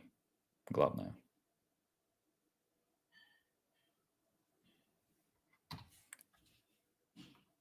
И да. Ну, продолжайте голосуйте. Не стесняйтесь. Я знаю, что вы не стесняетесь. Вот, и я вижу в реальном времени, что происходит в плане этих операций. Я боюсь предположить, сколько у нас сейчас там наголосовало. Да. Ну и, собственно, вижу эти операции, которые происходят в реальном времени. Ладно, я думаю, здесь идея понятна, то, что какая опасность сулит недостаточно защищенные образы. Ладно, спасибо вам за голосование. Закрываем голосование. И возвращаемся к слайдам. Да. То есть сейчас на слайдах видно снова этот сценарий, который я показывал ранее. Ну, теперь уже, я думаю, теперь есть уже понимание, как это все работает. Ну, то есть контейнер registry хранит образы, и если мы предварительно образ скачаем, впихнем в него троян, закачаем обратно, то, в общем-то, все, что будет разворачиваться на Kubernetes или на контейнер instance, уже будет с трояном встроенным в этот самый контейнер. Ладно, ну и наконец-таки давайте теперь очень быстро поговорим про так называемые mitigations, ну то есть каким образом можно эти проблемы заранее порешать. Ну, первое, pull and push images, то есть полномочия на то, чтобы образы можно было скачивать или закачивать. Ну, первое, это ключевое, которое все знают, но очень многие игнорируют, это принцип минимальных привилегий. Я думаю, вы это слышите просто везде, из каждого утюга. То, что да, права должны быть минимальные, только самые необходимые, но при этом мы все понимаем, что в реальном мире с большим количеством операций, ну, это очень увеличивает трудоемкость, если мы следуем этому принципу. Поэтому зачастую, ну, не зачастую, но когда-никогда его нарушают. Где-то зачастую, где-то реже, но этот принцип тоже нарушают. То есть принцип минимальной привилегии всем известен, банальный, но очень часто нарушается. У меня еще одна сессия есть по так называемому Managed Identity. И вот я там показываю, как можно с помощью Managed Identity скомпрометировать инфраструктуру. И известны случаи в пентестах, когда просто скомпрометированный Managed Identity имел доступ ко всем подпискам. То есть просто вот один аккаунт, доступ ко всем подпискам с максимальными правами. То есть принцип минимальных привилегий, я знаю, банально, но важен. Второе. Private links. Вот, то есть тут две даже вещи, и обе они являются премиальными. То есть если у вас в контейнер registry включена премиальная SKU, вы можете использовать две функции там, ну, как минимум две эти функции. Первое, давайте отсюда начну, это можно указать только с каких публичных IP-адресов возможно скачивание и закачивание образов. То есть вы указываете белый список адресов, и только с них ваши разработчики могут скачать образ, и только с них могут его закачать. То есть вот этот самый белые списки. Это можно сделать только если у вас SKU не basic. Точнее, даже не basic, а premium. Сейчас я перейду в Container Registry. У меня в целях экономии, конечно, SKU basic. Но когда вы разворачиваете Container Registry, у вас есть выбор SKU. Если вы выбираете премиум, то, соответственно, можете использовать эти самые белые списки. Далее. Слайды, вернитесь. Далее. Можно еще использовать так называемый private links. То есть это означает, что операции с Container Registry возможны только из внутренней сети. Не через публичный интернет, только через внутреннюю сеть. То есть через виртуальную сеть. Вы указываете, что Kubernetes и Container Registry находятся в одной виртуальной сети, ну или по пирингу. И дальше и снаружи невозможно будет образ скачать или закачать. Далее. Воровство учетных данных. Когда я своровал учетные данные. Ну, первое, принцип наименьшей привилегий. И то, что еще можно использовать, это так называемый PO, то есть Privileged Access Workstation. То есть если разработчик или администратор имеет доступ к чему-то такому важному для администрирования, то у него должна быть отдельная рабочая станция, которая не связана с большинством корпоративных сервисов. То есть рабочая станция только для администрирования. Точнее, она-то может быть связана с сервисами, но политики для этой машины должны быть гораздо более жесткими. То есть, допустим, если я хочу заходить в Google или Facebook, у меня должна быть отдельная машина для этого, не та, с которой я администрирую Kubernetes. Еще одна вещь, которую можно делать, но это не совсем для Kubernetes, это для... Вот помните, я вам показывал, как можно скопировать конфиги для Kubernetes. То же самое можно сделать и для администрирования самого Ажура, потому что токены тоже кэшируются на машине. И вот токены эти можно, соответственно, как это правильное слово, evoke, отзывать, чтобы они больше не были доступны. Это отдельная история, поэтому тут, наверное, сейчас... Это я вам не показывал. Ладно, следующее. Когда мы используем poisoning, ну, в смысле, троян добавляем в образ, одна вещь, которую можно добавить, это называется content trust. То есть content trust, в этом случае, если мы его включаем, тоже премиум функция, будет требовать, чтобы образы были подписаны. Соответственно, мы должны включить content trust и подписывать образы, которые мы закачиваем на наш Kubernetes, на наш Container Registry. Соответственно, не подписанный образ не будет возможности его закачать. Он не будет доверенным. Далее, у нас есть инструменты для того, чтобы делать различные проверки. Не то, чтобы он прямо найдет трояна, но различные уязвимости могут быть найдены с помощью сторонних инструментов. Самая известная компания, которая производит инструменты, это называется Aquasec. Ну, самая известная, по крайней мере, мне. И у нее много инструментов, которые бесплатные. То есть KubeHunter, KubeBench, Trivi. И далее в самом Ажуре есть еще встроенный VA-сканер, Vulnerability Assessment Scanner. Он трояна не найдет.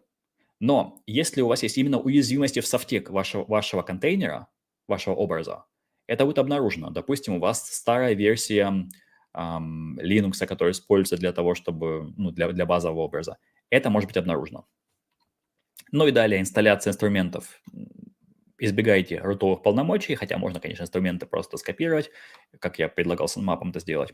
И, наконец-таки, чтобы один контейнер не видел других контейнеров, которые друг с другом не связаны, можно использовать специальные политики, которые называются Network Policies в Kubernetes. То есть вы указываете, что вот эти контейнеры общаются с этими контейнерами, эти не общаются с этими контейнерами. То есть вы можете указывать ставить блоки между разными контейнерами, чтобы они могли друг с другом коммуницировать. Фух. Ладно, тогда мы с вами добрались до конца презентации. И теперь я готов на ваш вопрос ответить, если они, конечно, у вас присутствуют. Тут лампа мне закрывает свернуть окно. Сергей, огромное спасибо, очень была интересная тема. Я вот с нетерпением следил, что в конце будет, что ты сумеешь как бы украсть. И оказалось, что украсть можно очень много, и в этом случае у нас как бы собаки и кошки, но я могу представить, что там может быть, вот, финансовые транзакции, все такое, все это можно, если не следить за этим, все это можно украсть, и очень приятно было следить за этим, как все это можно сделать. У меня вот такой вопрос. Все начинается с того пункта, что у злоумышленника есть доступ к KCR.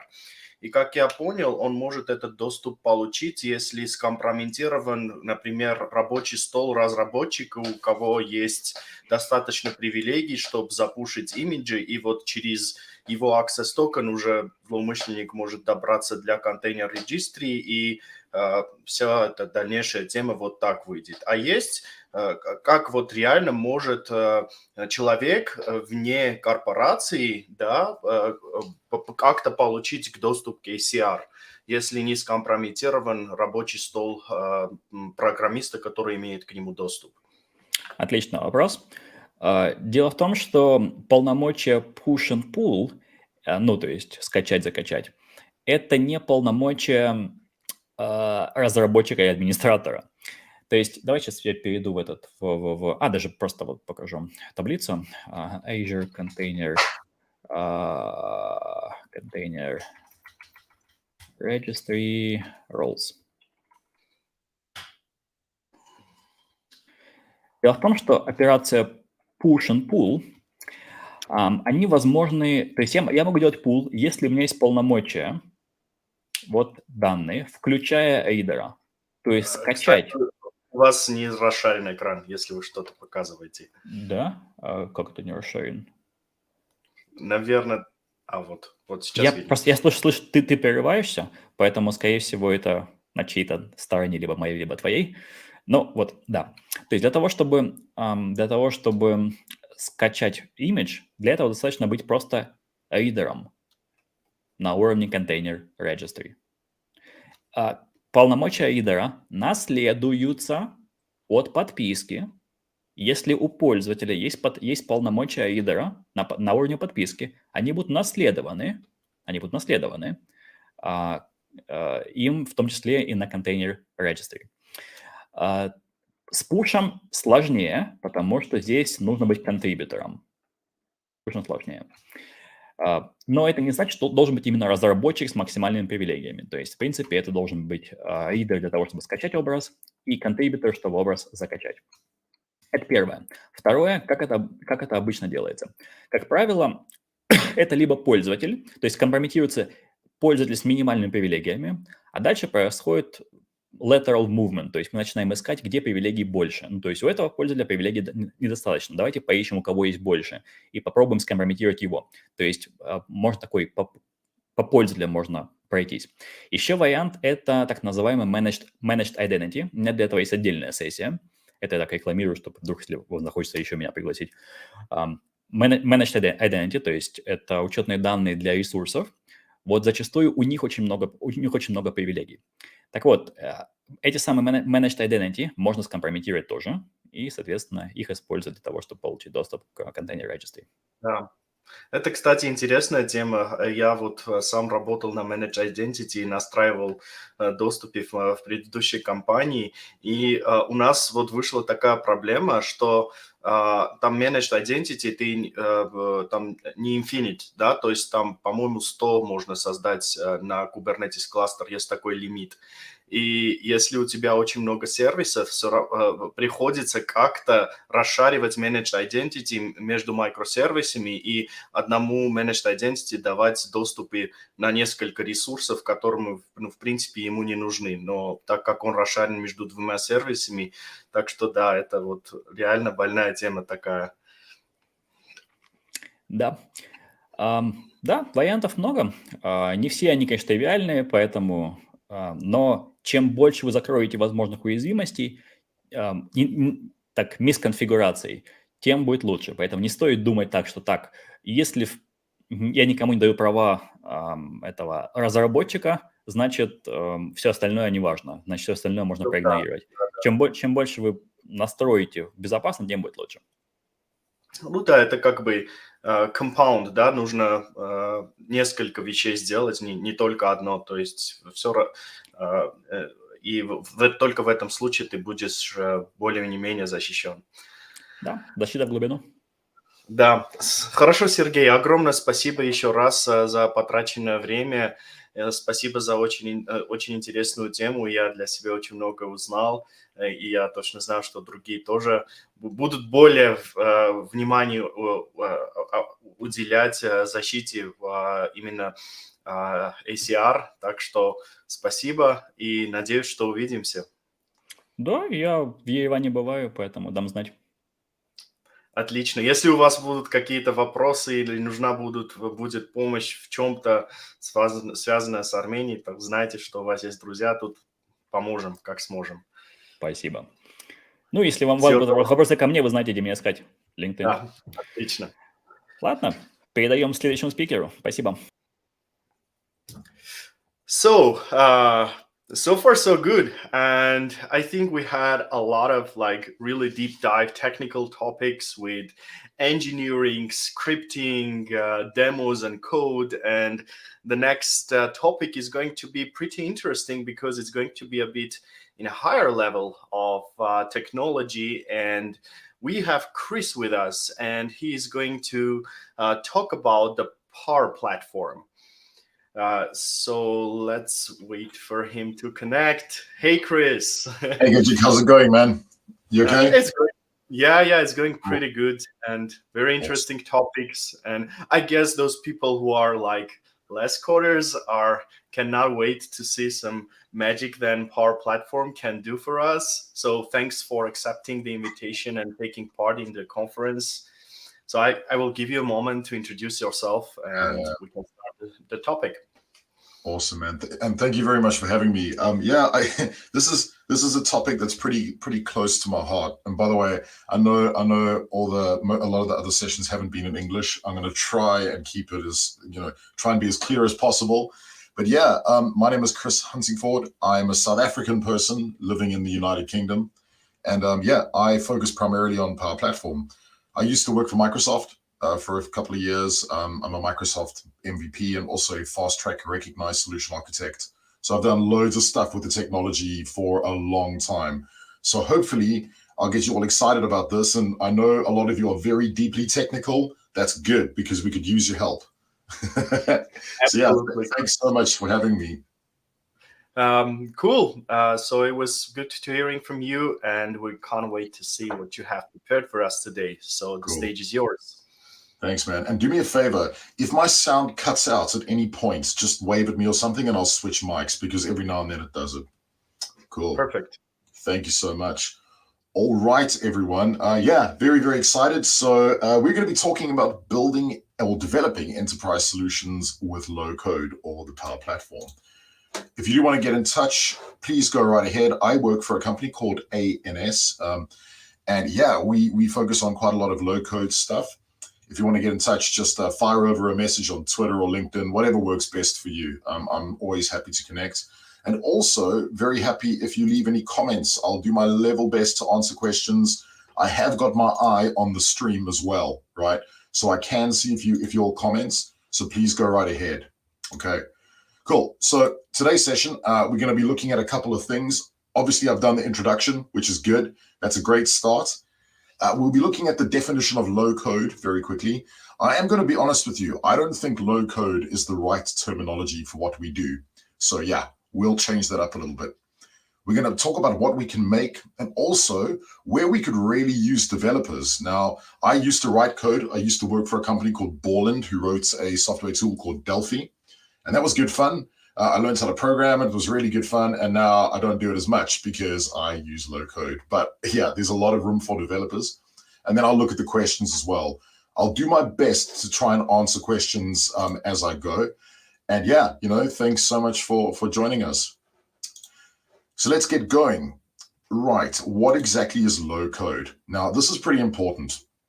Some of you may think low code is just a way of building things without any code, which is kind of as the name suggests, but I don't agree with that. Anyway, I'll explain why later, okay? But what has been reported is that as we've been growing and as the world has been progressing and as we've been transforming the way we work, there's been a big request for solutions to be built. And there's a demand from lots of businesses to make stuff. And as an example, I used to be a network admin. I used to be a developer. Now I'm more of a consultant, and I lead the practice at ANS with my friend Jason Earnshaw on the low code side. And what we've discovered is so many businesses need lots and lots and lots of solutions or apps being created. But unfortunately, there aren't as many skilled developers out there that can write code. I was watching the talk before and honestly blew my mind. I was like, wow, I need to get more advanced in Azure because that was a really great kind of show of what could be done. But what Microsoft have decided to do is kind of democratize some of those tools, which is pretty good. So the whole idea is around supply and demand. How do we make stuff quicker to solve more business problems? Now, there's something that's important here. A lot of people think when we talk about low code, we're talking about like little toys, right? And that's not the truth. You can actually build thousands of different solution types with low code platforms, okay? So very important, don't think it's a toy. The second thing is a lot of folks think, hey, low code will just be a fad. Like, think of it as like a short-term solution or a tactical thing. And that's not true as well, right? Low code is here to stay. It's actually been around since about 2012.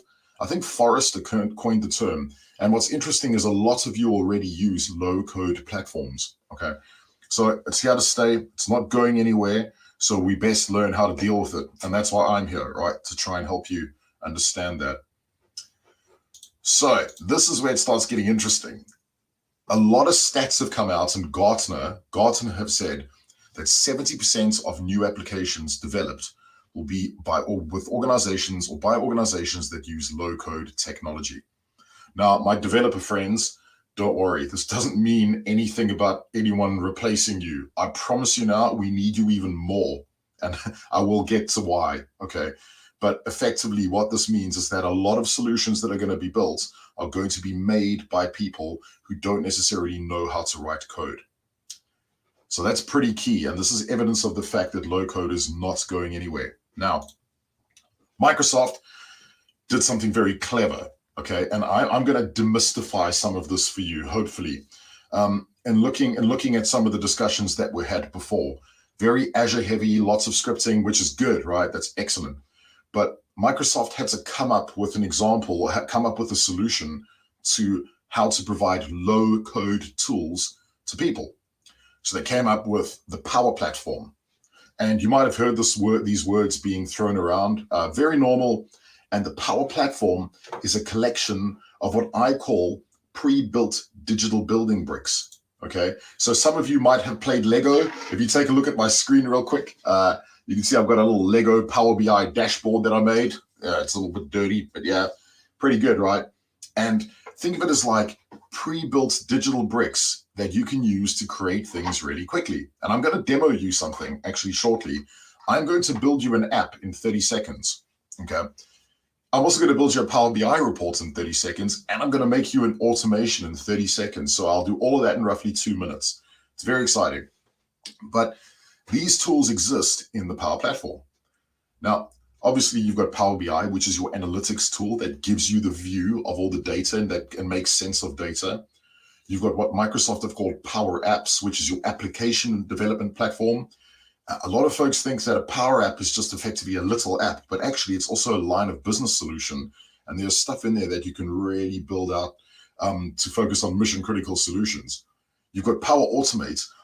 Power Automate's a bit like the wind. You don't see Power Automate run, but you can see the results of it. It's kind of like the wind blowing in the trees.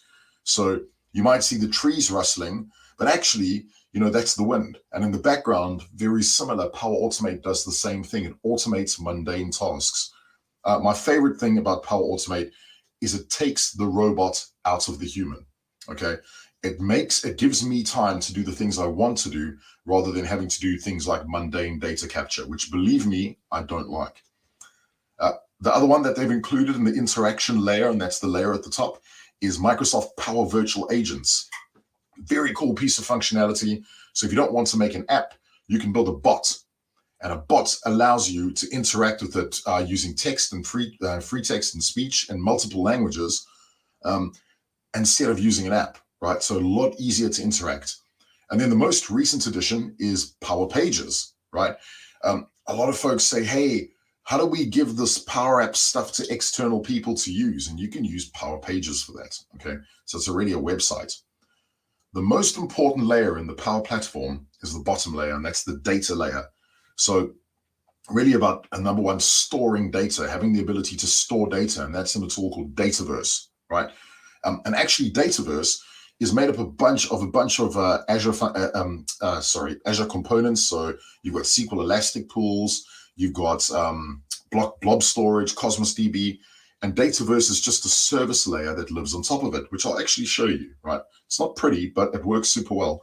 So I can build out highly relational data structures without having to worry about things like referential integrity, security, and all of that, because it's baked in. You've got AI Builder, awesome tool. So Microsoft have taken the AI framework that they've got in Azure and democratized it into the platform. So don't worry, we aren't going to get attacked by Terminators, and we're not in the Matrix. No robots are going to fly through the clouds, and our toasters aren't going to transform into a death machine. It's really just about taking artificial intelligence and making our lives easier. And we can actually even write words to build apps and flows as well. PowerFX, which is effectively the programming language or the development language. It's a bit like using Excel, right? So if you've ever written an Excel formula, it's really just a free language that allows us to interact with these layers in the platform. You've got these things called managed environments, which provide governance and control when building all these things out. And then finally, the most important one is what we refer to as data connectors. So instead of having to write a connection to an API or build your own API, you can actually use data connectors that are pre-built to connect to data both outside the platform and within. So think of it like this. The top layer is the interaction layer. It's the layer that allows you to interact with the data. The bottom layer is the data layer, and that's where the most important stuff comes from, and that's data, right? Now, some of you are going, oh, Chris, sounds like you're from Microsoft marketing. No, I'm not, but I can tell you a story, right? And many moons ago, Microsoft had this thing called the 3 clouds. And the 3 clouds were business applications or Dynamics 365. You had Microsoft 365, and then you had Azure, which is probably where a lot of you on the call really are interested, right? And what I found very interesting was that they kind of consolidated all of that into the Microsoft cloud. So the single cloud, an integrated stack. And a lot of folks think, oh, Power Platform is a separate thing, but it's really not. All Power Platform is, all the low-code tool sets are, is just functionality that comes from those other clouds. So from Microsoft 365, we got Power BI, we got Canvas Apps, which is a Power App type, and we got PowerFX. From Dynamics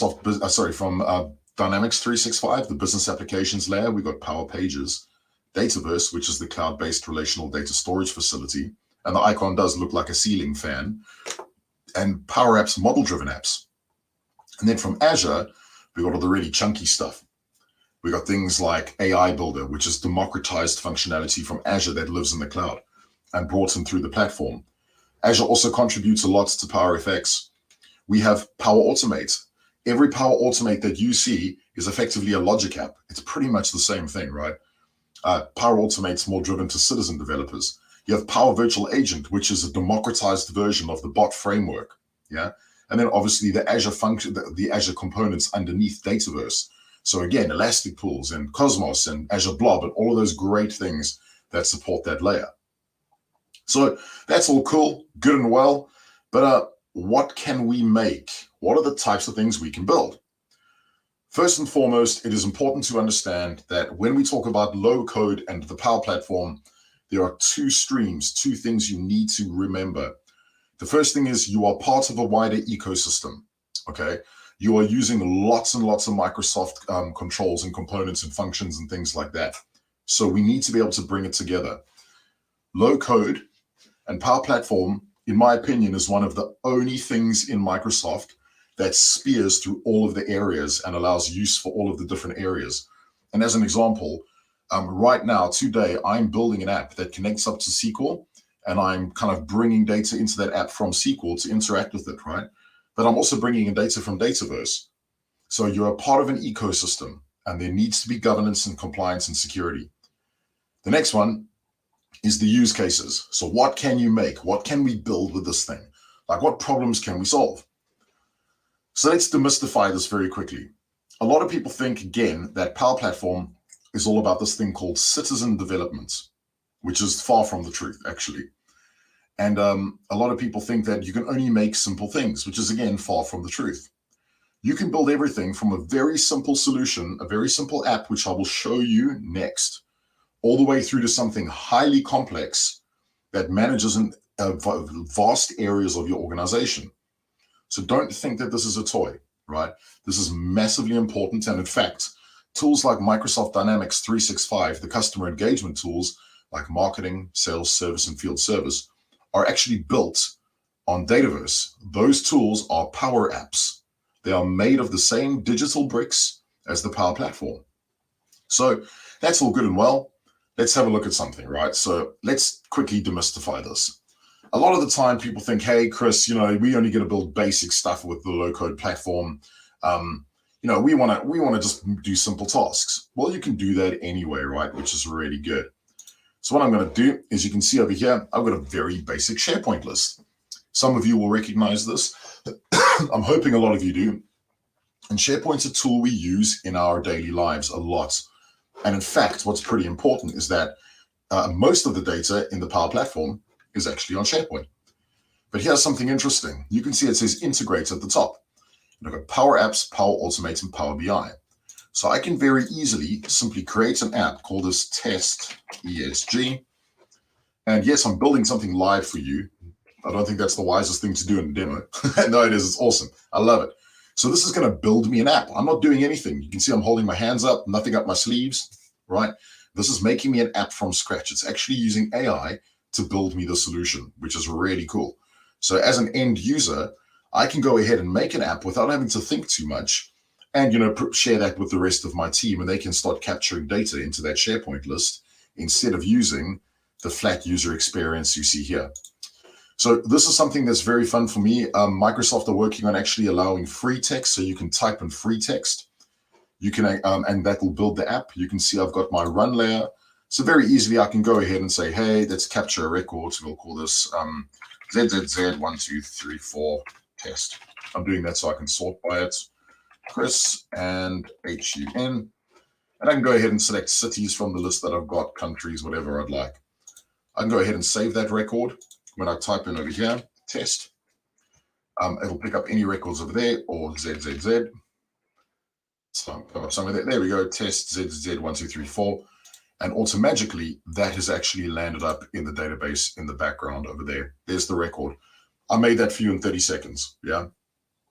So that's an application, very easy. I can go ahead, if I really wanted to, I could share this with the rest of my organization. So I could say, hey, I'm going to share this with Gulshan, right? And he'll be able to go and edit this. Or I'm going to share this with David, and he'll be able to go and capture data, right?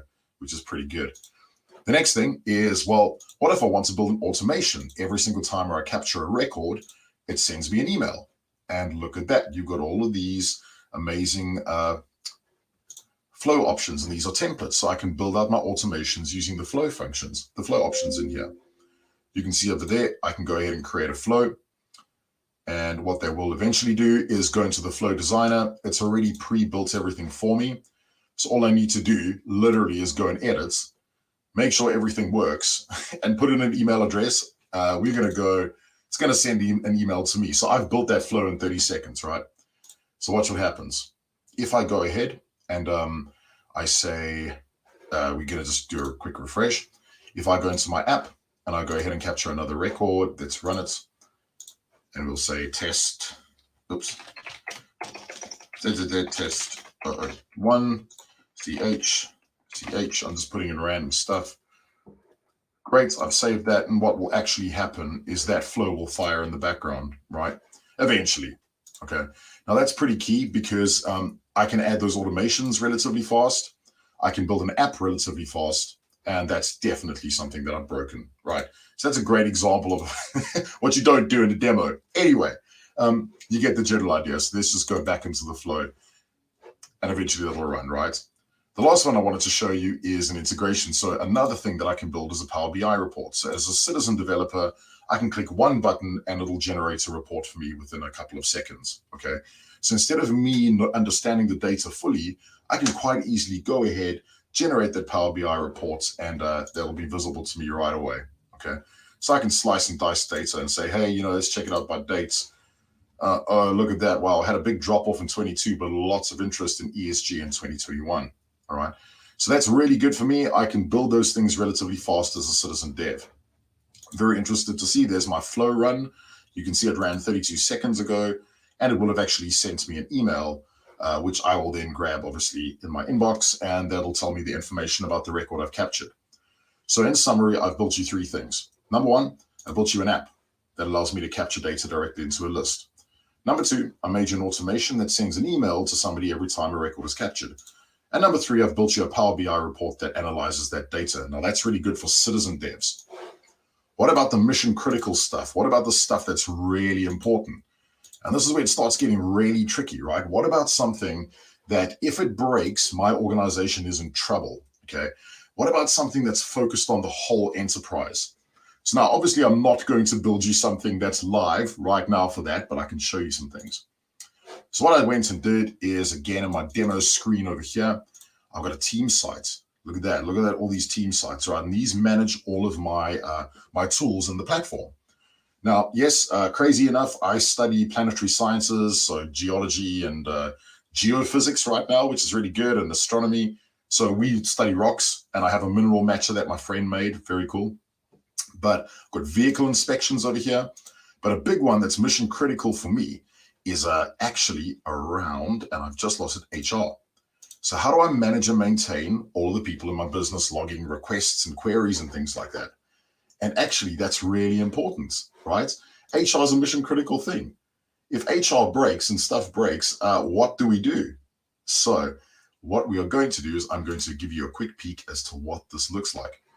You can see over here that most of my people in my organization should be using Teams as an example. I could surface these apps and flows and things up in SharePoint or whatever you'd like. Goodness, if you even wanted to embed them in Slack, you could, okay? So if I go to general, you can actually see that I might want to log an HR issue or a hardware issue, so I can do that directly through a Microsoft form. I can go and check out the issues that have been logged. So all of the issues that have been logged are specific to me. I'm just going to quickly ditch that, and you can see it's a Power BI report again. And you can see most of the issues are actually pending for hardware, right? And you can see that these are the specific places that have been logged, right? Pretty cool. Okay, so it gives me a whole value, and it's actually telling me the hardware value of the issues. What I also did was I built an app launcher. So all of my users, my business, if there's like 50 or 5 million, whatever it is, can log in and they can go and use the HR portal. Now remember, please excuse me. Please forgive me. Got a bit of a cough. Also, I'm not very good at making things look pretty. I'm very functional, so I'm a data person. Now, what I could do if I wanted to log the HR issue a different way, I could quite easily go and log it in my issue management, or I could go and check out my benefits from my company. So you can see over here, I've got a pension. Over there, I've got a gym membership. Yeah, got to keep fit, everyone. and I can see these are all the contributions I've made. I can also go and check out my reporting. Now, this is only for me. Wow, look at all that, eh? Doing pretty well from a savings perspective. That's my car allowance. So this is my little app that I've written in the background, and I can kind of drill in and see how much have I got in pension, how much is my car allowance moved up to, and what is my gym membership? Look at that, right? So very, very simple type of stuff. And I've built these with low code and no custom code, okay? Now, that's great, right? You can have loads of different types of solution. Another one that I built was a risk assessment solution. And if you're over here, have a look over here in Power BI. This is my risk assessment dashboard. So every time I want to build an app or a solution, I have to capture it. And effectively, that goes into the back office. And the back office actually track and manage what I'm making. So if I go into my info security risk assessments and I view one that's I've captured over here, you can actually see that this is a model-driven app. This is still a Power App. It's a model-driven Power App. And once that loads, you can actually see that I've got all my collaboration and communication around that risk assessment. I've got a process that I'll take that risk assessment through internally. And once I'm done, I can tell the user or the maker or the developer, and I can say, hey, you're ready to build that app, rock and roll, go right ahead, okay? So there's lots of really great things you can do with the platform. However, there are some things to think about, my friends. And what is most important here is where do the developers come and fit in? Because I've just shown you a bunch of stuff where I don't need to use code. Now, I'm hoping some of you on this call have played Lego before or built Lego before. Something interesting, I've got kids, right? So obviously I make lots of Lego. Also, I make Lego for myself, right? And checked out this bad boy. Finished it pretty recently. Lots of bricks in this thing, right? Lots of little Lego bricks. And unfortunately, that was quite hard to build, right? But I loved it. Okay. So something I've discovered is that, yes, I love building things with pre-built bricks, but what about where I don't find a pre-built brick that I need to make something amazing? Okay. What happens with that awesome Lego spacecraft I found if I couldn't find a brick that fit in? Can I phone Lego and say, hey, Lego, make me this brick specifically for my spacecraft? The answer is no, they won't. Now think about that in an organization where you have lots of people making things, but not everything fits every time. I mean, Microsoft can cater like for 60% of the things that people will want to make. But what about that 40% where people can't just make them? So I always say to folks, think of it like this, right? When you're going through a process of making something, there's some good things that you can buy off the shelf, right? So you might work in a retailer and you want to buy a retailer app. That's awesome. Go ahead and buy that app, all right? But also you might want to just custom build it. And actually, you know what? I'll tell you, I am an admiration of developers because it's often you don't find people that can make stuff and write code, okay? And in this world, so many people are just focusing on not learning how to code. And it's sad because I would love to get back into it as well. But there's a lot of people that build things. And in low code, there's all this opportunity. So we can make pretty much anything we want. But let me tell you, from experience, the slide is incorrect. And I'll tell you why. Because yes, there might be a lot of opportunity for low code, but not every digital brick works every time. So if I want to build something special, I can't always just plug in a Power Automate flow like I did in the first demo. I can't always just turn something on and hope it's going to work. And my friends, that's where we look at custom dev, okay? We need people to build out these pre-built digital bricks for us. So as somebody that doesn't write code anymore, I have to go to my friends, like my friend Carl Cookson, and say, hey, Carl, dude, I don't know how to write this thing, man. You know how to do Java and all this jazz, and you know how to write plugins and use C#. Could you make me this thing? And there's a lot of opportunity. As an example, I use a lot of custom connectors. So I custom connect to a lot of APIs outside of the platform, okay? Let me tell you, the security and understanding those payloads is really hard. Like I've had to work really hard to understand those. And it's starting to get very interesting because the more I learn about Power Platform, the more I need developers to help me build things because it doesn't just work every time out of the box. I really wish it did. Excuse me, but it doesn't. And the fact of the matter is that with custom code, we really, really need to embrace the fact that people that know how to write code can build us those components that we can reuse again and again. I'm going to tell you a secret. I know I'm going to run slightly over. I'm going to tell you a secret. One of the things I hated, and I still like really struggle with, is, and this is when I was writing code with in Delphi, I hated making forms. My worst thing was making a form and connecting it to a database. It was like the most painful thing in the world. And I still don't really like it that much. I'm not a guy that makes things look good. I'm a guy that is a functional person. As you can tell, I have very little taste. Look at the room around me, right? But what we're trying to do is give developers their time back and say, hey, folks, start building stuff that really people can't build and understand, because developers are very smart people, okay? Now, I'm not saying citizen devs aren't, or general folks aren't. I'm saying that they're clever in different ways. And unfortunately, learning that skill of coding is quite tough. So the three things I want to leave you with, whether you're a pro coder, somebody who loves to write code, or somebody that's just learning the platform, there's something in this for everyone, okay? And I'm learning as well every day. So yes, it is super easy to make solutions very quickly, like you saw in the first demo, but please remember that it's not always that simple. It's never that simple. I'll tell you what, I've delivered a lot of enterprise solutions and I always need somebody that can code. It's not always that simple. So what we do is we use Microsoft's set of pre-built digital bricks. Like I showed you my dodgy little Lego Power BI dashboard there. We use Microsoft's pre-built bricks to solve 60 to 80% of the problem, as much as we can. And then we start knocking on the developers' doors saying, hey, please everyone, would you help us? We need to have this component built or this custom connector built. And there is a huge amount of opportunity in the platform. So low code, although it is going to be responsible for a large amount of solutions being built, it gives developers more time to do the things that they're good at and they like. Okay, so I wanted to leave you with that. If there are any questions, please stick them in the chat. And I just really wanted to say thank you to the team that's running the conference. It's awesome to be here. I get to speak at a lot of these, and I think when it's developer conferences, I get a little bit nervous because I'm like, okay, devs don't always like low code, so you kind of have to teach them about like, hey, it's not only just low code, right? So Gadget and everyone, thank you so much for having me. I honestly really appreciate the time. Chris, we appreciate your time and thank you so much for the talk. And actually, I was going to make the same summary as you did at the end when you said that these kind of tools allow developers focusing on the interesting stuff. Because one of the like the worst complaints in all of the developments teams that I have seen is that people say it's not interesting. We are doing the same thing over and over again. And as you say, like building a forum, it's like 40-year-old thing that still needs a development, but we can automate that, and it's beautiful. Yeah. So, thanks, man.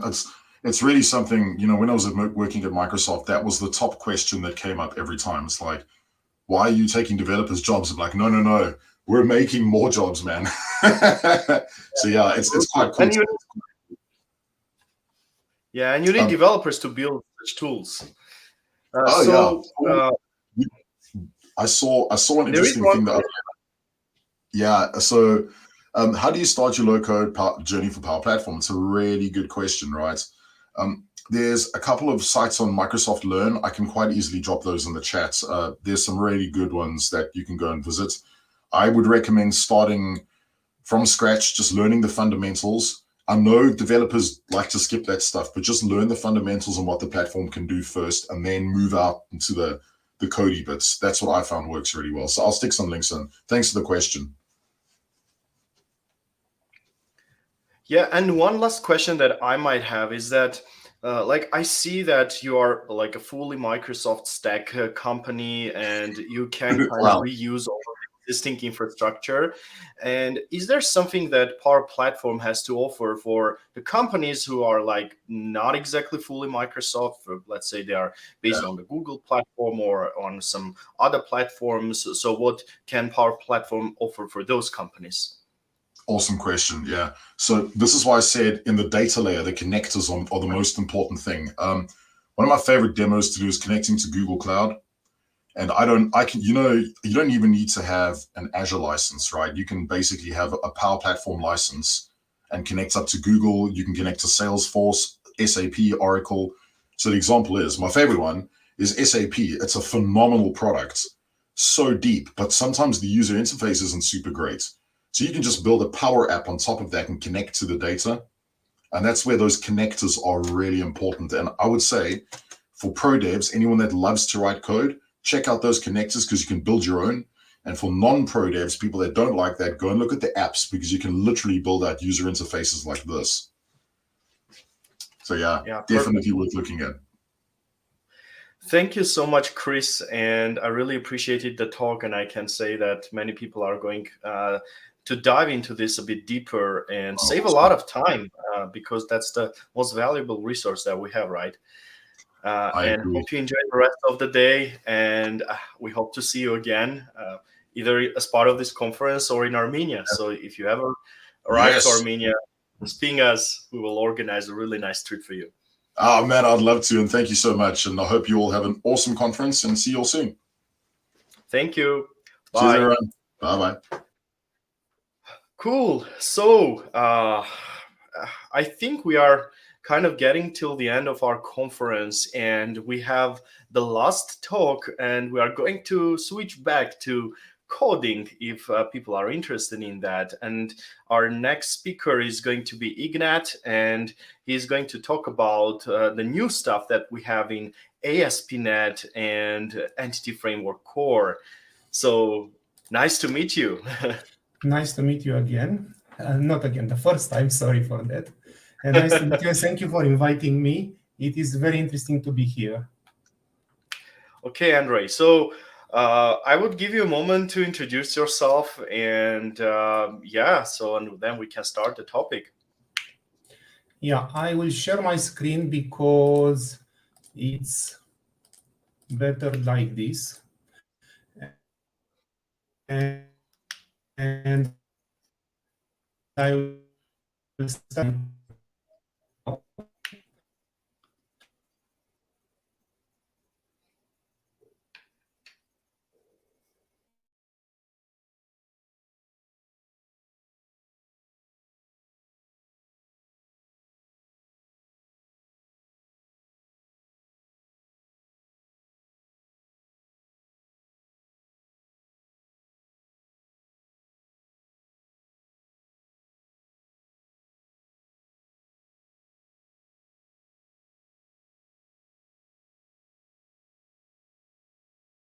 On Entity Framework Core 7. And this is me, and I have a blog, as all the programmers I think that they should have. I was and I am an ASP.NET forum moderator, and I am very fond of roasting code, source code generators. I have also found monthly meetings and free books with roasting source code generator examples. But let's go to agenda and see what's new in ASP.NET 7. I have put here the link from Microsoft, and what I want to say is that no way in an hour we can resume everything that Microsoft has done to ASP.NET Core 7. I have put here just the points that are very interesting to me, and I have used in some of my application and want to use also at my work. So let's see what is new in ASP.NET 7 and you should adopt. So let's see first typed results. So typed results, it's a new way to present the results of a web API. So let's see, we have here a web API that says get weather. But what if it doesn't have the weather? What will return? So Microsoft, based on generics, he has invented this kind of syntax that at first glance it is somehow complicated. But what it says is that this function, get weather in range, it returns more results. How many? It's 1, and separated by the comma. The second, you have results with 5 type generics. So it returns maybe a not found of string if we do not find the weather, or it returns on OK and an array of weather forecast. And you will see here that it says return typed results not found and return typed results okay. What is the difference between this one or an action result? It says clearly, and it says what the function it is returning. And for a programmer, after a bit of learning curve, he will see, okay, I'm returning a result, multiple results. One of results is a weather forecast array, and the other results is not found. And this is something that I think that you should adopt from ASP.NET Core 7, because again, for any programmer without looking in the code, knows what this function will return. No, and more, it can say, you can say via Swagger to the front-end developer, look, this function will return this kind of data, either an array, either not found. And it's better like this to acknowledge the return of the function. So this was the first one, typed results. The other is shadow copy IIS. So if you have sites in IIS, I do not have now. I have had like 4 years ago in IIS with .NET Core. Theoretically, I didn't try it, but I think that Microsoft says that and it will be true. You do not have to put there an a shutdown file to replace the .NET Core. You can work on the site and he will replace the site when you update the DLLs. Again, I have not tried, but if I will have, I will try this definitely. Band arrays and string values from headers and query strings. And iParsable, try parse. Now, let's see the examples. Again, all of those are on GitHub and you can download the examples. In these examples, I have something that it's made with Blockly automation. We have discussed about low code. This is the low code for web APIs. So I will make the demo with the help of this automation. Let me refresh it. And I will make this try parse. So you know that now in .NET 7, an interface can have static members. That's very interesting because this try parse that you have found before in string.int.try parse or double try parse, now you can implement this iParsable try parse. Let's see the example. We have a get weather in range and we have a date range, F12, in order to go there. So the date range contains a from and a to. Imagine that you want to get from a database the records between from and to. But how do you know that the parameters will fit and will transform correctly to a date? And for this is this iParsable. iParsable of t, F12, it has this function, parse and try parse, that again you can find on int and double and other value types. Now we can have this kind of stuff here in date range or whatever code you want, and you'll see that this interface has a static parse and static try parse. How I have implemented? I have implemented like this. For parse, it says if you cannot try parse, then it's an argument exception that could not parse supplied value. And let's see the try parse. The try parse, I'll try to split the value provided by comma. So I transmit the two values, we separated the two dates, separated by comma, and then I try to parse the date only. So the idea is that now we have the opportunity to parse the strings that comes from the front end any way that we want. Let me show the example. So this one, I try to load blocks, parse date range. Okay, this Blockly automation is transforming the API, the get weather in range that you see here, in blocks. So the function that it was get weather in range that you'll find here is transformed into blocks that you can execute. It's not the subject for today. If you want, we can speak a deal about this later. So now I will execute the function. I press F12 in order to see the network. And I execute the function here with execute. And you will see that I have the date that will be done. Let's put fetch. And now I can copy, open a new tab. And you see this date has been parsed between the two dates. If I put here like this, let's put the month 3 here. You will see the error. It's one or more validation occurred and says the value, this one is not valid. So it was the function getWeatherInRange. It has a parameter that says from query, date range, the class. So the class is constructed from the query, as you see here. Let's put it correct. Let's put the month. Okay, and when it's constructed, ASP.NET, if it has a iParsable, it goes to the parse and try to parse the values. And you can implement your own logic in order to parse the dates that you want or anything that you want by implementing the iParsable interface that again has the members that you already know for int and double parse and try parse. Okay, I will take the question last. Now I will go to the next things. So what is here is bind arrays and string values from headers and everything. Let's load blocks and just I want to see how we send array. So I have a function that says get weather for cities. The function get weather for cities,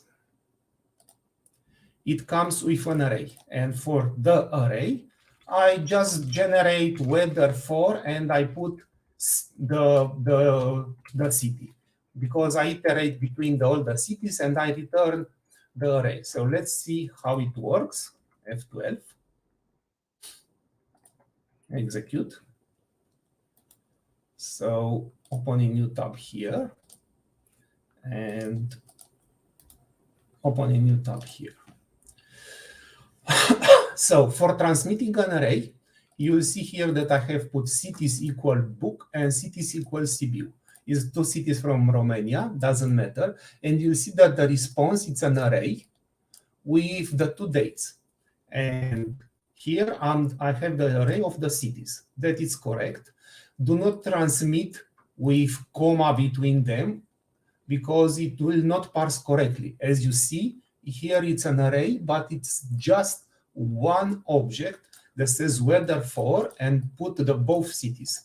So in order to have the cities parsed correctly in a string array, you can put multiple arguments with an ampersand between them.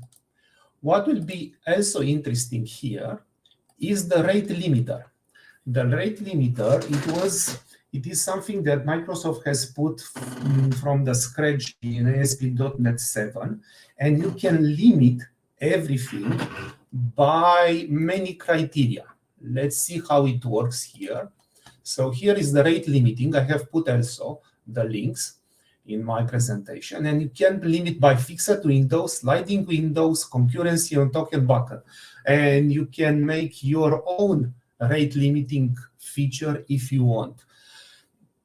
What I will present is just the fixed window. So let's see the code first and then how we execute. So in program CS, we put app use rate limiter. If you do not put this one or you put the last one, you will not have a rate limiter. But it says use rate limiter. And I have defined into the services what will be the rate limiter. And my rate limiter, just for demo purposes, it says I have a fixed Windows limiter with just 20 permit limit per 5 seconds. So in 5 seconds, I admit just 20. If it comes more than 20 requests for my site, I do not permit and I will take later. And the option of queue limit is 20. So I process the 20 by 20 at the same time. The queue limit could be 5. And that means that from a 20 permit limit, I process 5 by 5 by 5 in the seconds that I put here. And see how it's working. The Swagger will not help me. Again, I will recur to this one, load blocks. And just let me close this rate limiter. The function that I will call for rate, just a moment, for rate limiter, it will be get data. Let's see how it looks, the get data. It's a very simple function. And get data returns that I have received the number I to a date time that it's there. So let's see how it works. Let's put like this, I do not know. Sorry, I have pressed F5. Just a moment to load the site again. Load blocks, rate limiter. Okay, so now I have like 50. So here it's a count of I from 1 to 50. In this block, you have also loops, repeat 10 times or everything. This is not the subject now. But I will call this function 50 times, increment by 1. And you will see what will be happening here in the network. F12, I have the network here. And I will press execute. So remember that we have the rate limiter of 20 permits, and the queue limit is 20, and for 5 seconds. So after 5 seconds, so if more request comes, after 5 seconds, we take the other 20. Let's see how it looks. I have put execute now. So you will see here that I have received 12, and you see here at the network this green line that shows that it was a timeout for this for 5 seconds. And here another timeout for 5 seconds. Why? Let's see at the results. So we have called the API until he's 20. And in this 20, you'll see that we have received on 5004, and then it's a gap of 5 seconds here from 5004, 5008. So this is the gap after 20. He was saying, I do not accept more limits. I just do accept after 5 seconds, as I said here. Again, it's not just this fixed rate limiter option. There are more rate limiter options that you can take advantage. It's sliding window, token backend concurrency. It's more than one. You must read the documentation and make your own rate limiter. What I have more for this, it's something that I have made a rate limiter based on course. So if it's the same site that makes the request, that it means that will be unlimited. If someone from outside tries to call my site, it will be limited. I have here the demo, rate limiter for course. So what I'm calling an external site, show output. Okay. I'm calling an external site that have a Swagger. And for this one, I am having rate limiter. Why? Because I'm on localhost and I'm calling the external API. If I'm calling the same site with this one, you will see that I will have not a rate limiter. So again, the rate limiter from ASP.NET Core, it's very flexible and you can use it however you want if you have something to rate limit your users or something else. And you see here that he has stopped on the step 3, and we have here count from 1 to 10, and the next one will come after. I think that it was a minute or something. I have put the rate limiter for external sites. Again, this is done with add rate limiter, but this add rate limiter, you can modify at your will, and even you can create a new rate limiter for yourself. Okay, this was the rate limiter. Also, you have a problem details service. I have used the problem details service before for a NuGet package. And this is something that you can handle the errors better and see the errors to the end. And this is for assessing if you have needs. So adopt, it's the iParsable try parse with shadow copy IIS and typed results that sees the data. And for trial, we have from Microsoft something that it's trying to put less code and says, okay, first we have in .NET 6 something that says from services some custom type service. And the new behavior says if you do not specify from where it comes like first from services, then from body that the user posted, then for path, and then for query. So if you do not put an attribute here in order to know from where the function it comes, the parameter of the function it comes, of the web API, it will infer the order by these things. It is less code, but I'm just preferring the idea of knowing from where it comes. The second that you might try is request decompression. The request decompression, it's a middleware that it does what it says, is decompressing the data. So you can put add request decompression and use request decompression. And when your data it comes via zip files, he will be decompressed to the same value. This could be handy if you have to post the large files that by zip it will become less and do not want to unzip yourself. But again, I said that it is to assess, to trial. Again, there are more than those 8 things that I have mentioned here, and you should really read all the release notes from the ASP.NET Core 7. Okay, next demo. It's with Entity Framework Core.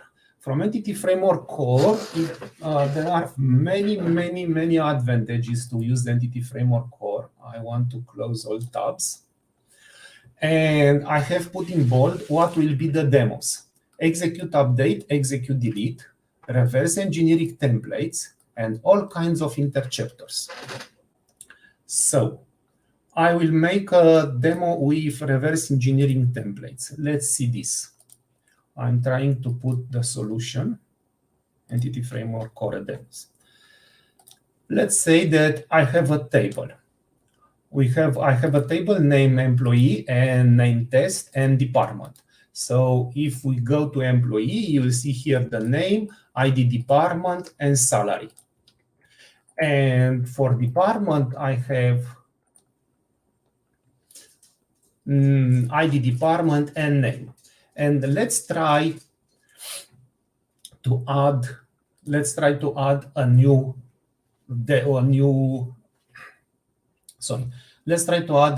column to the table employee.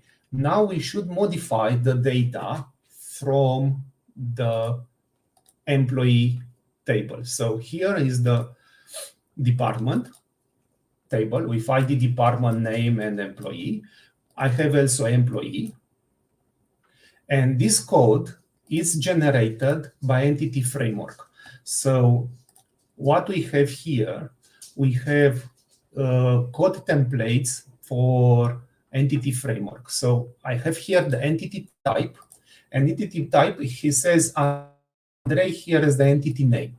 So I put Andrei here as entity name, and for Armenia presentation. So as you see here into the department, it says Andrei here is the entity name. It doesn't say for Armenia presentation. I'll be running, sorry, this is just to see that the internet is running. Command, it says .NET Entity Framework DB context scaffold. The command you will find into the presentation that you can download, and here is the text. So it says .NET Entity Framework DB context scaffold. Here is the connection. After this is the provider. For me, it's SQL Server that I have here, the database. Then force in order to override without configuring, without pluralize. There are many things here. So when I send this command, I put verbose in order, the last parameter is verbose in order to see what is happening. And I put enter. Now he will go to the database and he will generate the table overriding the existing source code. So he says found primary key, found foreign key, and here he shows what files he has overwritten.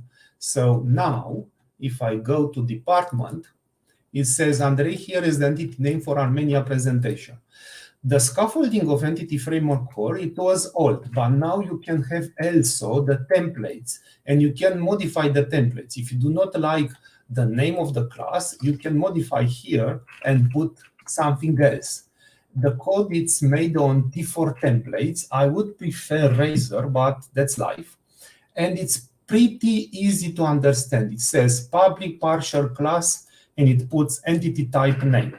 So you understand that it's the entity type name that will be every table or entity from the database. Here it says for each property in get properties, it says code fragment data annotation needs nullable. You can see and can modify this one and generate the code from database how you want. Yes, it will be a learning curve to learn these T4 templates, but it's something that I may recommend because when we modify something from the table, we can generate and will generate automatically the data here. And how you will do with your modification is very simple. The department that you see here, it's a partial class. Partial means that we can define another partial, and I put here my department, that is the public partial department. Just be attentive that the name should be the same with the namespace. So I have put here namespace Entity Framework Core Demos and department. Here should be the same namespace and department. And I have put another properties. I can write here any kind of code that I want. He will just, when executing the command, he will just overwritten these files. This overwriting is done by the parameter here. Just let me show you here. And it's the parameter that says ---- force. And with this, we just let him do his job and overwritten the files that we do not need is just the table to C# classes that will be done very quickly. Good. The second thing here that I want to present to you is execute update and execute delete. So let me run the site, Control F5. And what I will be doing is modifying the salary. Select top 1,000. So we have here an employee with the department 2 with salary 1 and another employee with ID department 3 and salary 1. And I want to modify the salary for this one. I have here an example, just a moment. Load blocks and execute update. So the function is execute salary increase. Okay.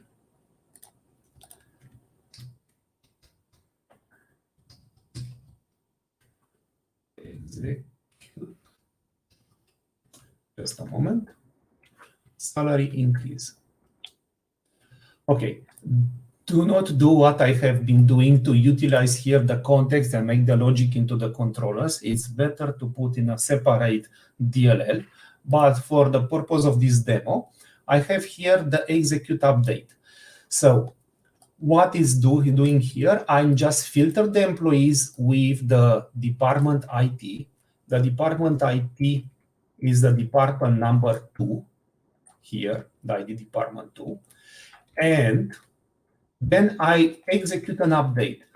The execute an update is something that it's make of those two kind of arguments. The first, it's a set property call that says set property with a salary, and it says the new salary, it's salary plus add plus salary. So I am adding this one and put twice the salary. So I'm doubling the salary and put add.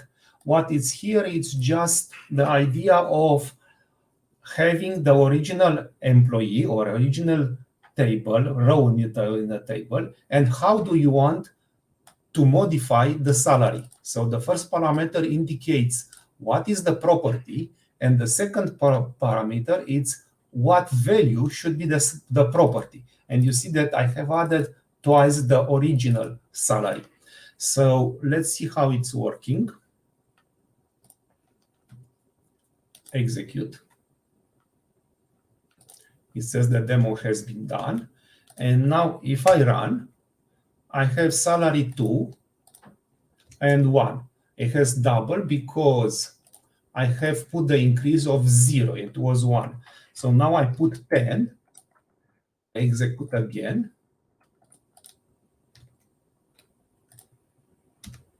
And now the salary will be 14. 10 plus 2 plus 2 means 14.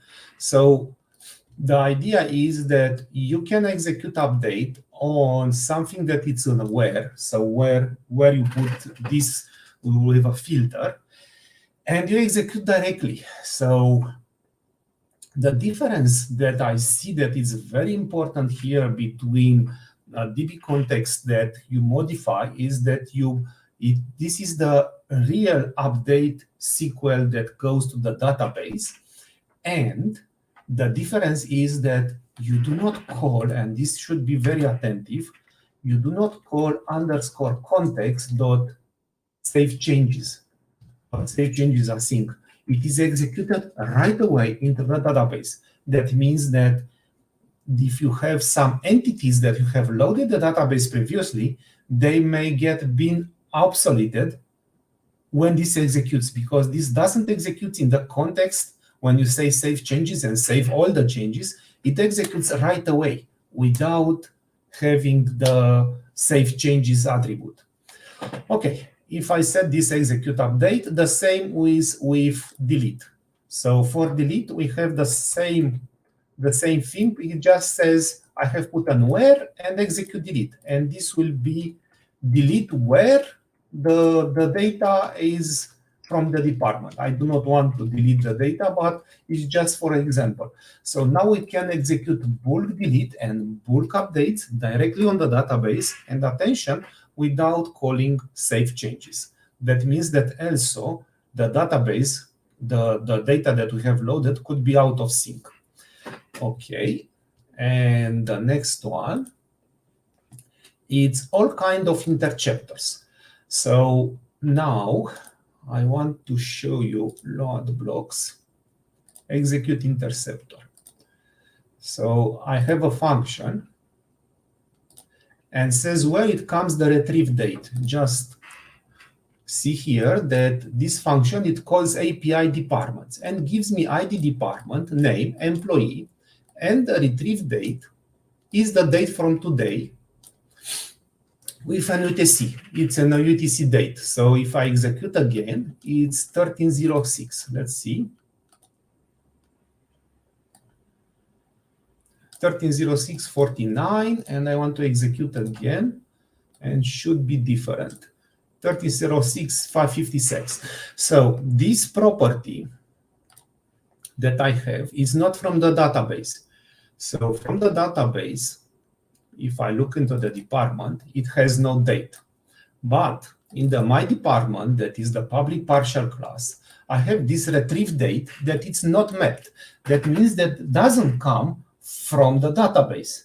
So where it comes from and how it has the current date. So I will answer this question right away. There are many interceptors in Entity Framework. When you call something, when you read something, it is full of interceptor. In here, what's new? If we go to interceptors,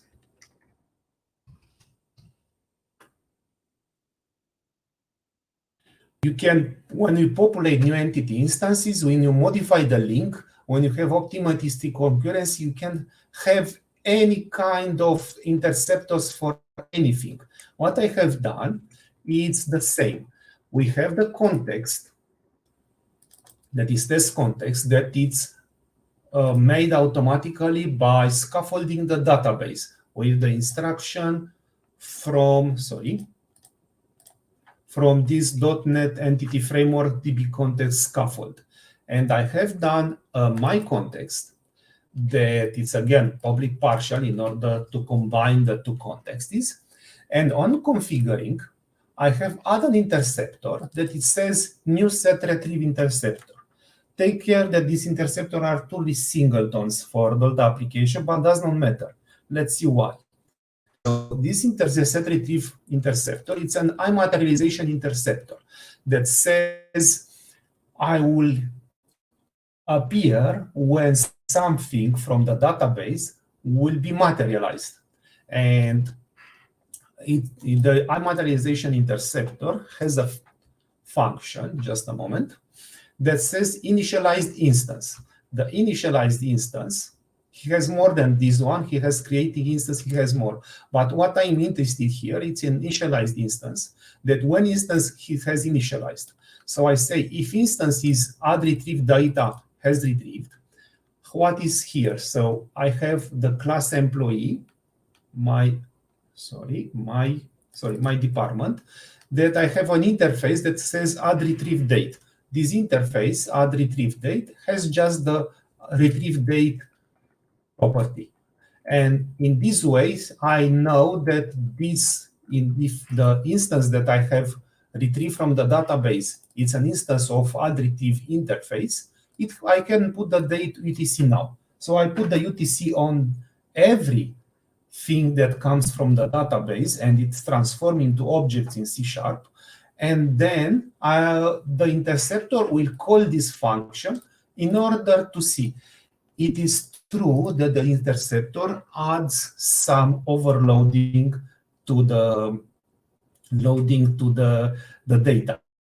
It is true, but this is something that you should take care of and understand the pros and cons. But you can have any kind of interceptors. You can modify the SQL generator for the link expression trees. As you see here, you can modify the objects that are materialized in C# by the engine. You can have many kind of things that you can intercept in Entity Framework Core. I don't think that something has left, but we'll see in the next version. Also, what I want to say is that Entity Framework Core 7 has the possibility to work with ASP.NET Core 6.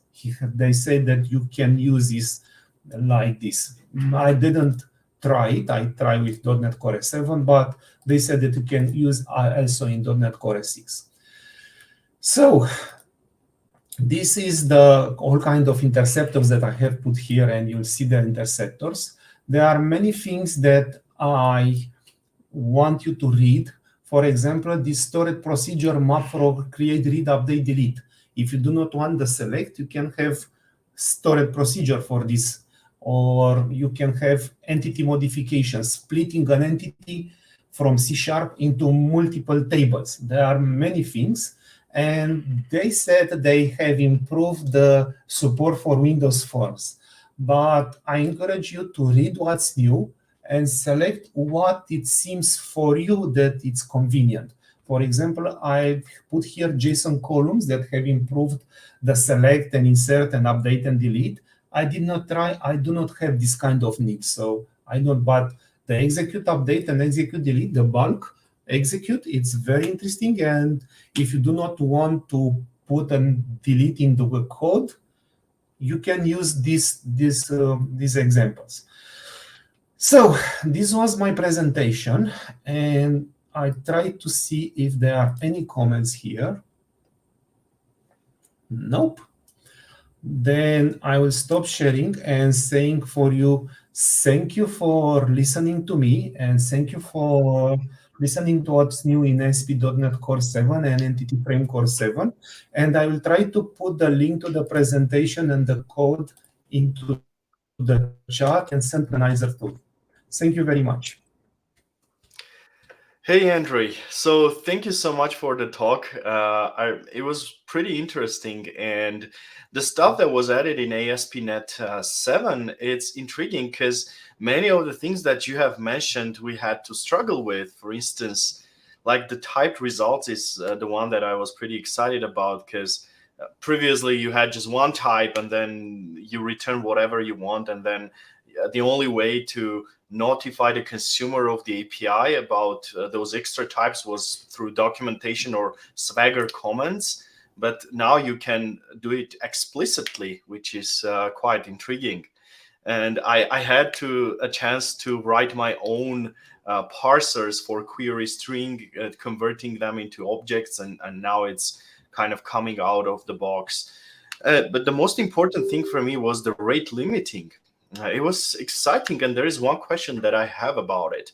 So how about when you deploy an API with multiple instances? Let's say you have a Kubernetes cluster and there are like 10 deployments of the same ASP.NET application.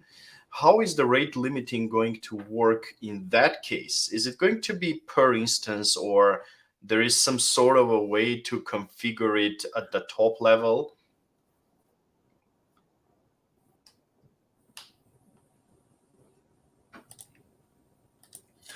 I do not know if you hear me. The question for you was on Kubernetes, and yes, I didn't work with this, but it's the same problem with microservices that are on multiple instances. So it doesn't matter that it's Kubernetes or not. Yeah. You say, how we make something that is idempotent to these microservices? And the answer is something that is simple. You use a central point somewhere. I don't think that you have another answer very fast for this kind of. So you can define your rate limiting that knows what will be the rate limiting from a database. And every time that a request comes, he inspects the request and says, for this kind of request, I have 1 or 2 more things to do. And yes, it will not be perfect, because sometimes you will overpass the limit, but not with much. So my answer is find a central point and make your own rate limiter, deriving from the rate limiters that inspects the data. I have made such a rate limiter again for course. So for inspecting the request and seeing if it comes from the same site or from external site. And the same you can do with this kind of rate limiter. You can inspect how much requests you have allocated and increment those on the central database. So it's very flexible.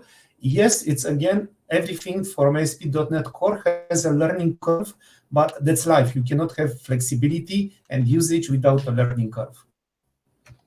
Yeah, so essentially what you're saying is you can tweak the rate limiting implementation for it to be distributed instead of bound to a single machine. The same way, for instance, you can do a distributed session with Redis, for instance, instead of using the like hardwired session that's bound to that single machine. That's pretty cool to hear, actually.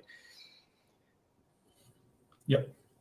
Yeah, and one of the things that I also think it's worth mentioning about the new stuff that's coming up with Net 7 is the performance of link queries. So did you have had a chance to look into it and see hands-on how good it has become?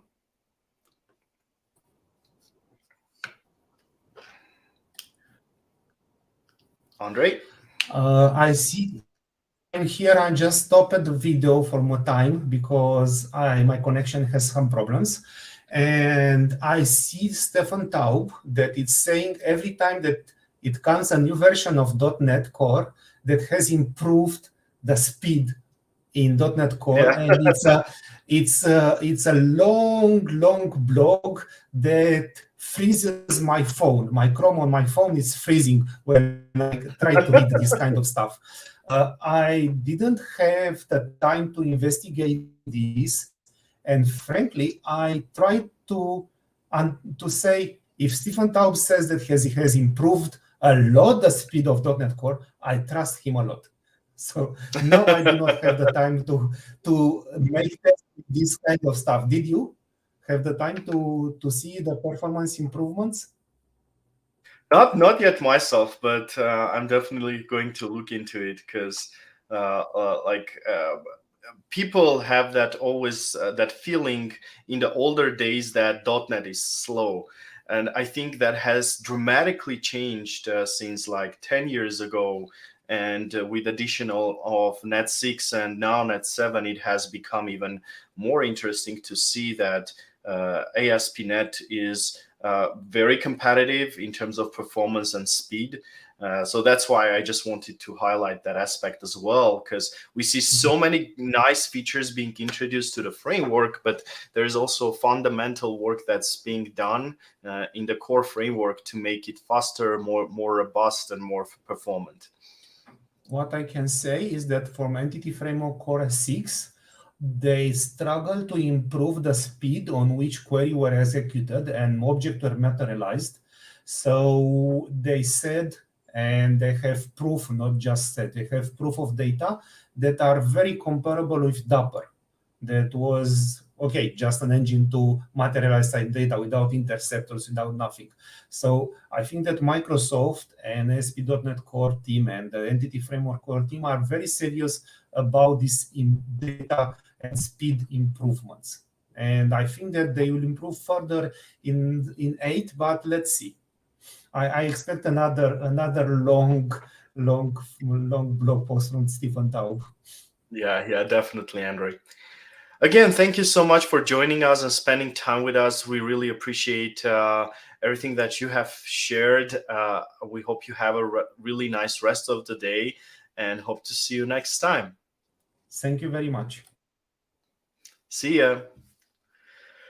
Amazing. So it has been almost like 6.5 hours we are together, and more than 6.5 hours actually. And we have finalized our last topic.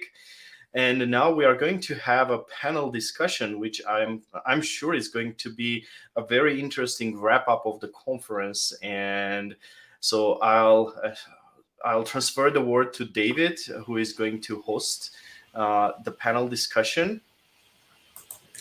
Thank you so much, Gagik, for introducing our panel discussion. I have a privilege to be the host for this panel discussion, and we have 3 guests, 3 dear friends from Microsoft. Let me introduce each of them, and afterward I will let each of them more detailed introduce themselves. So we have Gary from Microsoft, as I said, cloud developer evangelist. Am I right? If advocate, yeah, cloud developer advocate. Right, advocate. Yeah, we have Dmitry Soshnikov from Microsoft, and you're cloud advocate as well, or you're cloud director? No, I'm actually not from Microsoft anymore, but wow, it's nice to be what here. The news. I used to be cloud developer advocate working with education. Right. And we have Levon, who is ISV architect consultant. Am I right? Your position? Yeah, pretty close. I'm partner technology strategist. Yeah, that's right. Just confuse all the words, but otherwise it's fine.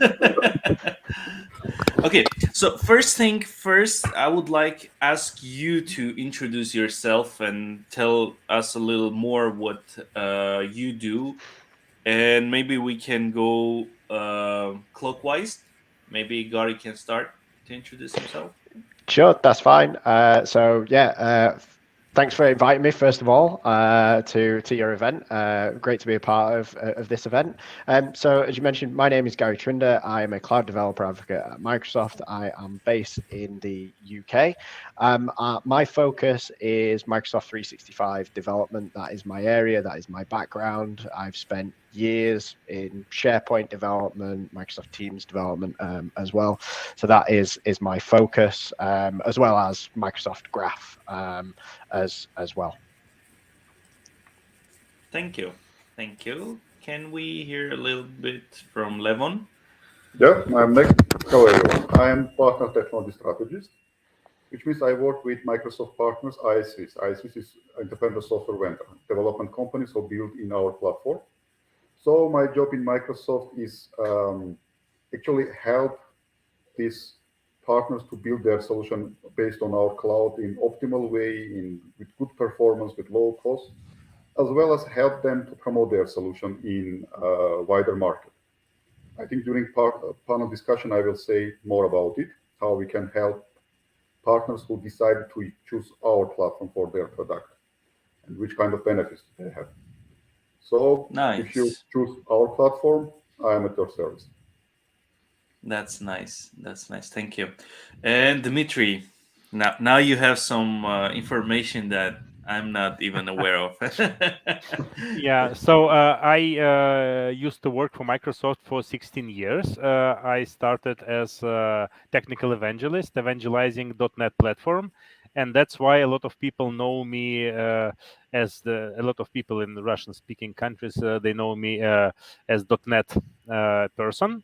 But in fact, some years ago, I switched to another team inside Microsoft, which is software. I was software engineer doing things related to AI. I had to switch from C# to Python. That was very painful experience at some point. I had to undergo through it.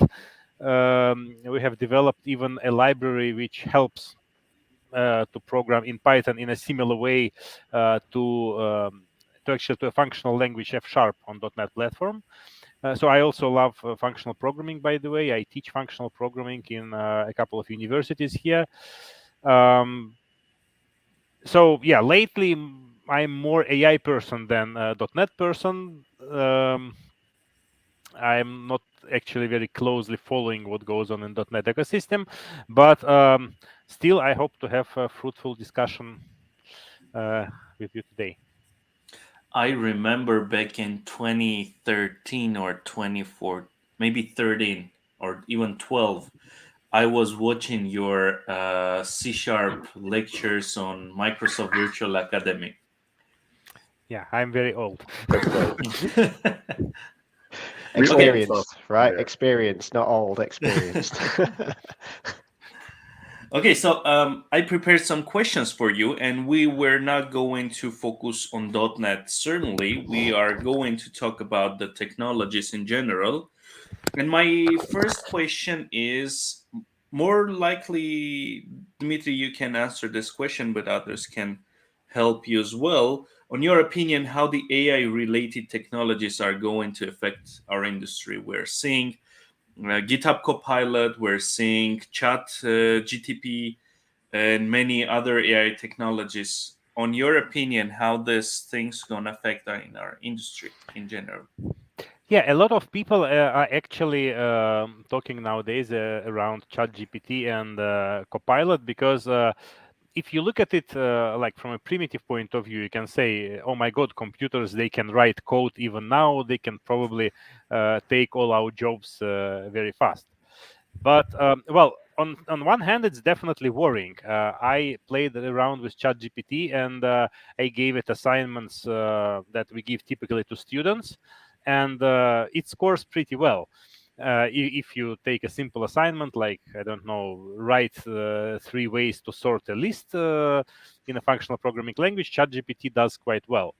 But on the other hand, definitely we cannot rely on it completely because all AI technologies, they are probabilistic. They give some kind of most probable answer, but not necessarily the right one. So that's why we can consider those technologies to be very good assistants to us.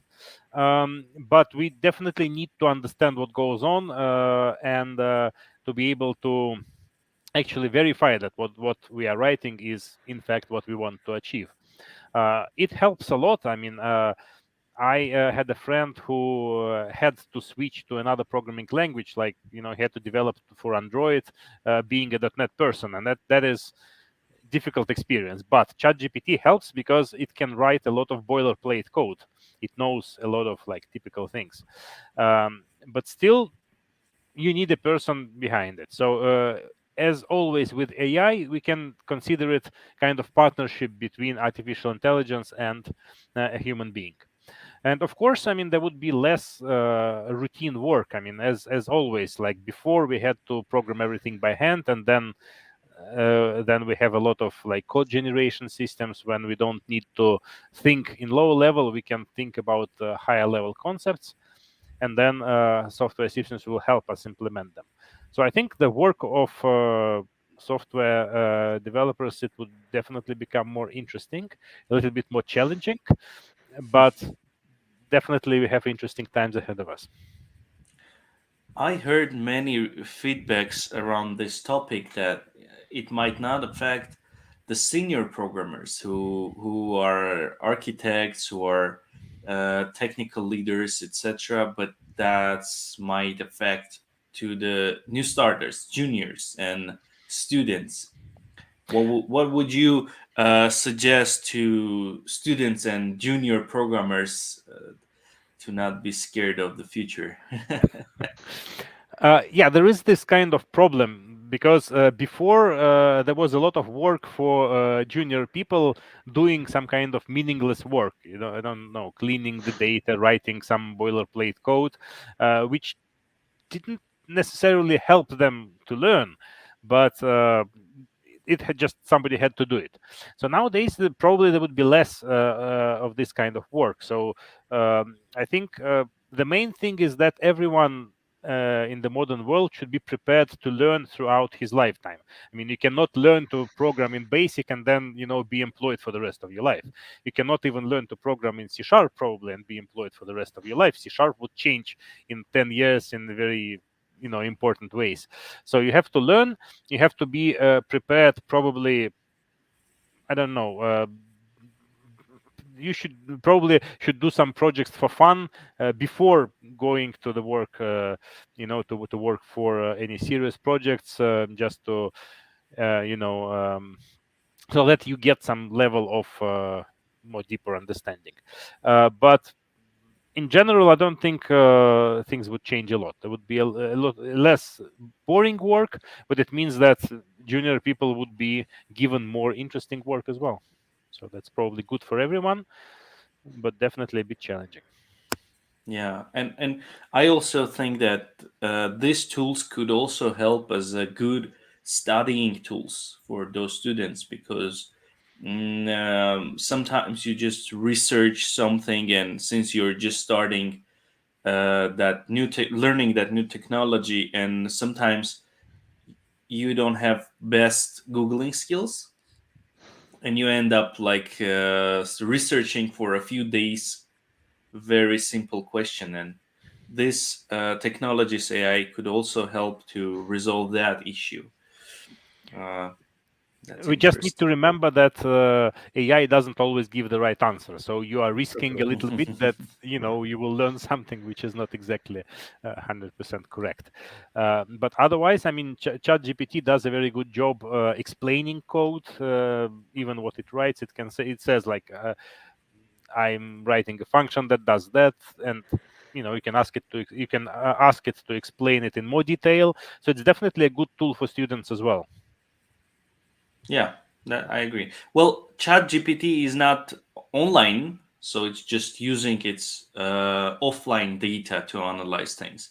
But for example, the GitHub Copilot, I'm actively using it, and it's very, very helpful because sometimes it's just removing the problem to switching to browser and going and looking for Stack Overflow or someone else GitHub repository, just give the right answer that you need.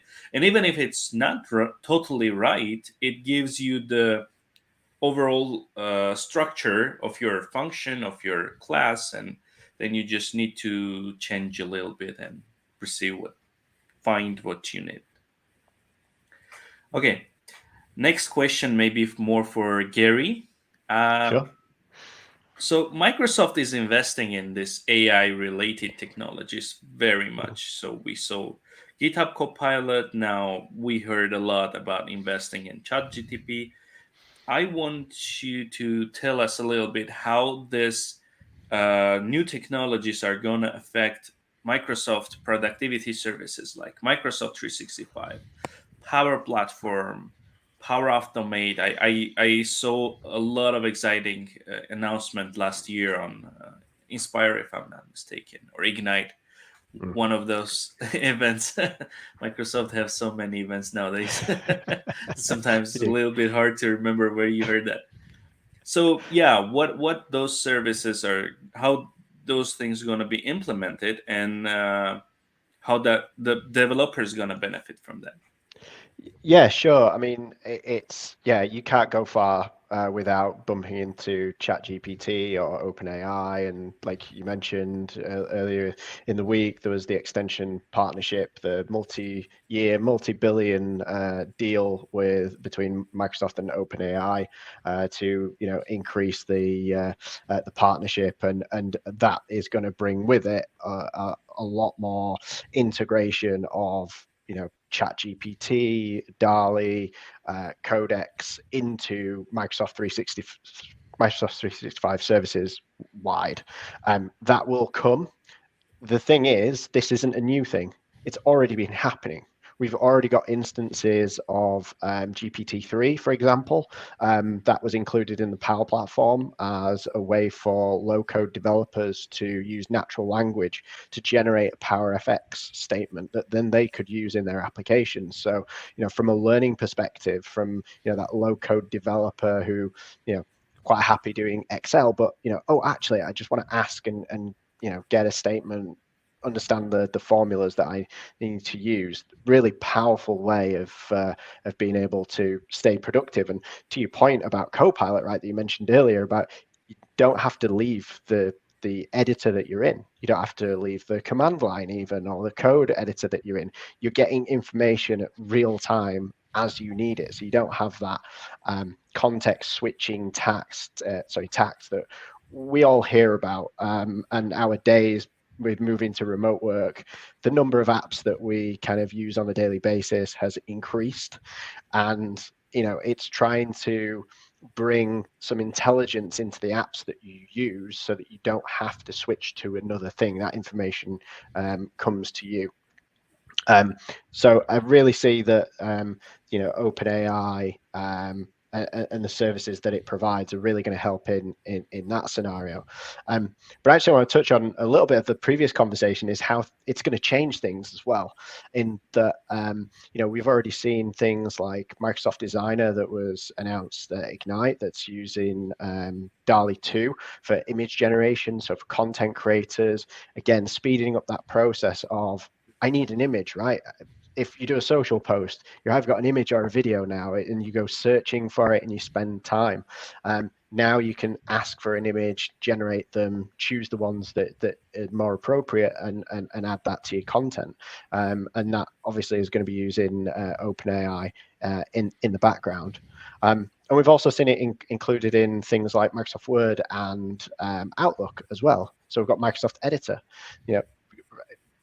really intelligent suggestions, grammatical changes, kind of we kind of know what you're going to be writing from what you've just typed in. Here are the, statements that might follow, just to, again, speed up that process of writing emails, which we do on a daily basis, right? And within Microsoft, we spend a lot of time in email. So anytime that means that we can speed that process up and get out of email, that's definitely going to help. So that has a huge kind of impact on productivity as well. Just the general day-to-day, almost menial tasks that we all have to do, just sped up because there's a little bit of AI and intelligence that's been included in that. I think from a developer standpoint, it's a really exciting time. We also announced the Azure OpenAI service. So organizations now can actually use this internally. Developers can use their own service that's running for their organization and use things like Codex and DALI and ChatGPT right through their Azure subscription as well. And all it is just calling a HTTP endpoint. Send the text prompt, get the responses back, and use that in your app. So whilst everyone's kind of playing around with ChatGPT in the browser, you can hook into that from an AI perspective. You could go and download the SDKs and use the public services, or bring it in house and really start to improve applications that you're building as well on the platform and infuse AI in that way. So there's absolutely tons of information going on at the moment about OpenAI and the way that you can integrate it. And Microsoft's partnership is just going to bring more of this to 365. It's early days at the moment, but I'm really interested to see the announcements that are going to be coming. We've got Build in May, we've got Ignite at the end of the year. It's OpenAI will be a topic, definitely, and there will be definitely things that will be coming. We can't wait for those announcements.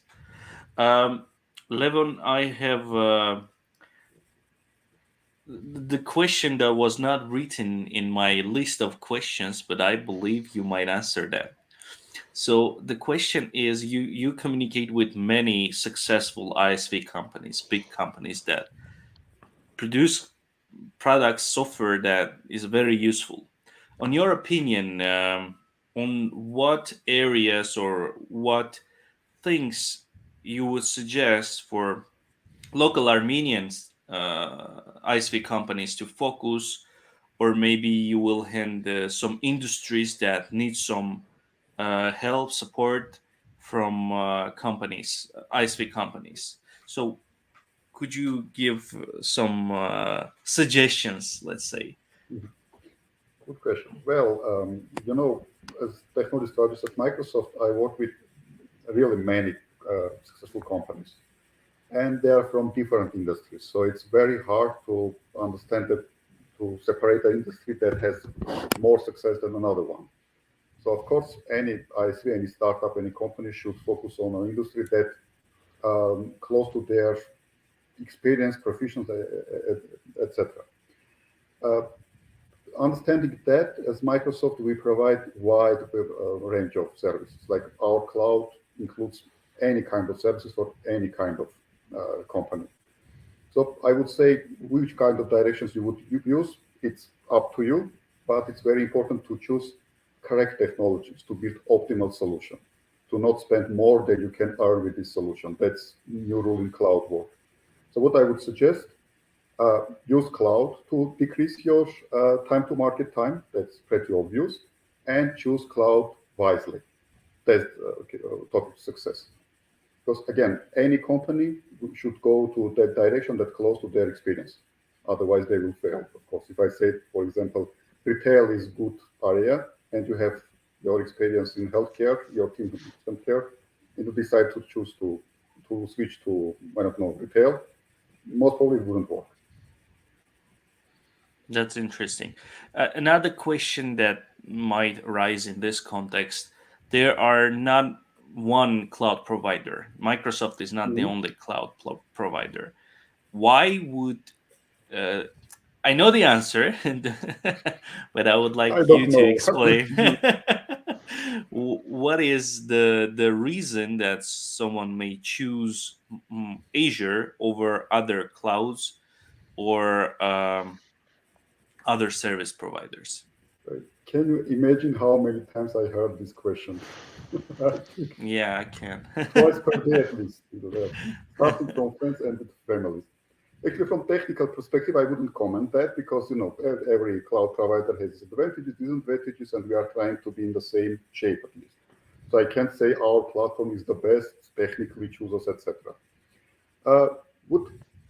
Moreover, at the beginning, I said that if you choose our platform, but saying our platform, I meant our cloud platform. So we support open source, we support Linux. Half of virtual machines in Azure, nearly half, are Linux. I don't know if it's shocking information or not, but it's official information. So it doesn't depend on your technology. But if you choose working with us, you get support of Microsoft in different levels, depending on your size, on your experience, on your product, etc. But you get help of Microsoft in promoting your solution, starting from so-called co-sell activities, when our sales team actually helps to sell your product. You can read details online, obviously. I'm not going to go deep on it. And with our marketplace as well. We have like regular marketplace, we have transactable marketplace, which means your customer can pay for your products using his Azure credits through our marketplace, which means you can sell your product in any country in the world. And we are taking like 3% of transaction fee, which is lower than many payment providers require from you. So we just open doors. And why exactly Microsoft? Because we have a non-official saying. If you see a customer, interesting customer for you, most probably, or for sure even, it's customer of Microsoft. So if we start certain level of relationship, we will be able to open doors to this customer for you. I don't think that other providers can say the same, because we own Windows, we own Office. That's why nearly every customer that can be interesting for you, I mean, as a developer company, is our partner. So business partnership with Microsoft in most cases is more beneficial, or at least it has like certain benefits. Yeah, right. And as a technical leader of the ISV company, I would say that Microsoft is well, at least the only company I have any interaction with, and I have had interaction with many cloud providers that cares about the customer. Microsoft is very customer centric. It displayed in their documentation, which is the base starting point of communication with your client. And then there's teams that very open to support you. I mean, not only on like putting your product on Azure, but also supporting you to finish your development cycles. Like if you have issue, whenever I communicate with any Microsoft advocate or some support specialist, when I share some problem that I have had beyond the scope of their responsibility, those specialists are always willing to help, answer, even do some over work to support you on your journey, and that's very important when you're an ISV in modern world. Yeah, thank you for kind words. And I would say that we have much more offices in worldwide than other providers. So even if you are in a small country like Armenia, you have a local team. And even, for example, your level of partnership or your support plan is not enough to get support, you can just call and come and speak with a guy like friend. It's also possible. I mean, you always, nearly always, of course there are exceptions, but nearly always you have local representative. So it's not some where cloud abstract. We have team who are behind of this platform. So you mentioned pretty important point. Right. Thank you. So I believe each of you can answer this question. And the in era that we live in right now is kind of go crazy about AI. I do understand that AI is the future. It's important. It's necessary, but sometimes it's go beyond the rational approach. So the question is actually how devs, the companies or sole developers should decide to implement AI in their solutions, or maybe it's not the right time or the right product to implement it. Maybe we can start with if you have answer, Yeah, let I me know just this. have a small comment. I mean, it's not my opinion, it's a practical thing. So when I started to work with Microsoft, I had a list of partners that I worked with. Nearly no one of them had AI implemented, like very small and very seldom. Now everyone implements some part of AI. like starting from 5% to 90% of their solution. But each of them use AI in their product. So this answers your question, I think, clearly. Yeah. My question is how to understand that scale of usage. How to understand how much should I invest into AI? Because you can go overexcited about the AI and then lose a lot of money and focus from your product. So the question is how to decide in which areas AI is good or where to implement AI and where to keep the old-fashioned code. So Yeah, I think first of all, implementing AI nowadays is really it becoming more and more simple because you can start with using pre-trained models available in the cloud, as a building block, and that's really simple. So you don't need to invest a lot to start using AI in your products. So definitely, I think the first thing you should look at is there any business like process or business value in bringing an existing cloud service and implementing it in our product, and that because that's easy to do and that's low hanging fruit. You can easily get it implemented, and having the AI in your proposition also like improves everything. Like all startups who says we are AI startup, they have much higher probability of getting funded, so why not do that, especially because it's very easy. Then if you are there is also a danger of over implementing AI, as you said. You can say our AI will help you, I don't know, count how many words you used in the document. I mean, if you can use something, if you can implement something without AI, you should do it without AI, definitely, because AI is probabilistic. You can never trust AI completely. And only then, I mean, there is a small amount of things that you cannot cover with existing cloud services. For that you need research, and that is more difficult to implement, and you should only do it if you have enough resources. I think that's would be my recommendation. right. Low hanging fruit first. Yeah. Right. I think the only thing I'd add to that is where it makes sense, and don't just let AI be the thing that you're kind of known for, and it just detract from maybe the other things that have more value, just because it's, everyone loves to get on the hype, and at the moment the hype is ChatGPT. Before that it was DALL-E. Everyone loves to talk about that because it's a trend, but when you sit back and you go, okay, where are the real where's the real value of implementing this in the software that we've got, as opposed to something else. I think it all comes down to what your outcomes are. Will it help people get there faster? Will it improve their daily work? Those kind of things that we should be aiming for. Where AI fits, then yes. If not, like back to Dimitri's point, it's just extra overhead, and it will probably do less for you in the long run. Because I think there'll be a lot of people going, we need the AI badge. We just need a little bit there, just so that we're modern, and that's not always the best thing to do. Actually, I have a funny story about that AI badge related thing. I was participating in a concourse, and it was about innovative solutions, and I post the program, and I didn't mention anything about AI. They rejected it. They say it's not enough innovative.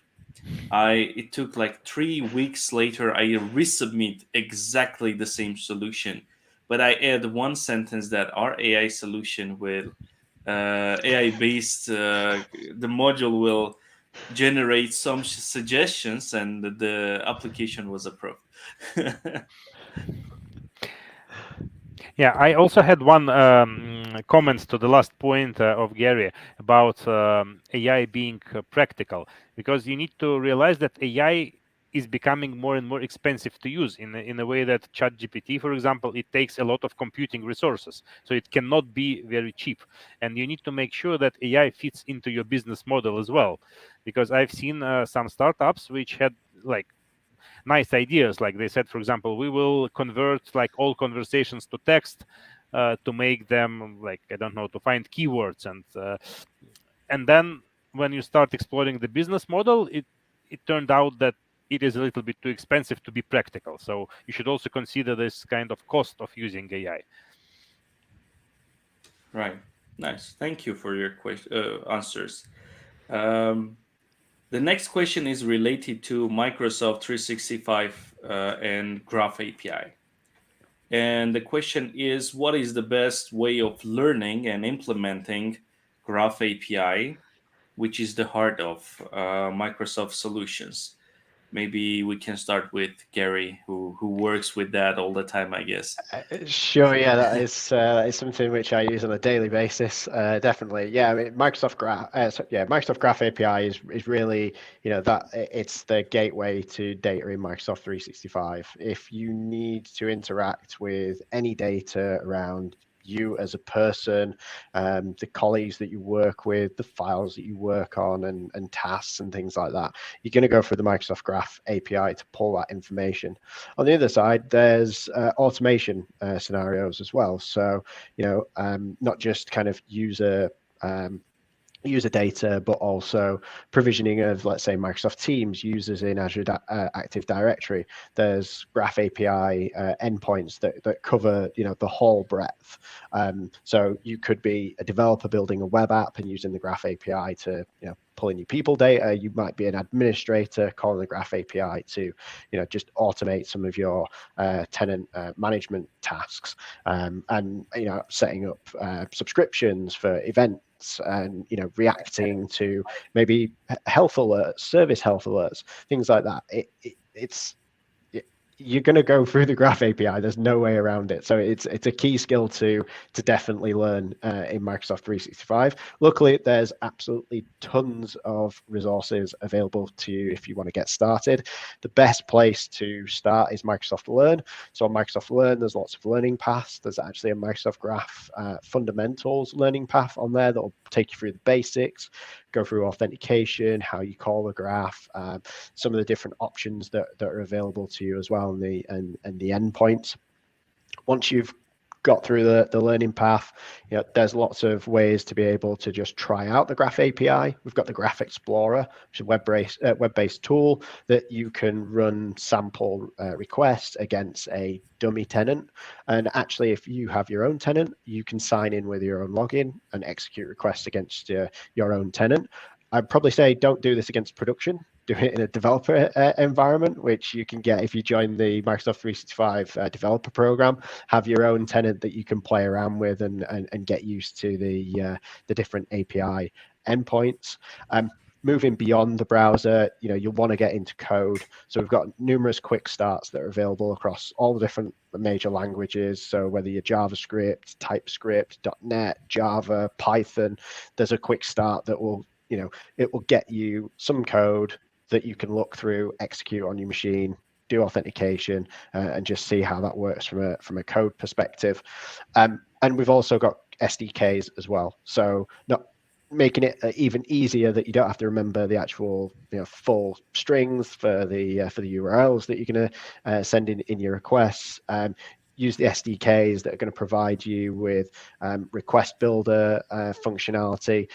It's going to help you authenticate to the graph much easier. It's going to provide additional benefits like being able to handle throttling events. So in the event that the graph is overloaded and you're getting 429 responses back, it's got automatic retry in there for you as well, so you don't have to write that code, as well as making it easier to batch requests to the Graph API as well, so you can get that be more performant and efficient with the requests that you're sending. If you're provisioning hundreds of users, you could batch them together, and the SDK will help you there.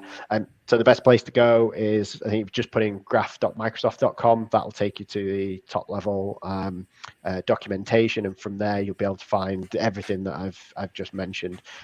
So like you mentioned before, David, with our documentation, we do cover a lot of things. So we're covering all bases, whether you're an experienced developer or you're just getting started with 365 and the Graph. That's the place to go. Mm-hmm. Right. So I have one more question relating to Graph. We know that we have Graph version 1 and we have Graph beta.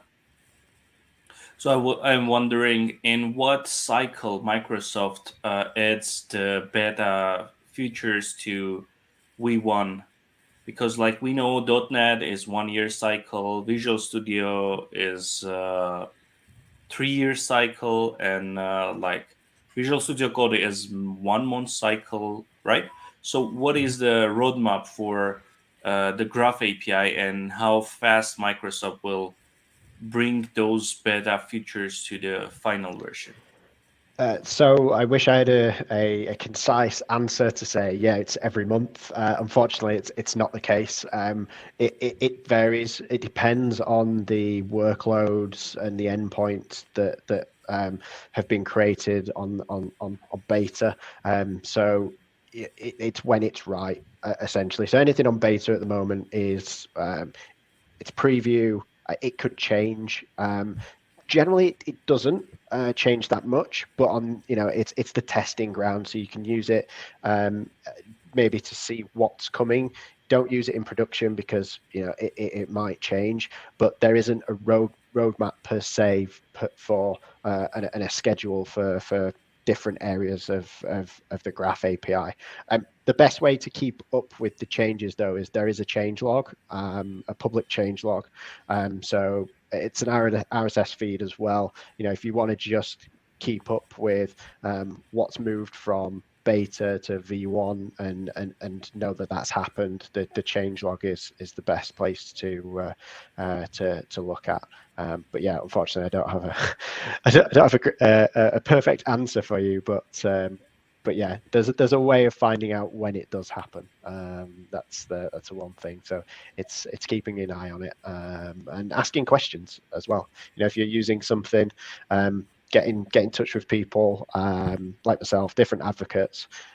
Just ask the question, and we can see what we can do for you. Yeah. Right.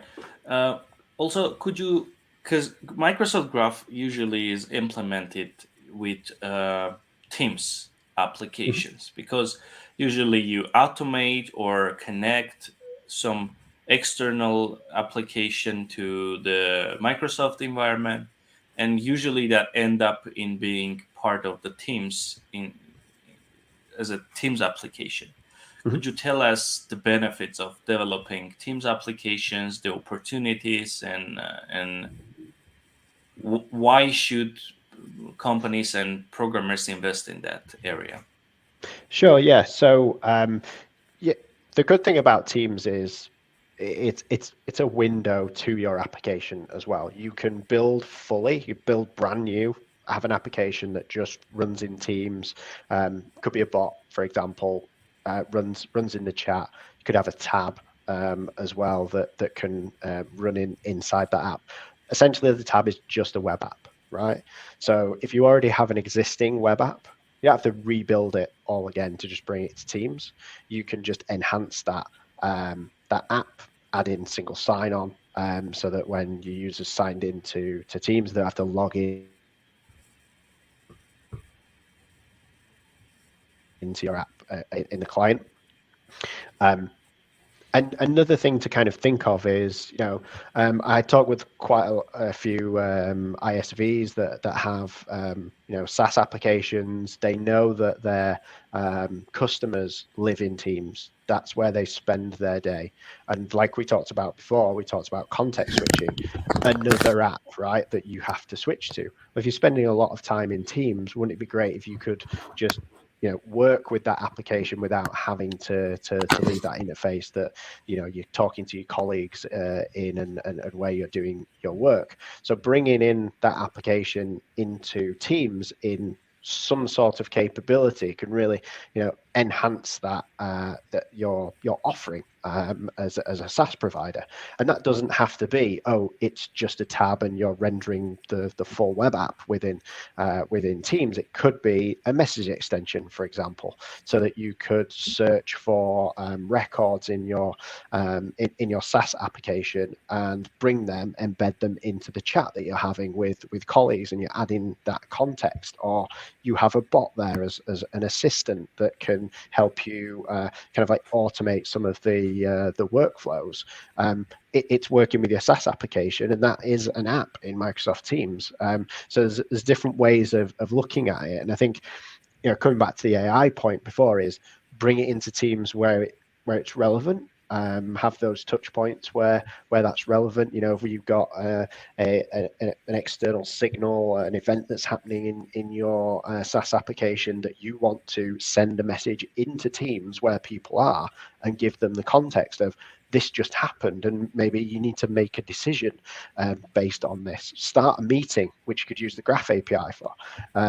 Enhance that scenario. I can think of a few things that could happen where, financial services, for example, I know stock changes, and all of a sudden you need people quickly together, set up a call, make a decision, provide the information to them. You could do that by using a Teams app, using the Graph to automate that scenario as well. So I think that's the one thing that I would think about when I'm thinking about should we bring our app to Teams, should we build in Teams, that is where generally either your customers or your workforce are going to be. So I think going forwards, I think any application that's being built really should have a thought of how can we integrate this into Teams, and how can we simplify the process that some of our employees have to go through by just bringing it into Teams and not having them move around as much. And another added kind of benefit is, if you bring your app to Teams now, that doesn't mean it's just going to stay in Teams and only be visible in Teams. So as of last year, the ability to extend your Teams app to Outlook and also Office.com, which is now Microsoft 365.com with the rename, is no matter where you work. So if you spend a lot of time in Outlook and you want to quickly open an app or use a message extension, you can build it once, have it running in Teams, and then extend it out to those platforms as well. That's going to be more. There's going to be more on that throughout the year. But bringing your apps to Teams now, or building in Teams, is going to be more cross Microsoft 365, more collaborative than it has been previously. Right. Thank you. And you partially answered my next question, but one of the biggest problems with developing Teams app that I noticed is that sometimes you don't imagine how those capabilities of Teams app could help your software. And you mentioned messaging extension, like tabs is like classic thing. That's very easy. But when we talk about messaging extensions, bots, without like creating chat GTP, yeah, right. Without creating that, you if you want to create a bot, maybe Dimitri could also jump into this conversation. What is your a few perfect scenarios that you saw that someone implemented a Teams app, like messaging extension and bot, chatbot, that is like good example of what ISVs and programmers could think of when they thinking of developing an application on Teams platform? Yeah, so I guess there's a couple of things that spring to mind. Myself and I got a lot of value from this when in previous job when I was working in development teams. Was every project that I set up, we had a team, and I put in the Azure DevOps app into my team. That was always happened. Because why? Well, communication within a development team is crucial. Knowing what's going on, you've got various stakeholders that need to be kept up to date. So project managers, being a dev, you don't want to get bothered by a project manager all the time asking you if you've done a task or what you've been working on. You just want something to show your activity. Here's the things that I've been doing, the builds, the commits that I've been doing, and they can just see a flood of information. Teams provides that space. So adding the Azure DevOps apps gives you a connector, so you can connect into Azure DevOps and say, when a build happens or a commit, push a message into a particular channel, radiate that information across the team. But then you've got the context of using the message extension to say, we need to have a conversation about a bug, and we need people to be aware of this. Because again, right, it's like you might work in Azure DevOps and it gets really technical because it might be just developers in there. But actually, there's another story around, well, project managers need to know, well, what's the impact of this potential issue or the work that we've been asked to perform. Bringing the context into a Teams conversation where everyone can see it, using a message extension to search the work items, embed that bug or task into the message. Again, really helpful to just improve that communication. And I found I was able to do much more work. I got hassled less, definitely, in the sprints that I was working in. So that had a real direct benefit for me. The other scenario, and this is a scenario which I think any organization would have, is there's some mandatory request that a employee has to perform. You could use a bot to send a message to an individual and have the context of the ask of what they need to do. And it might be to say to collect information. You could render an adaptive card, a nice little interactive form. Within that message gets sent through to Teams to that person. And that person then can just fill out that form there and then within the chat and submit it back. And then everything updates and we're done. We're back into our daily work. That's a really interesting way of using a bot for kind of external events, so more proactive. That the information, the ask comes directly to the individual. But I've seen, people, organizations implement room booking apps in bots where, natural language, again, I want to book a room for X number of people on this date, and the bot goes away and just returns, a card of, here are the rooms, which ones do you want to book? Much easier sometimes than actually going to a web app, finding the different rooms, and it just speeds up that whole process. That's where a bot can be, really helpful, and I could think of many others like support desk tickets as well. Ask your question, here's an answer, do you need more information, do you want to connect to an actual real advisor as well, and do all that through a chat interface. It's a different way of looking at things, but I see it as you remove a whole area of development that you would have to do with a traditional web app. You're going to think about what's the user interface, in that case. With a bot, it's all very standardized. You just have to work in different areas. So you're working more on the conversations and the prompts that may come, and actually, being useful and intelligent that way. So you remove one element of work, kind of add another one in, but I see that as a nice way of maybe looking at applications and building applications differently. As we've seen with ChatGPT, right? It's we could just go to a browser and search, but actually now we can just go to a prompt and we can construct our prompt and get more meaningful answers back. So lots of different scenarios that you can go to. I'm going to shut up for a second and let Dimitri join in, because I'm sure he'll have some thoughts. Yeah, I actually wanted to emphasize this idea that bot doesn't have to be intelligent and doesn't have to support natural language, in fact, because when people think about bots, they think, oh, that's complicated. I need to understand natural language. I need to use some kind of services for that. I need to train models. in fact, I mean, bot can be just a nice interface because it's easier to develop than a web application. You don't need to like the design, as Gary said. So you can just think about bots as the way to bring your functionality into the like to expose it to the user. As an example, like we are like with my colleagues at the design school, we are building the system for image generation similar to DALI based on stable diffusion. And when we started thinking how can we give this, like how can we, what should be the interface, we came up with the bot idea, because with the bot it's easy to go, like with the mobile phone, whenever you go you can just submit requests and then you get the result. And it's not natural language, it's just a set of commands, but it was really fast to develop and easy to use from everywhere. Instead, like the application would probably be more complex and not as usable on the mobile device as well. So that's a great point about the mobile side of things, and certainly building for teams is everyone's got one of these.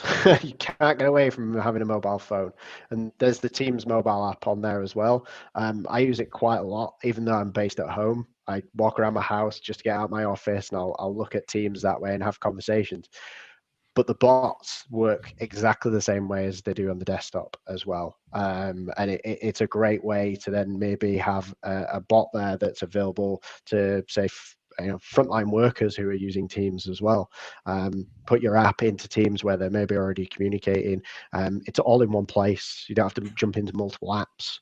And like I say, the bot will just work the same. And it's a nice, easy interface to, like I say, build something that just has a series of commands. It doesn't have to be really complex, like Dimitri mentions. And that comes back to, just what is your use case? Does it need natural language? Can you just get away with simple, basic instructions?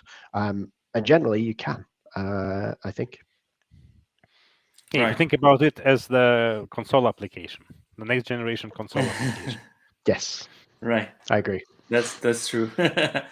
So I remember the company from Europe that developed a bot for their chief financial officer and chief accountant.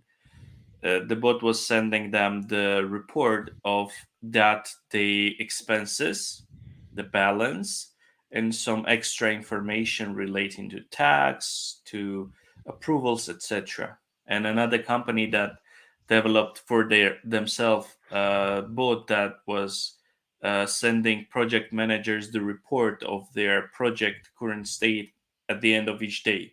So the project manager doesn't have to open various charts, documentations, project online, etc. It was in team. It was the card that the project manager was receiving, and that's it.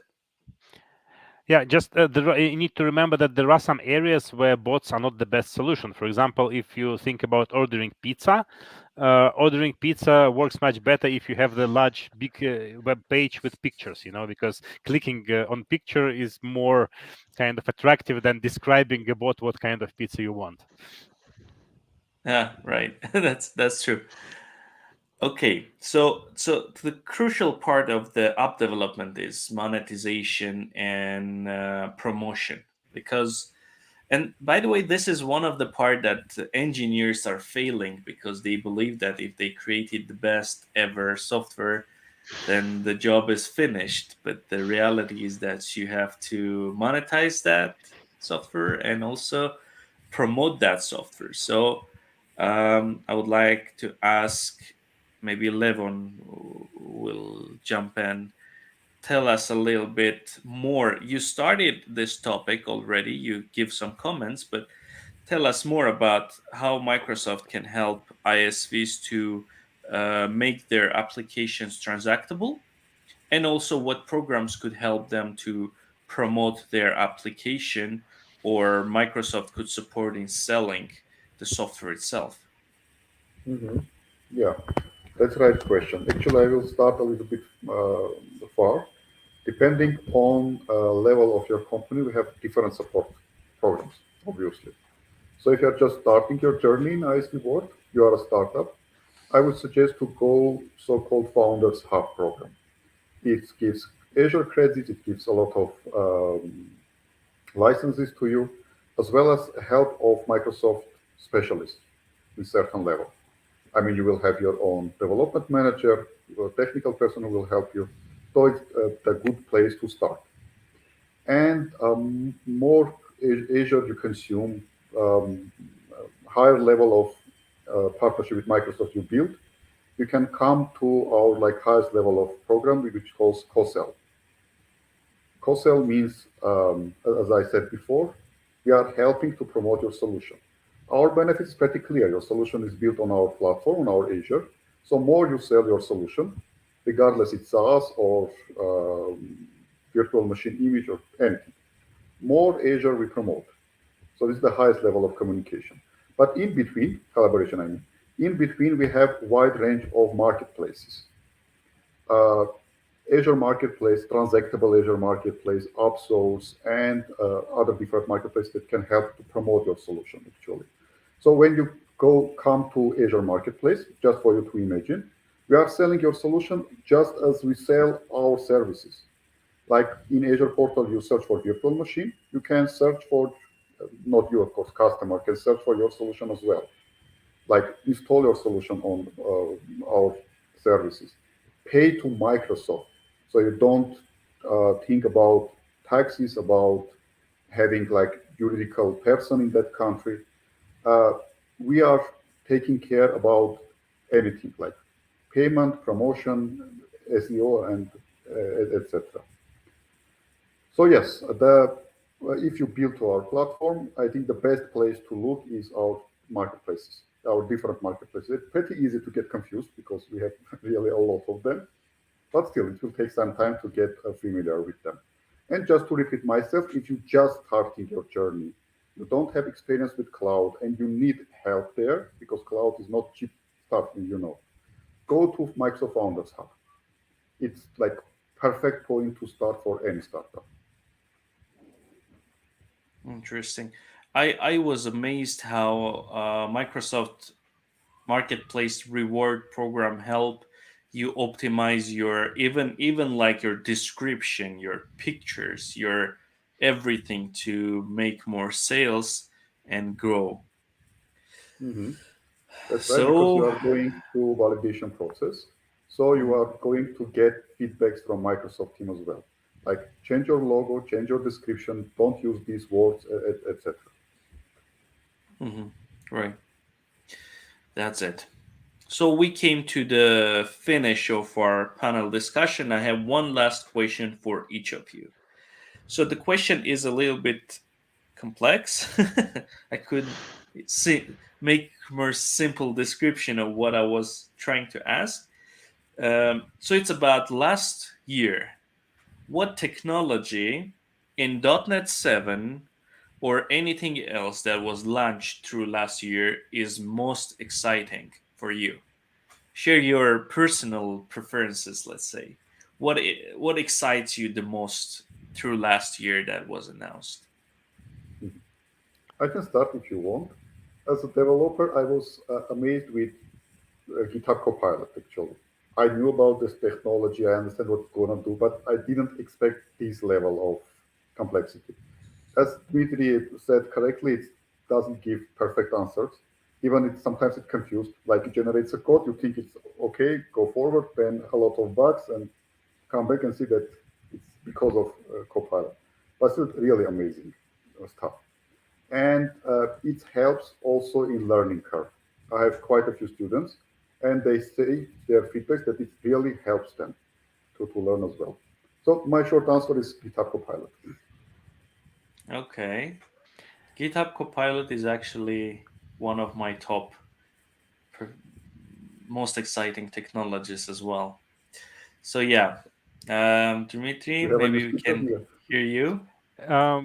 Well, if you talk about Microsoft products, I would probably agree on GitHub Copilot and ChatGPT, like being like almost Microsoft. I was also very excited about Stable Diffusion image generation because it's like open source, and it's really surprising that such a great effort is made available, publicly. Yeah, that's probably technologies of last year. They are not exactly .NET related. In .NET, I think most of the things that I loved happened a few years ago when C# started becoming a lot like F#. F# is a great functional language, and I think it was used as an inspiration for a lot of features that were added to C#. And seeing them being added and C# growing in the functional direction was really so exciting, yeah. But that happened, I think, a few years ago already. That's nice. And I see we have an extra speaker today. We have a guest, the real star of the show.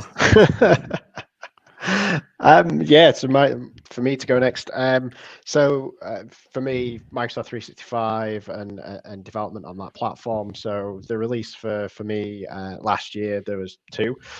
So at Build in May, there was the Teams Toolkit for Visual Studio Code that was released, and in August, the Teams Toolkit for Visual Studio was released as well. So whether you're JavaScript or TypeScript developer or .NET, C#, Blazor, you've got two tools there that is providing you with a really easy entry into Teams development.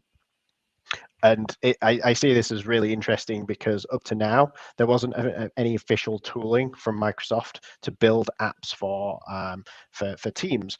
It was really complex, lots of different things that you have to kind of understand to just get an app running if you want to run a bot, or you want to create a tab, or just an app itself. There's lots of moving pieces through Azure Active Directory registrations, the actual bot services themselves, the code to set that up, the Teams manifest. It's a lot. So it's really been simplified into an F5 experience. So if you want to go and create a bot now, you can use a predefined template.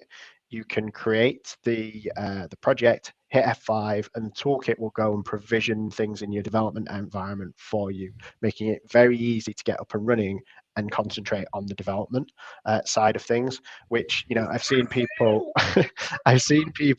basically say that this used to take ages, and now it's been really simplified. So with that and OpenAI, and all the kind of talk that we've done about collaboration, productivity, and how AI can be infused in that, I'm really interested to see what developers are going to do with the new tooling, because it's more accessible now to build it in Teams, and how they can infuse these new technologies directly into where people work. So I think that for me is the two things that I really take away. Thank you for your answers. Thank you for your time. We had amazing time, and I believe that many people who listen and will listen still on YouTube recording will benefit from the answers you gave. Thank you for joining us, and have a good evening, good day, or good afternoon, depending on where you're physically located. And thank you for your time. Thank you, David, for having us. Thank you. Thank you. Yeah, Take care. thank you, David. Bye-bye. Thank you very much.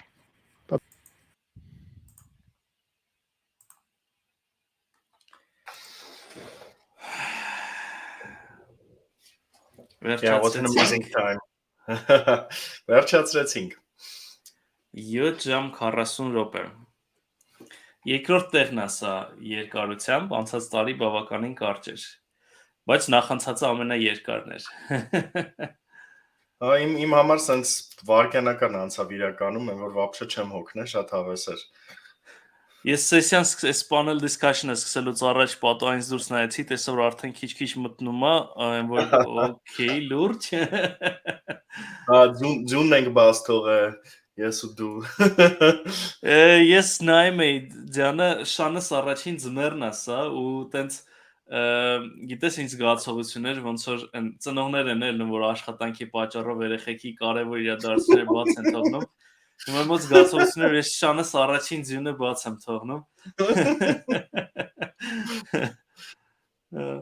Մի խոսքով հետաքրքիր օրեր, քեզ այն շատ շնորհակալ ենք, հրաշալի հոստ էիր դու այսօր։ Այ Քեզ մերսի հնարավորության համար, իմ համար շատ հավես էր։ Սենց լիքը նոր բան իրականում վերցեցի, մանավանդ, չգիտեմ, դու երևի գիտես, մի տարի է սենց կոդինգից լրիվ առանձնացել էի management position-ում էի ու ընդհանրապես սենց համարյա թե չեմ առնչվել ու սենց ոնց որ լիքը սենց թարմություն եկավ, լիքը նոր բաներ այսօր իմացա, որ այս մի տարվա ընթացքում բաց եմ թողել, ketchup պետք է լինեմ, տենց հավես էր։